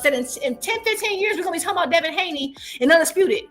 but you don't even follow the sport enough to know who was undisputed 15 years ago from you. So you're trying to sell us on a ideology that you can't even prove with yourself today. And the reason why I'm bringing that up is because the reason why I'm bringing that up is because at the end of the day, the reason why we love certain fighters is not because of just the belts. The reason why we love Ali is because of the particular fights he had. Fans do not follow belts the way you think they follow belts. We follow moments in boxing, the performances. There's certain things we remember. For example, right now, one of the most amazing fights that ever happened in boxing history was Sugar Ray Leonard versus Tommy Hearns. Can you tell me right now what belts was on the line and what division it was at? Tell me right now, without Googling, quickly. You cannot. We remember moments in time. We remember the moment, how good the fight was, and that's what makes you a legend. It's not because of a particular belt. The reason we remember Ali is because he fought for social justice and he had amazing fights. He had the Thriller in Manila. He had the Thriller in Manila and what's the fight he had in Zaire with Foreman. We remember those big moments. We remember the actual action in the ring. No one's following the belts. You can't tell us if we bring up big fights and memorable fights, chances are you can't remember what belt was on the line, the division was at. You just remember it was an amazing fight. When we talk about Castillo versus Corrales, you can't tell me what belts were on the line right now without Googling it. So what I'm saying is that history has disproven your entire hypothesis. And you yourself disproved your entire hypothesis. That's all I'm saying. Okay, let me say something now. Let me say something now. Hold on, man. Hold on. I got somebody backstage. Okay, all right. Shout out to that person. Next, coming to the stage, he gonna keep it real. And if you get out of line, he getting on your ass with the facts, and he not letting you slide. Coming to the stage, no cap. Okay. Hey, let me the champ is here. What's up? Let me say something before no cap. I'm not saying. Hold on, let me say this, y'all. Look, I got about 88 likes. I'm trying to get 100 likes before the live end. If you haven't already, be sure to punch that like and subscribe button so we can get more people watching this video so they can join in on the conversation. If you're listening to the replay, be sure to let me know and drop it below because the chat is really enjoying this debate or conversation that Jupe and Rich got going back and forth. Very interesting topic. But be sure y'all punch that like and subscribe button and make sure y'all let me know and dropping it below y'all 2 cents about this subject because a lot of people saying y'all both right. I'm just gonna repeat myself because I think she keep thinking that I'm saying that somebody's going to be saying something or they're gonna be bringing it up and all that stuff. I'm not saying that. I'm saying whenever the talking points come up about it, just like you making the talking points right now about it. Who is this? And you know who it is. Whenever the talking points do come about it, when people do know about it, and when they do talk about it, when someone end up breaking the record, they going to say this person's name is next to them. I don't even know why we arguing about a Ryan Garcia right now, because his name not going to be compared to nobody. That's and correct. I feel like you arguing about him. So what the fuck have he done? Where we gonna compare his name at? How you gonna say that? What if Ryan become undisputed 3 years from now? What if Ryan become undisputed? He ain't nothing to talk about now, though. He's nobody now. Let me say this because y'all keep sitting up here saying Ryan Garcia is nobody in now. Who gonna bring his name up? Ryan Garcia and Gervonta Tank Davis broke a live gate record. That's what I said. That's the only thing that they gonna bring up. It don't matter. You said they're not gonna bring it up. No, I said that. See, that's why I knew you was gonna say that. I said that at the beginning of my talking point. I said the only thing y'all gonna bring up. Of that, his career's not even over yet. It's not. But I said that's the only thing y'all could bring up that he lost. He got knocked out with $1 million pay-per-view buys. That's the only thing you gonna bring up. When they're gonna bring up how he beat up Devin Haney. And Devin Haney too. And respectfully, we talking 10 or 15 years from now. We're gonna bring up this. Is what we're gonna bring up. He was a drug cheat. And he got knocked out, and he got knocked out by a nigga with $1 million pay-per-view buys. He's a bitch. He do shit in boxing. And this is what I'm saying. We're talking boxing, and they get overly emotional. They're overly emotional. Can I go? I'm just being real and being honest, man. Notice he couldn't answer my question when I asked him how many belts was on the line. You can win the argument, or you can win the argument, or whatever. I'm just being honest, man. I got Blaze. If y'all don't feel the same way, then Well, honestly, is your opinion. That doesn't mean you're factually. You can be factually incorrect and have an opinion. Your opinion ain't facts. And I got you, Boxing Hacker. Go ahead, Blaze. No cap. Yeah. Just respectfully, Juke. Respectfully. I mean, I think, like I said, I know you had a different debate with Rich, so I don't have the same points as him, so I'm not going to necessarily rehash those. But I'm just saying. You went away, Blaze. We can't hear you. Blaze, you there? He's having technical difficulties. We can't hear you, Blaze. If you're talking, we're going to come back to you. Go ahead, No Cap. Blaze, you back or you had to go? Go ahead, No Cap. I mean, to me, who was the first undisputed? Period. Nobody know. In what belt area? If they make another belt, what the IBO become a major belt? Now you need 5 belts to be undisputed. They're not even tracking this stuff. He ain't gonna be the youngest no more. Somebody else gonna be the youngest. He ain't the youngest now. He the youngest in the 4 belt era. That's what I'm trying to say. That's He the youngest in the 4 belt era, but that's the youngest in the Hold on, Rich. Let other people talk. Go ahead. Nah, I respect No Cap, but he's speaking all the points that I'm trying to say. We gonna keep bringing up. He's not the only youngest person now, but we respect the person that was, and we know who the person that was. We don't know what Ryan Garcia. We're not gonna know what Ryan Garcia is at all 10 or 15 years from now, because he ain't did nothing. What the fuck? I mean, it's kind of easy to understand what I'm saying. Why you keep saying that, bro? But I said, I don't know why you think that nobody. We're not gonna know him for nothing. But he got knocked out. All right, Rich. I got a question for you, Rich. Who the youngest champion? Who's the youngest champion ever? See, I I keep saying to you, I always thought it was Mike Tyson, right? But I don't know. But Mike Tyson's the youngest heavyweight champion. But who was the youngest champion in boxing? But look, in boxing history. Listen to what I'm saying to you. You don't even know. So how is Devin Haney gonna be remembered? If you don't remember. Exactly. They can't remember 5 years ago. 17 years old. Remember 15 he became a world champion. Wilfred Benitez was 17 years old. He became a world champion. See, y'all trying to win. Wilfred Benitez was 17 years old when he got a world title. Okay. You don't remember this nigga. Absolutely. Wilford, who Leonard ended up beating, and who they tell us that he ain't that great and that Bud better than him.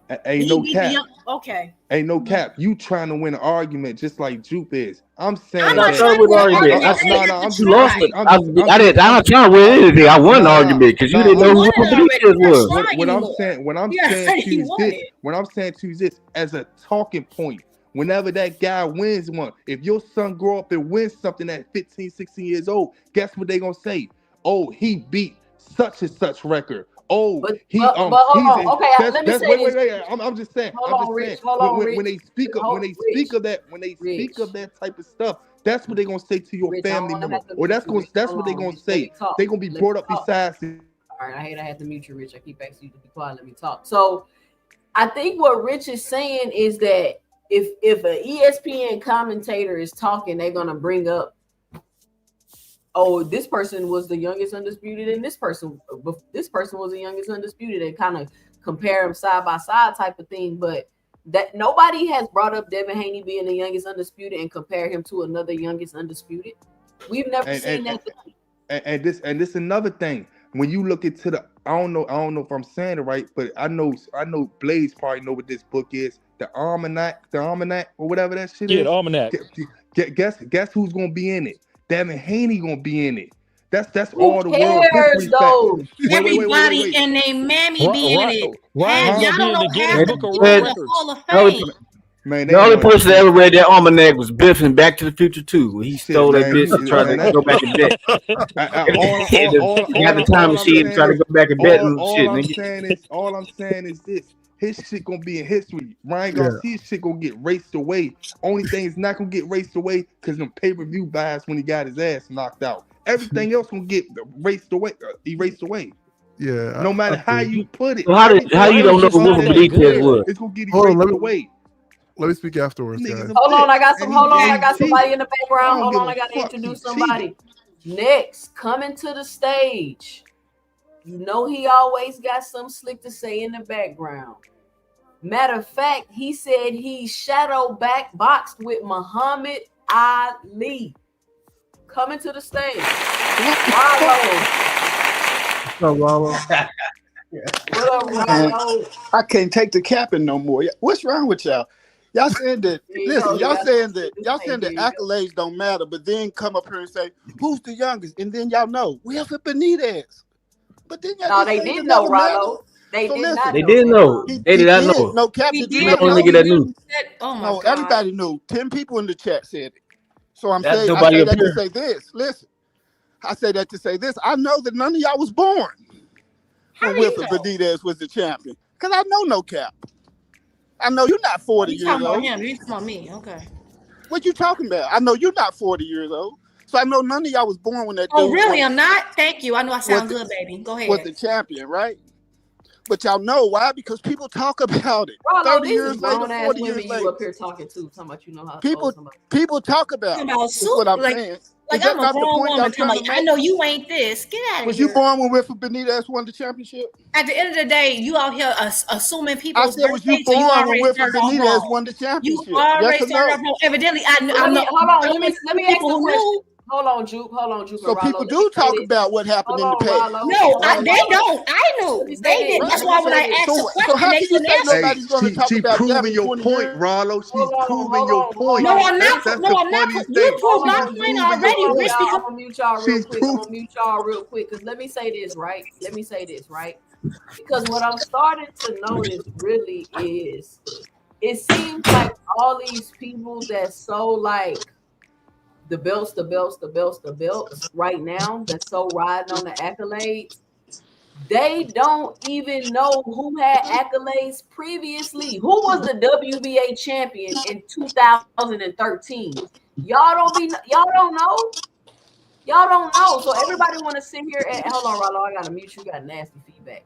So a lot of people want to sit here and keep acting about like acting like these accolades is really just going to propel you in boxing and make people remember who you are. Maybe as a hardcore boxing fan, but Juke just said it the best. We remember the big moments in boxing. We remember the big events in boxing, and that's why I keep telling y'all.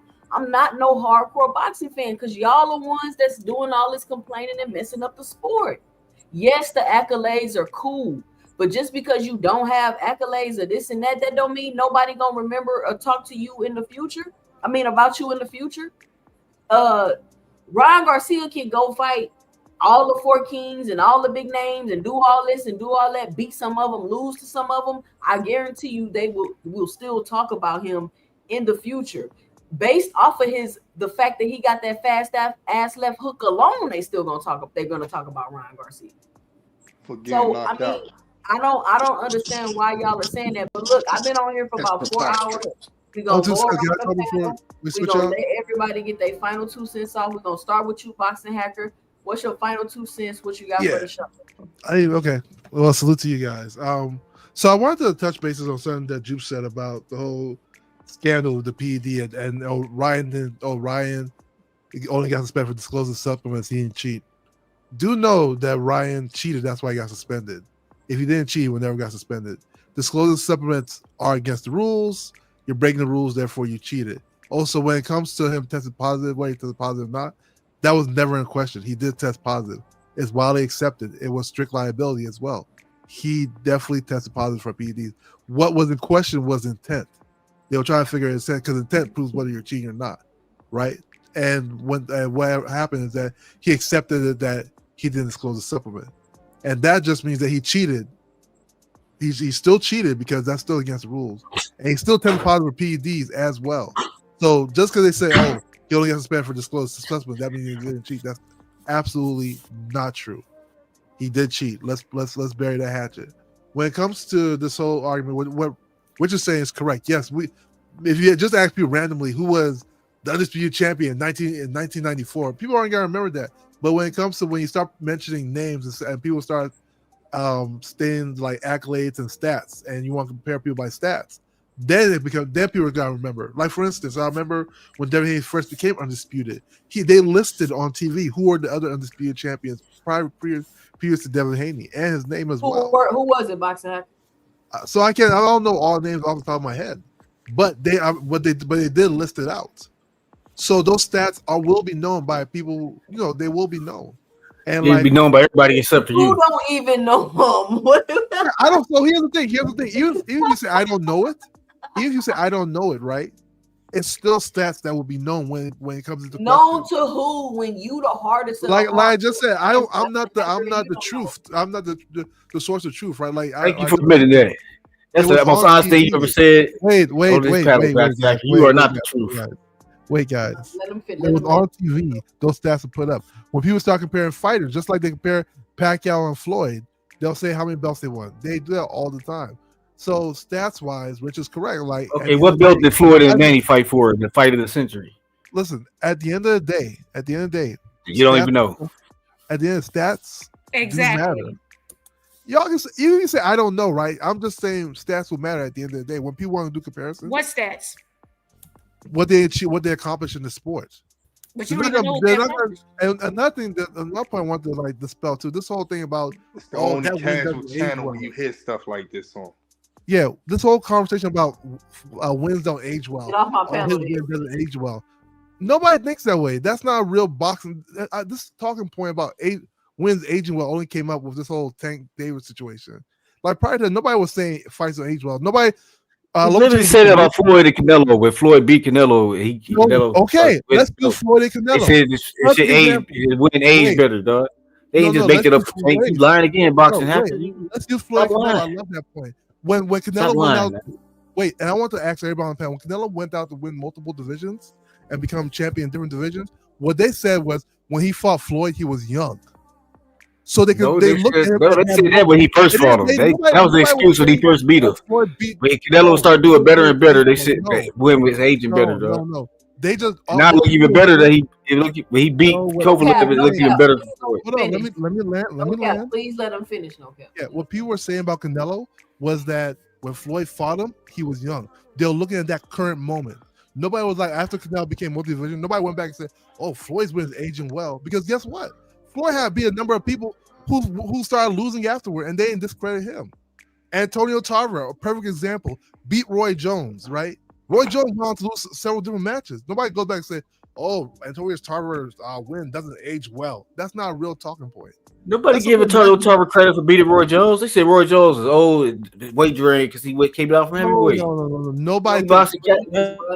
Every time Roy Jones lost, nobody went back to look at Antonio Tarver and said, "Oh, his win doesn't age well at all. His win looks worse and worse." No, people only look at the current moment in boxing. They don't look at the tail tape is always based on the current moment. It's not based on what you do in the future. That's not a real thing. You know, when Roy Jones beat Bernard Hopkins the first time, they only look at who Bernard Hopkins was the first time. When Salil beat Lomachenko the first time, they don't look at Lomachenko as that multi-division champion. They just look at a young Lomachenko losing to Salito. Like this whole narrative of like, oh, fights age differently when the person keeps winning is not a real thing. It's just something made up. Like I don't know why it's made up, but it was made up, and it's literally I literally just heard for this all these Tank fights, fighters who went to 147 or 140 and stuff.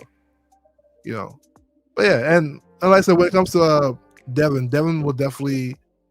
Well, like I said, when it comes to stats, they always gotta look at Devin. Now, whether they look at Ryan depends on what Ryan does. As of right now, Ryan is a good contender. You know, so I mean, I don't know what he's gonna do in the future, but he's a good contender right now, I guess.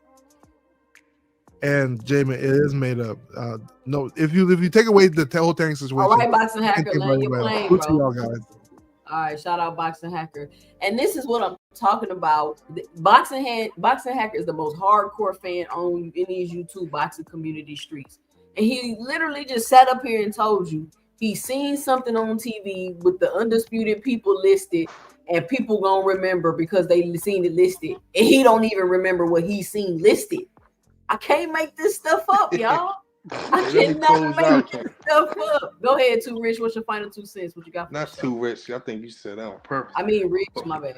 But yeah, I just don't respect nothing about Ryan Garcia as a boxer until he do something because he cheated, and then I don't respect it because he ain't do nothing. You got a young fighter named Abdullah Mason right now that when he get that belt from Sam Noakes, he got a better resume than Ryan Garcia, and that's sad. He only been pro for probably like 2 years, 3 years, and that's sad. Ryan Garcia been pro and ain't get shit, and we sitting up here arguing about that he's going to be talked about, and he's a good fighter at 147. The nigga wasn't a good fighter at no weight class that he ever been in because he ain't never did nothing in no weight class that he ever been in. He ain't do shit. He ain't fight nobody in no weight class that he ever been in. And you could sit there and say, yeah, he did fight this person, but he got knocked out. And then when he did fight somebody, he cheated. No matter how you want to sprinkle it, say, well, he did this. We can't take the fact that he got a good left jab, a left whatever, left hook, or whatever the case may be. Yeah, with drugs in him. And I don't give a fuck. He had it in him. And yeah. So whatever you want to put it, however you want to put it. The nigga's some trash to me until he do something better. Now, as far as and then another thing I want to as far as the Boots situation, man, I don't think I said this on this panel yet, but Boots continue doing the same shit that he's been doing, man.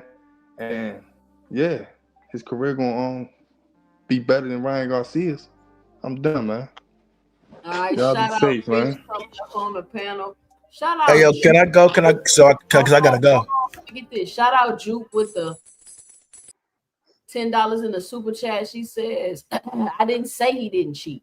I said he was not suspended nor punished because of cheating. He got suspended due to not disclosing supplements. They never proved he cheated. Nice try and fail. Shout out Juke with the $10 in the super chat. Now, one more super chat. We got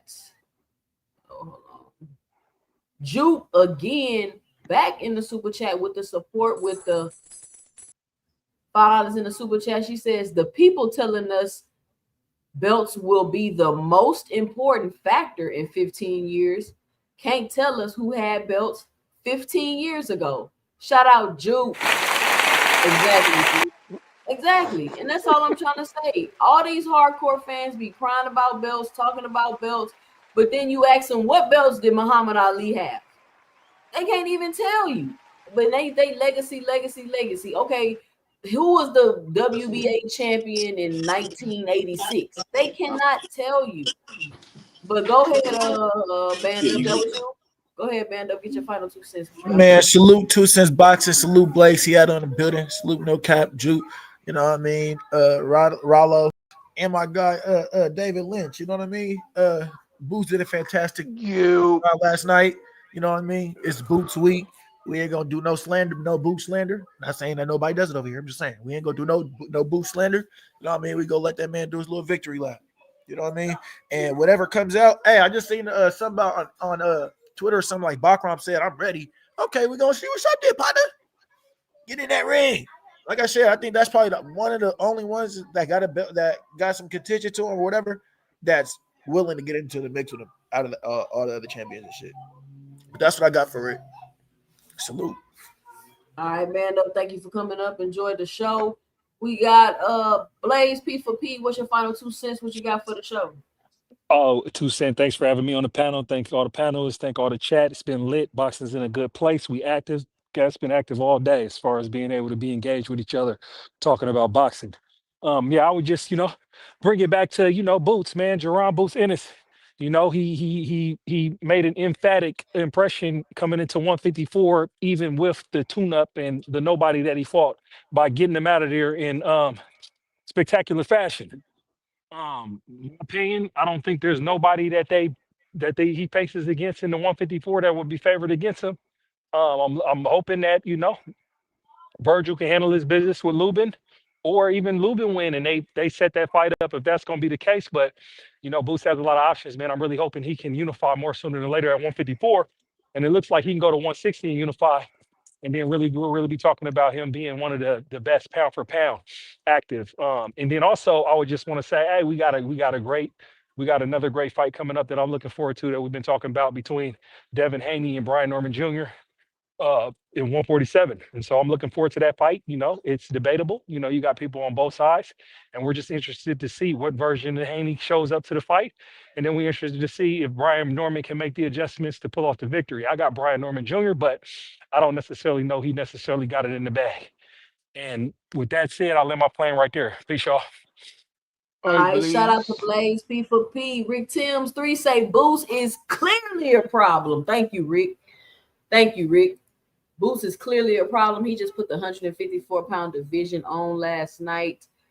The Be More Bully. What's your final 2 cents? What you got for the show?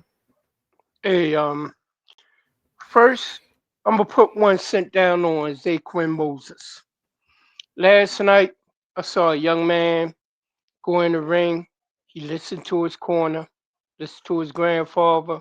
He went out. He did what he did. He did a good performance last night. I give it to him. It was a good performance. I still see things he's gonna have to work on, but he's work in progress. It's his first time doing 6 rounds. You know what I mean? So of course you're gonna be gassed out. You know what I mean? Well, I think it probably was the second time. I don't know. But he's progressing. You know what I mean? I like him a lot more than his cousin. Why? Because Saquon stays in the box. He'll pop out the box and he reset and he'll go back in. He don't jump all the way back when it comes to, defense or whatever. You know what I mean? I think that the boy got something. He got something. You know what I mean? In the future, he may be a champion. Keep listening to his grandfather, and when he start to peak, do not sign an extension with Eddie Hearn. Get away from Metro. Run. I'm gonna go ahead and spend my other cent. You know what I mean? I'm gonna split it. Our conversation on 147 was a good one, but I still can't crown the one king of that division until everything settles. We gotta watch the cream rise to the top, But far as Devin and Ryan, I want to go ahead and I want to say this. Big up my man Rich, but I think he's completely wrong about it. He haven't done anything yet, but who says he's not going to do anything? That's the thing. He want to get a rematch with Rolly, but if he can get that rematch with Rolly, it'll be nice. You know what I mean? And I think Rolly might beat him again because Rolly definitely is improving. But Rich, I don't care what you say. That looked like an ass whipping in that ring on that night when he was fighting against Ryan Garcia. That's a clear ass whipping. He took a good ass whipping. And also, I got a lot to celebrate on 420. Devin Haney getting his ass whipped. So on that, I'm gonna go ahead and land my plane. All right, all right. Shout out David, thank you for coming up. Shout out Boxing Hacker with the $5 in the super chat. He says, not disclosing supplements is cheating, Juke. You do know you can't be suspended for not cheating. He was obviously penalized for a reason. Shout out Boxing Hacker. Oh, my bad, Boxing Hacker. Yeah. He get a boo on that one. But hold on, Boxing Hacker. This is what I wanted to say. Is breaking a rule necessarily cheating? Just because you break a rule don't mean you're cheating, does it? But Rollo, what's your final 2 cents? What you got for the show? I just want to say belts always matter. It's how we measure greatness. In the history of any sport, that's how you measure greatness. It's titles and belts, whether it's NBA, baseball, whatever. That's how you measure it. And you measure it up to the dudes who done it before you. That's how you know if he's great. He did that and that. Well, so-and-so did that. We call him great, so he moves in that great. Our participation generation, I don't get it. How else do you measure greatness? By the money you made? That don't got nothing to do with how good you are in a sport. That's all right. They got a lot to do. No, it don't. It don't even make sense. No, it don't. The money you made don't got nothing to do with how good you are in the sport. No, it don't. Okay. That don't measure your greatness. What are you talking about? It's How? part of it. How? Is Who Kwame was Brown great? Who was great? Hey, Rollo, who was great that didn't make a lot of money? Who was great that didn't make a lot of greats didn't make a lot of money? What you talking about? Like who? You see, Sweet Pea died broke. Sweet Pea made how much he get paid when he fought? Not a lot. A lot De La of the Hoya. old black fighters wasn't getting a lot of money. That's you see what I'm saying? A lot of greats didn't make a lot But of they money. get stolen. I'm talking about they get money stolen from him. Listen, Rolly That's probably different. made more money. Rolly probably made more money than Sweet Pea. You think Rolly's greater than I don't think Sweet so. Pea? Sweet Pea had a drug problem, bro. And them people wasn't making a lot of money, but money don't determine your greatness, though. What you accomplish in the sport determines your greatness. You got like Rolly ain't made Jamarcus that much Russell. money. Listen. You But got what? Jamarcus Russell, But hold on. the number But one You can't pick compare in the football to NFL. slide boxing. into something like You can't boxing compare because it's NFL to way boxing, too bro. political for that, bro. You Yeah, cannot you say can. that It's any sport because it's great fighters that don't have opportunities at certain things in boxing. You're right. So we can't judge them by the money they made. You're right. You're absolutely right. Football's Great a fighters team don't have sport. You could be opportunity. a good quarterback So and your we can't team be judge them by trash. the money they made. But we could take like Jamarcus Russell, the $100 million contract was crap. Does that mean he's great because he made $100 million? No. You're great for what you do in the ring. He had On a the $100 million field. contract. He never That's it. finished the contract. So he never got the $100 You're million. great for what you do on the field, in the ring. That's it. Not how much money you make. Because you could Well, just these be put in a boxers good are position. definitely worried about how much money they make. Of course, because who's if that's the not? case, Of course. Devin Haney would have took that fight for 25%. Of course, they worried about their money. They're professional boxers. What professional don't get paid? But why we as the fans, we don't judge them by how much money they make. We judge them by what they accomplish, not how much money they make.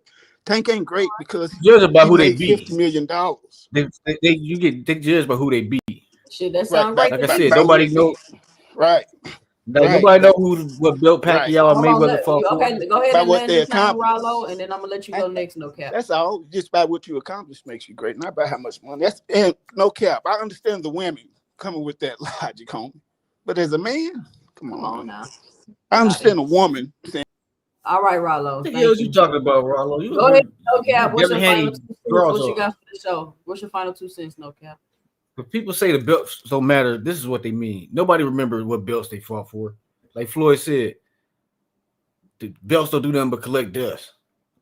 He didn't even. Every time Floyd got the belt, he dropped the belt. People don't even realize that. Every time he won a belt, because he didn't want to pay the sanction bodies, he thought it was a waste of money. Because everybody knew he was the best and he got their way, so he didn't need the fucking belt. He fighting the champion, but he come out last every time. And he even get the other person got the belt. So they know who the champion is without the belt. You know what I'm saying? Nobody was gonna remember Devin Haney, bro, because he ain't did shit great, but collect a bunch of bacon ass belts. Like Josh Taylor was undisputed. People don't. Who the fuck think Josh Taylor a great fighter? Nobody. Nobody gonna. But give a he fuck great about though. Josh No cap. He's great because he went undisputed, and they're gonna talk about him 15 years from now. They not even talking about him 15 months from now. You know what I'm saying? Josh Taylor is ass cheeks, always been ass cheeks. The undisputed, like that's they had these undisputed shits to validate garbage motherfuckers like Josh Taylor and Devin Haney, to put them up on the level that they not on. And now it backfired when Terrence Crawford said that's why Terrence Crawford started getting the belts. He's like, oh, this is what y'all trying to do now. So he starts getting the belts, so now they can't say nothing because he got them belts too. So it's like, man, fuck them belts. It's only one thing that matters, and that's we know who the best is. Who we don't matter who got the belt. We know who's standing on the top of the mountain. We know who's gonna get the most respect. You can't fucking change the narrative because fucking Mike Coppinger tried to make the belts to big up these garbage ass fighters like Josh Taylor and goddamn fucking Lomachenko and shit. Motherfuckers who ain't did shit, but you want to put them down as legends? The fuck out of here. Triple G in the Hall of Fame for what? Beating Danny Jacobs? The fuck out of here. You know what I'm saying? Fucking is fucking Kelly Pavlik in the Hall of Fame? I don't think so. He was undisputed at 160. Triple G was never undisputed at 160. So why is Triple G in the Hall of Fame before Kelly Pavlik? You know what I'm saying? I don't want to hear that shit y'all talking about. And you goddamn, you know what? Devin Haney never gonna be remembered. After Brian Norman Jr. beat Devin Haney, his career gonna be over. What you gonna say about that? What's all his undisputed gonna do for that fact? They already took him off the under pound for pound list. He was undisputed champion not too long ago, and he's not even on the pound for pound list no more. He's supposedly undefeated. He undefeated, right? Boxing hacker. The ass whooping with Ryan never happened, right? So why he ain't on the pound for pound list? He is undefeated. Why they take him off? That's a good question, no cap. That's a good point. Why did they take him off? I don't know. Apparently the undisputed don't mean shit in real life. You know what I'm saying? Apparently the belts didn't mean shit. You know what I'm saying? So what? Y'all chased them belts for nothing. He tried to chase the money. He got his ass whipped by Ryan. So apparently fighting for the money is harder than fighting for the belts. Devin Haney got fucked up trying to fight for the money. He didn't get. He's fighting for the belts. He was cherry picking his way to greatness. And I rest my case on that. Wow. I think, listen, I'm trying to get off this live so I can't dive into it, but I'm going to clip that because No Cap just really said something. Shout out to Mr. Greg with the $10 in the super chat. He says, the beautiful thing about the boxing panels is the diverse points of views, and many are insightful. Some are funny and some nonsense. But these podcasts and panels help keep boxing alive. Shout out Mr. Greg. And we got one more. Let me see. Hold on. Shout out to Juke back in the super chat with the $10 in the super chat. She says a no contest and or suspension does not equal a penalization for cheating. Boots has a NC. Every commission has different rules. Some been suspended for outside the ring stuff. You're wrong. Drew closes out. What's your final 2 cents? What you got for the show today? Hey, so this was fun tonight. Yeah, it was a great show. Great show. This was a great show. So I just want to show I got love for everybody. Like, it's never personal, especially my guy, Rich. You know, me and him go back and forth, and I mess with him just because I know he, you know, sensitive, so I got to poke at him a little bit. I disagree with him in certain instances, and I get how he feels. He feels very passionately, but sometimes just because you feel passionately doesn't mean it's like factually correct or whatever. But he does have I do respect his opinions, and just like everybody else's opinion, unless you're just like flat out lying, right? So I would just say, like, and that's what I make it clear. Like, I am not a Ryan Garcia fan. I do not like Ryan Garcia. I actually felt like Devin Haney should not have went through with that Ryan fight. I felt like Ryan was being a little too erratic to me. He's being weird. And I feel like people was just like, yeah, he gonna, you know, I feel like people had this ulterior motive for why they wanted him to fight Ryan, right? And I feel like their idea and them trying to, like, I feel like it had to do with Tank, you know, over stunting and all that. They just kind of missed the forest for the trees in that situation. And I feel like they kind of bit off more than they can chew and underestimated him. And them underestimating him today is how he got that win, in my opinion. And it's because Ryan got flaws, but just because Tank made him look easy don't mean he's easy for everybody else. And he has not been easy for everybody else. Even Rolly had to, you know, do what he had to do. I think that that's all I was trying to say. I actually I thought Rolly, I always suspected Ryan of, like, some weird stuff. And I remember Tank saying it so, but then they were like, oh no. I never forget, like, a lot of Devin fans were super on Ryan's side when it came to Tank versus Ryan. They were like on Ryan's side. Like they were all on it, like, oh, Tank is training him and blah blah, because he didn't let Ryan get over on him. And y'all trying to top Tank, y'all kind of fell into Ryan's trap. Tank did what he did for a reason, right? Because, you know, if you look at Ryan's history, he's always on BS. But that y'all claimed y'all were gonna beat him at his best and all that, blah blah blah. Ryan can make weight when he want to make weight. When he don't want to make weight, he don't want to make weight.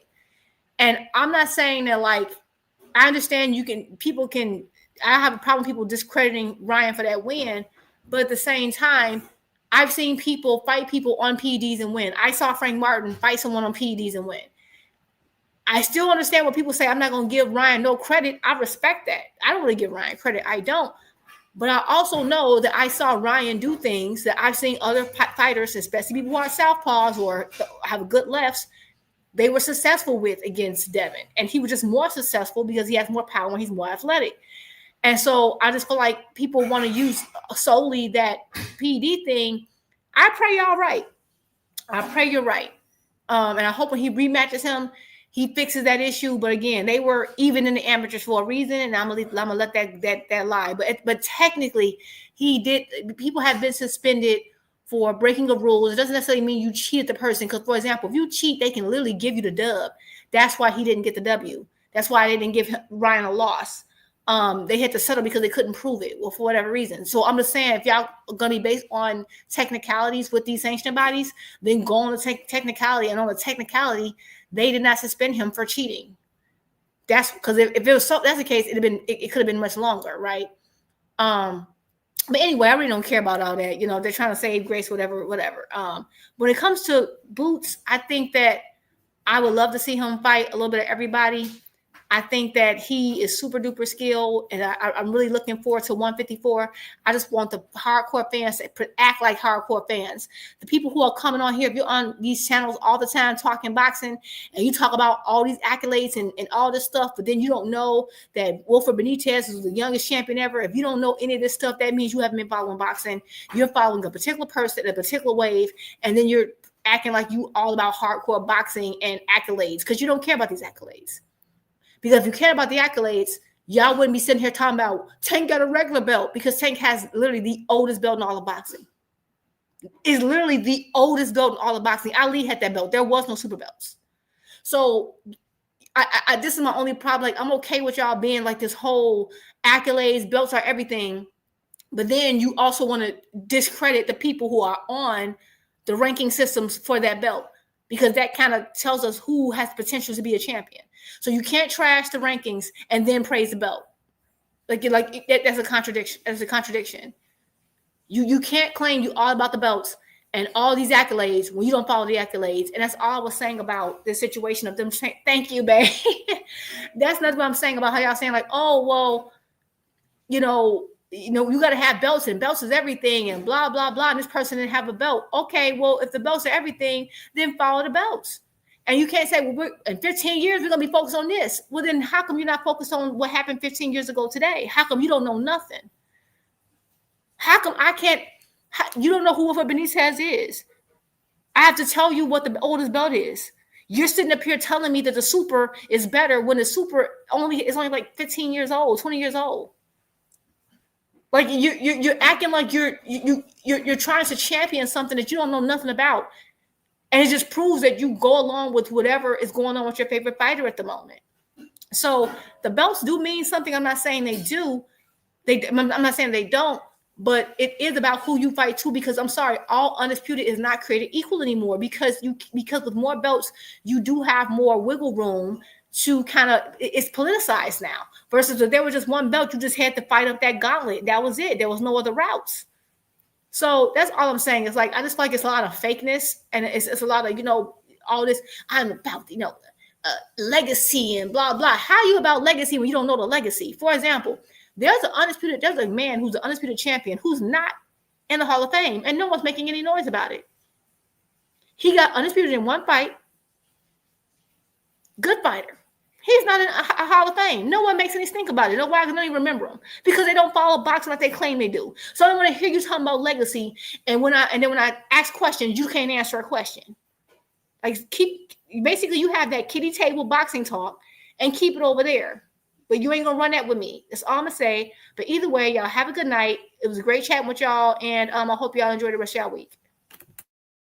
All right, shout out Juke. Thank you for coming on the panel, Juke. Appreciate the good cook. Juke with the cook. That's what we call over here on 2 Cents Boxing. Boxing Hacker. Listen, chat. Boxing Hacker just told me, because Boxing Hacker says if you break a rule, you're cheating, right? And I said, if I travel in basketball, am I cheating? Boxing Hacker said yes. If you are traveling in basketball, you are cheating. Let me know and drop it below. Is traveling in basketball cheating? I played basketball damn near my whole life, and I promise you, not one time have I ever heard people say traveling is cheating. Thank you, Rick Timms. It's a violation. It's against the rule, but that don't mean you cheating. Anyway, what else I was finna say? Oh, this is the point I wanted to make about these accolades and these super fans fight for legacy and these pretentious fans that act like they better than all other fans because they like belts and want fighters to fight for belts. And these people cannot tell you the belts that Muhammad Ali held. They can't even tell you who was the WBA champion in 2016. They can't even answer these things. Boxing Hacker is the hardest core fan I've ever seen in my life. And he can't even answer these questions, but he comes on here every single day crying about champions, belts, and accolades. And I'm telling y'all, I'm gonna have to wage a war against the hardcore fans for real. I'm gonna have to wage a war against these quote unquote hardcore fans for real, because the more I'm diving into it, the more I'm seeing y'all not for real. Y'all are not serious. Y'all are hanging on to this hardcore fan title. Now, I'm not saying people aren't hardcore fans, and I know now. My eyes are open, y'all. I know hardcore fans when I see them. I can sit down and talk to somebody and when this date and this person was a champion and they fought this person and they know all this information I'm talking about. That's a hardcore fan. I'm gonna call y'all modern hardcore fans. How about that? We're gonna use that term. All you modern, quote unquote, modern hardcore fans, they keep crying this legacy. But then when I ask you will tell me, oh, Devin Haney was the youngest undisputed champion. But when I ask you who was the youngest undisputed champion before Devin Haney, you can't tell me. You can't even tell me. All day, all I hear is legacy. Oh, they not a legacy fighter. They not a legacy fighter. Y'all even got a phrase coined for it. Oh, they not a legacy fighter. But yet you can't tell me nothing about no legacy. Y'all can't tell me nothing about no legacy. That's crazy. Y'all being exposed. Rich, I don't care about an ABF, SBU, JJK, ITG, or CBN NFL belt Ali had in the 70s.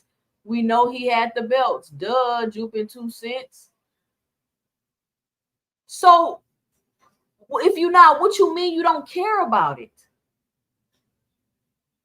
So all I got to do is get 1 belt, 2 belts, 3 belts. Like, how many belts do they need to get so y'all can stop crying about legacy? How many belts do they not have to get? How is it silly logic, Rollo? Please tell me how it's silly logic when people will sit here and cry about belts and legacy and what they need to do for people to think things of them 10 years or 15 years from now. But you can't tell me who was champions and who did what 10 and 15 years ago. That's all I'm saying. So all these pretentious modern day hardcore fans that are using this quote unquote legacy to try to control fighters and tell them what to do and tell them who they should be fighting. And it's not even all fighters. It's not even all fighters. It's only certain fighters that y'all are using this with.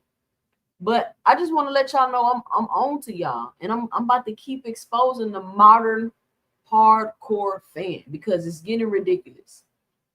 And everybody's entitled to their own opinion, but people taking it a step too far. It's too much hypocrisy. It's too much capping going on, and that's what I'm here for. I'm gonna call it out every time. Now I'm gonna give you an opportunity to come and defend yourself because it's 2 cents boxing, so everybody entitled to their own opinion over here. I'm not gonna scream and yell and time you out my chat because you don't agree. I'm not gonna do none of that. But we had a great show today. Y'all usually know I'm only on here from 5 to 7 on Sundays, but my schedule opened up a little bit, so decided to spend a little extra time with y'all tonight. Be sure to help support the channel by punching that like and that subscribe button if you haven't already. Listen, I see the analytics. I see y'all watching the show. Y'all like the show. Y'all watch the show. But y'all not hitting the subscribe button. So whether you hear every day on my lives because you listening because I don't know what I'm talking about, whether you hear because you enjoy the show, you enjoy with some of my, you agree with some of my viewpoints, even if you hear because you disagree with some of my viewpoints, whether you're a Shakur fan, a Tank fan, a Devin fan, a Canelo fan, a boxing fan, a casual fan, a hardcore fan, don't know shit about boxing, and what everybody's welcome here. So be sure to punch the subscribe button if you haven't already. Be sure to help support the channel by hitting the Cash App at $2 Boxing or leaving your 2 cents in the Cash App below. If you're listening to the replay, you can hit that heart with the $sign in it. Just let me know how much you're enjoying the show and that I'm doing a good job. And listen, if you don't want your host all in the videos, cussing you out, timing you out the chat, kicking you off the panel, leaving you in the background, come on over to 2 Cents Boxing, where we talk everything boxing and everybody's entitled to their own opinion. You know, it's crazy because where I'm from, they say BTA, belt the ass. But I tell them I'm the buckle. It hurt more.